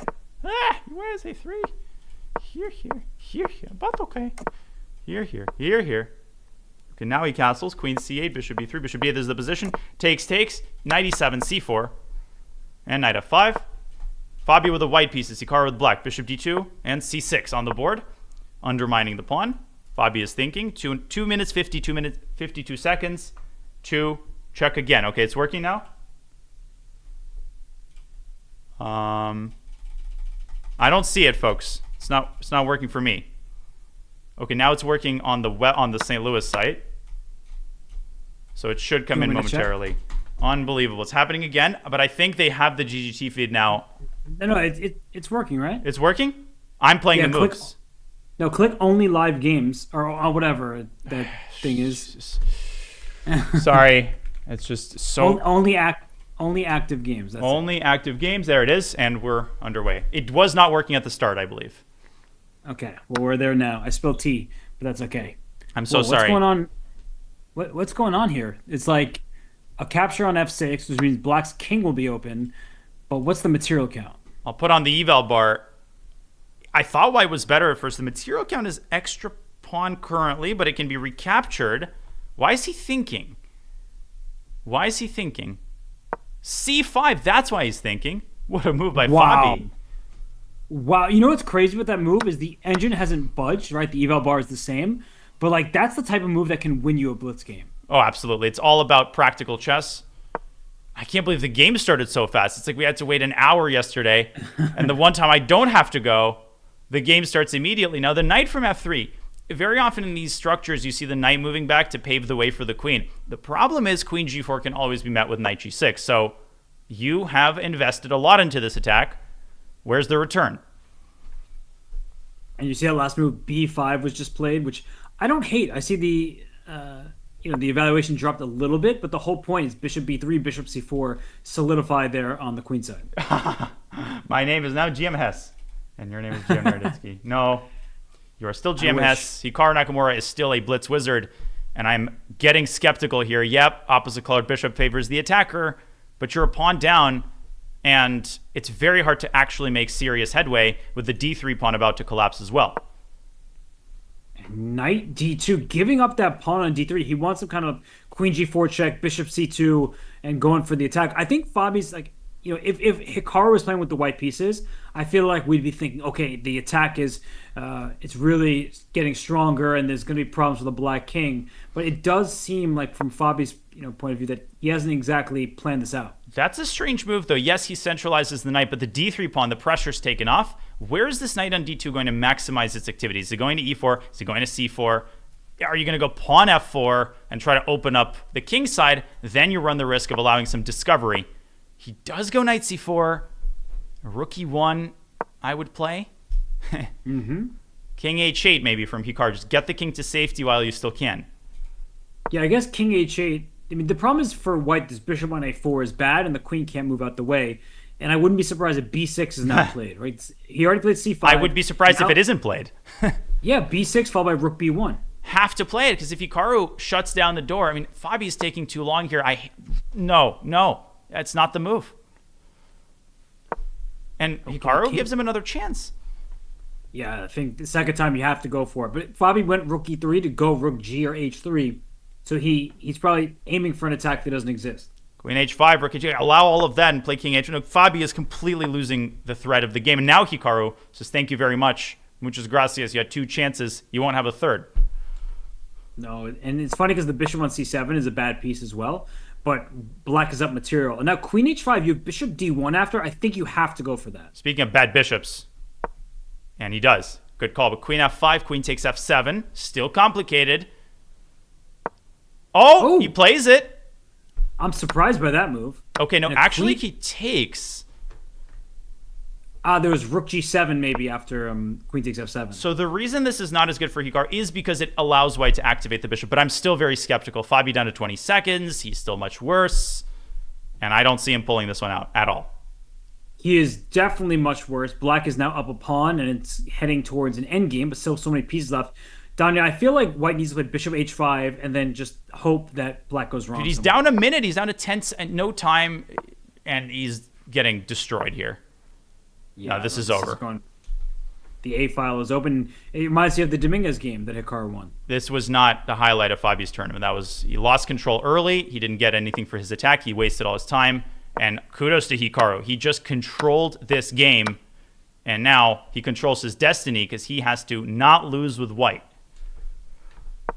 If he can drive this point home, of course, which he will with B5.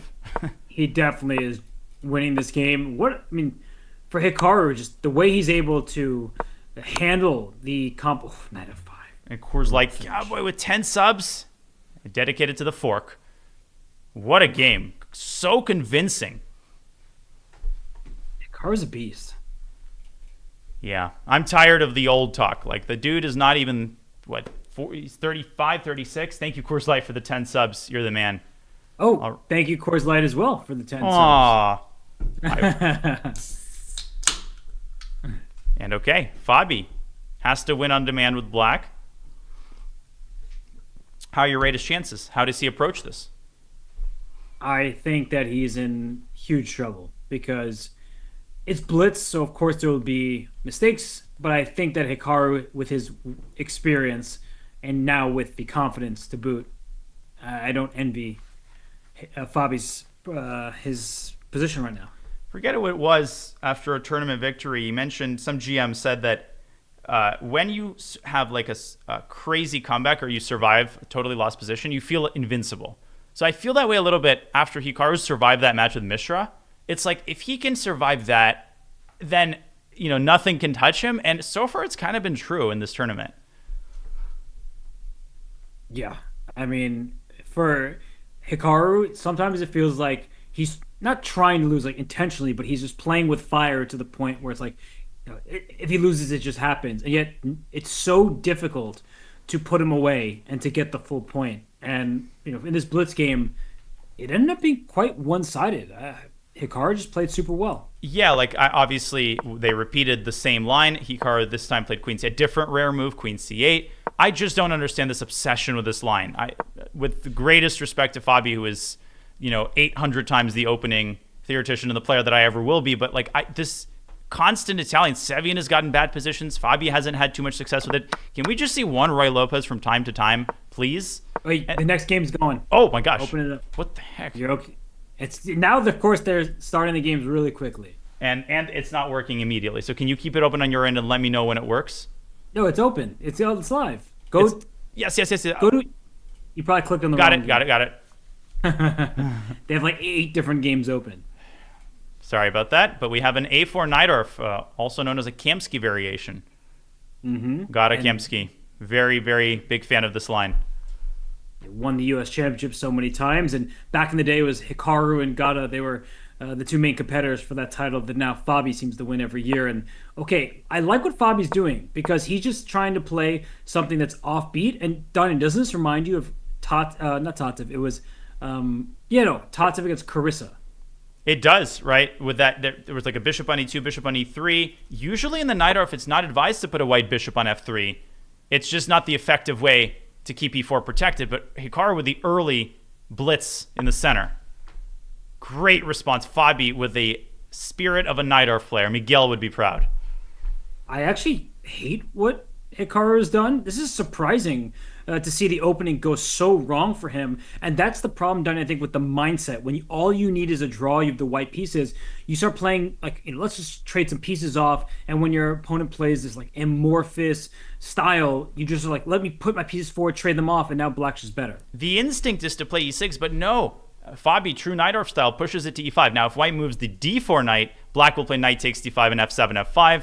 That's a terrible structure for white. If Hikaru trades on f6, he runs the risk of losing the e4 pawn, or at minimum granting black a great sort of version of a bishop e2 Najdorf. This has gone very much south for Hikaru. Are we going to see the unthinkable? Is Fabi going to win with black? Way too early to tell. The game is just beginning. Yeah, it's not like white has blundered a piece, not even a pawn. But the problem is that once you get e5 in and you can capture on d5, now black's center will expand. And that's why Hikar took on f6, which does give up the e4 pawn. So Danya, knight takes e4. What's the drawback? There is none, and you have to do it, because if you don't do it and you play d5, then you play right into white's hands, and that's going to be a draw. Now, bishop takes e4 would be terrible because it would give up the d5 square. I think by process of elimination, you must try it. I guess you could throw in g6, but then knight g3, and even though you're not winning material, you have to like black's position. But knight takes e4, it's a must-win game, and there it is. And castles Hikaru, very practical decision. That right there, the fact that he spent a minute, adjusted himself to the new reality, and now he goes for the initiative, and he goes for the positional bind on these light squares. d5 is now maybe even met with bishop takes d4, queen takes d7, and knight c4 at the end. But ooh, that's interesting. There's like bishop c5 to protect, but the b4, it gets very messy. Also, e5 will hang as well. Oh, so maybe that's exactly what Hikaru will go for in this position. But Danya, maybe after like this sequence, right? d5, bishop takes knight, queens get traded, black plays king e6 and gives up the b6 pawn and says, I have the two bishops, it's an open board. I pick up what you're putting down. I don't think white should take on e4. I think there's more ways to maximize your compensation, such as rook e1. You should not rush to win the pawn back. Hikaru, ooh. I saw this move. What's he planning on d4? Is it knight d5? It is, I think, because takes, and then rook e1 will threaten queen takes d4. Ah, nice find. The king in the center for black is a big problem. It's ridiculous. The tactical vision, like Hikaru's beaten, he used to beat engines back in the day on ICC. Yeah, it's like better than a computer.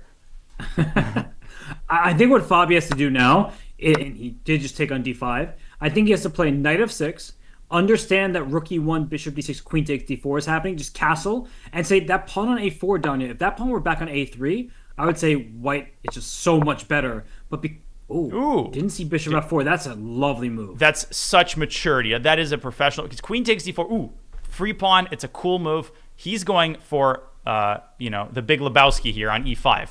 And once that pawn falls, so do the remainder of your winning chances. Wait, so okay, queen f5. He still has queen takes d4 because the bishop on f4 is protected. And queen e7, you've got a different tactic. Yeah. Hello. Rook on a8 will fall. And he allows it. Bishop takes e5. What am I missing? I think you're not missing anything, but it's smart because Fabi needs to win this game. The draw isn't enough. So he's going to castle. He's a pass d pawn. h2's hanging with check. Danya, great practical try here by Fabi. But I'm still a skeptic because bishop back to f3. White is everything's on a defended square. Fabi has 30 seconds. He plays d3. Now rook takes e5. Yeah, then for sure. b2 falls.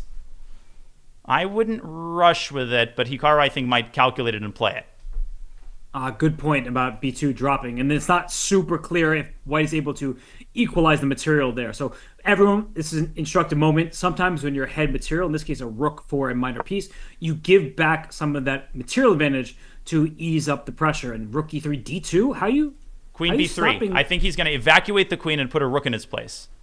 But then bishop f4 at the right moment. Bishop takes h2 and bishop f4? It's scary, but I don't like rook d8. I think it's too slow. Oh, rook a3. Where did that come from? So d2, rook d3? Is that really the plan? Or bishop e2 preparing rook d3. It's one or the other. But bishop takes h2. Like how are neither of these players bothered by that pawn hanging with check? And he plays rook d3, and apparently it wasn't the move. Now it's going to get really dicey with that d2 pawn eternally there. Oh, this is terrible, though. From a blitz game for white, like you have to just be scared nonstop. If that knight gets in, it's game over. But for now, all the squares are covered. I don't know. As long as you can keep the knight contained, white's okay. Hikaru keeps making weaknesses that he shouldn't be making. He is up 40 seconds, though, so it'll take some absolute perfection for Fabi wins. I wouldn't rule out even at some point queen c5, strategically giving up a bishop for the pawn. But obviously, Hikaru is not going to do that unless he has to. I think if Fabi's bishop were on b4, we'd be saying this game is almost over. But that bishop cannot successfully get over there. Cannot cross the Rubicon because the d2 pawn is too much of a price to pay. King g2, Hikaru finding the defensive setup that he wants. But watch out for the f2 pawn, right? Because opposite colored bishops, there might be a moment where black focuses his energy on f2 and teams up with the rook, knight, and bishop. And Fabi following your plan, and Hikaru trying to prevent it, but bishop b4, a positional threat. It's happening.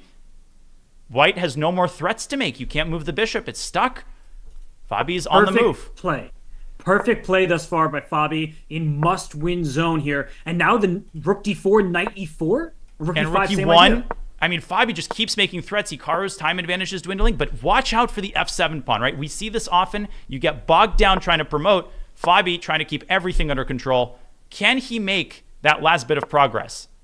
Great move, rook e7. Just every piece is on a protected square, and that bishop and queen, they have to keep an eye on the d-pawn. Do not play knight c3. That simply blunders the pawn. Fabi is going hither and thither and preparing rook d7. He's following Smyslov's advice. 40 threats, right? And it's not a joke. The more threats you make, the likelier it is Hikaru eventually loses his cool. But so far, Hikaru is keeping an iron grip on black's knight. Okay, rook c7 to c1. Oh! Queen e8. Whoa, whoa, whoa. Oh, he was played that? the move, retracted it, and then thought better of it and played queen e4 instead. Because queen e8 just king g7 followed by rook c1 was the problem. Oh! But anyway, Oh! Can you take on d1? oh my goodness. Knight d4 now. Knight d4 was missed! No, queen e5 Okay, check queen- there. So rook, oh my On goodness. Fabiano with 20, he had the time. He rushed it. It's just so unclear how to proceed. Rook d4 now. Huge threat. Huge, huge, huge, huge, huge.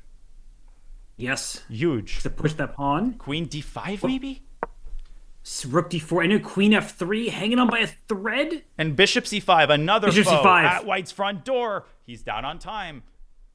So queen d3. Queen f3. He found this move and that move, and he's keeping black's pieces at bay somehow. Yeah. King Check. G8. Okay. He doesn't change anything by putting the king on g8. He's Watch out just for sort of repetition. Repetition is easy to allow by accident here. That's true. And the players, they don't get to see the score sheet, so they don't even know, well, what the deal is there. So queen c6, great move, hitting the rook. Rook goes to e2, bishop c5. If Hikaru allows it, then he's in trouble. But for now, wait, bishop c5? It was bishop e6. And queen d3, if black moves the knight, he accidentally hangs g6 with check. That's such an easy blunder to make it with no time on the clock. 5 seconds. Fabi, he's trying to find the arrangement. Knight c5, there was queen d4. He's got to try it, though. He's got to try knight c5. He has to try something different. Fabi's just repeating moves. Careful. Yeah, how many times? Oh, knight c5! Wait, what? No, he played the move, brought the queen back, played queen c6. Knight c5? Oh my gosh, Fabi's making progress. The queen doesn't have checks. 2 seconds. Hikaru dropping the bishop back. He's somehow still hanging on. Okay, so what's the move? Knight e4. King g. Knight e4. Rook c1! Rook c1! Knight e4 or knight d3? No? What is going on here? There's like a knight e1 check? Does that do anything? Robert, he had to go to c4 instead, but I have no idea why. Hikaru's going to pile up on the f7 pawn. But rook f5 will come in clutch. And it's on the board. Now knight f3, watch out for fork, then g1 and d4. Fork in the road for Fabiano. Rook f6, waiting move. The bishop is back to its blockading square somehow. And Hikaru's winning! No way! The rook is paralyzed, and so is the bishop. I cannot believe this. That is one of the most unbelievable Zugzwangs I've seen. And it's right back where it began. Unreal. He's the... It's a draw. Oh. Hikaru wins this match. Incredible. Are you kidding me? I couldn't actually directly see a single win that he blundered. Like, the first one was here, right? What was the actual win? It was knight d4. That one you saw. This ends the game, and he had to see this. Had to. It's sometimes difficult to move your knight, right, away from your king because that bishop is lining up on f7, but this is a bishop draw. takes... But because of bishop Really? g8, you had to find rook g1. And then Oh, rook come h1, on. and then rook h2. Because if you had promoted instead at any point, bishop g8 forces perpetual. This is beauty. Down, what, a rook and 2 minor pieces, but a check that cannot be avoided. Check, check, check, and it's a draw. That's amazing. So that was missed. How could he not calculate that with the 5 milliseconds? Then, if we fast forward, where was the next big moment? See, I don't know why these marks were given. I don't think the engine was deep enough. Here, the move was king f8. Why? Because white is out of moves. Rook takes d1, knight d3. And what is the reason we had to move the king, Robert? It's because here, after queen a1, there was the move knight b2. With the king on g7, it would be a capture with a check. And even this done it, right? Queen takes b2, d1 equals queen. It looks like it might be a situation where white can make a draw because there's check on e5 afterwards, and then the king has to run away. So from a distance, this still looks like it's possible that there's a draw, but it isn't quite enough. The defensive grit by Hikaru, now to allow this was crazy. Like in this position, bishop b2, and this game would have ended with far less adventure. How did he not make any one-move blunders? That is what I wonder, and that is what people have wondered for years and years. This man, he never dies.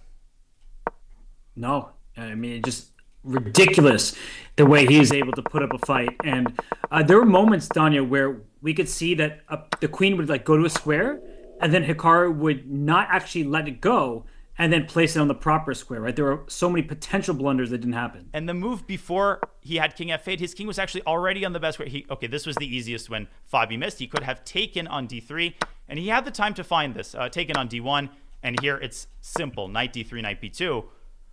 Missed it, and then he was actually losing at the end. Unbelievable. He's losing.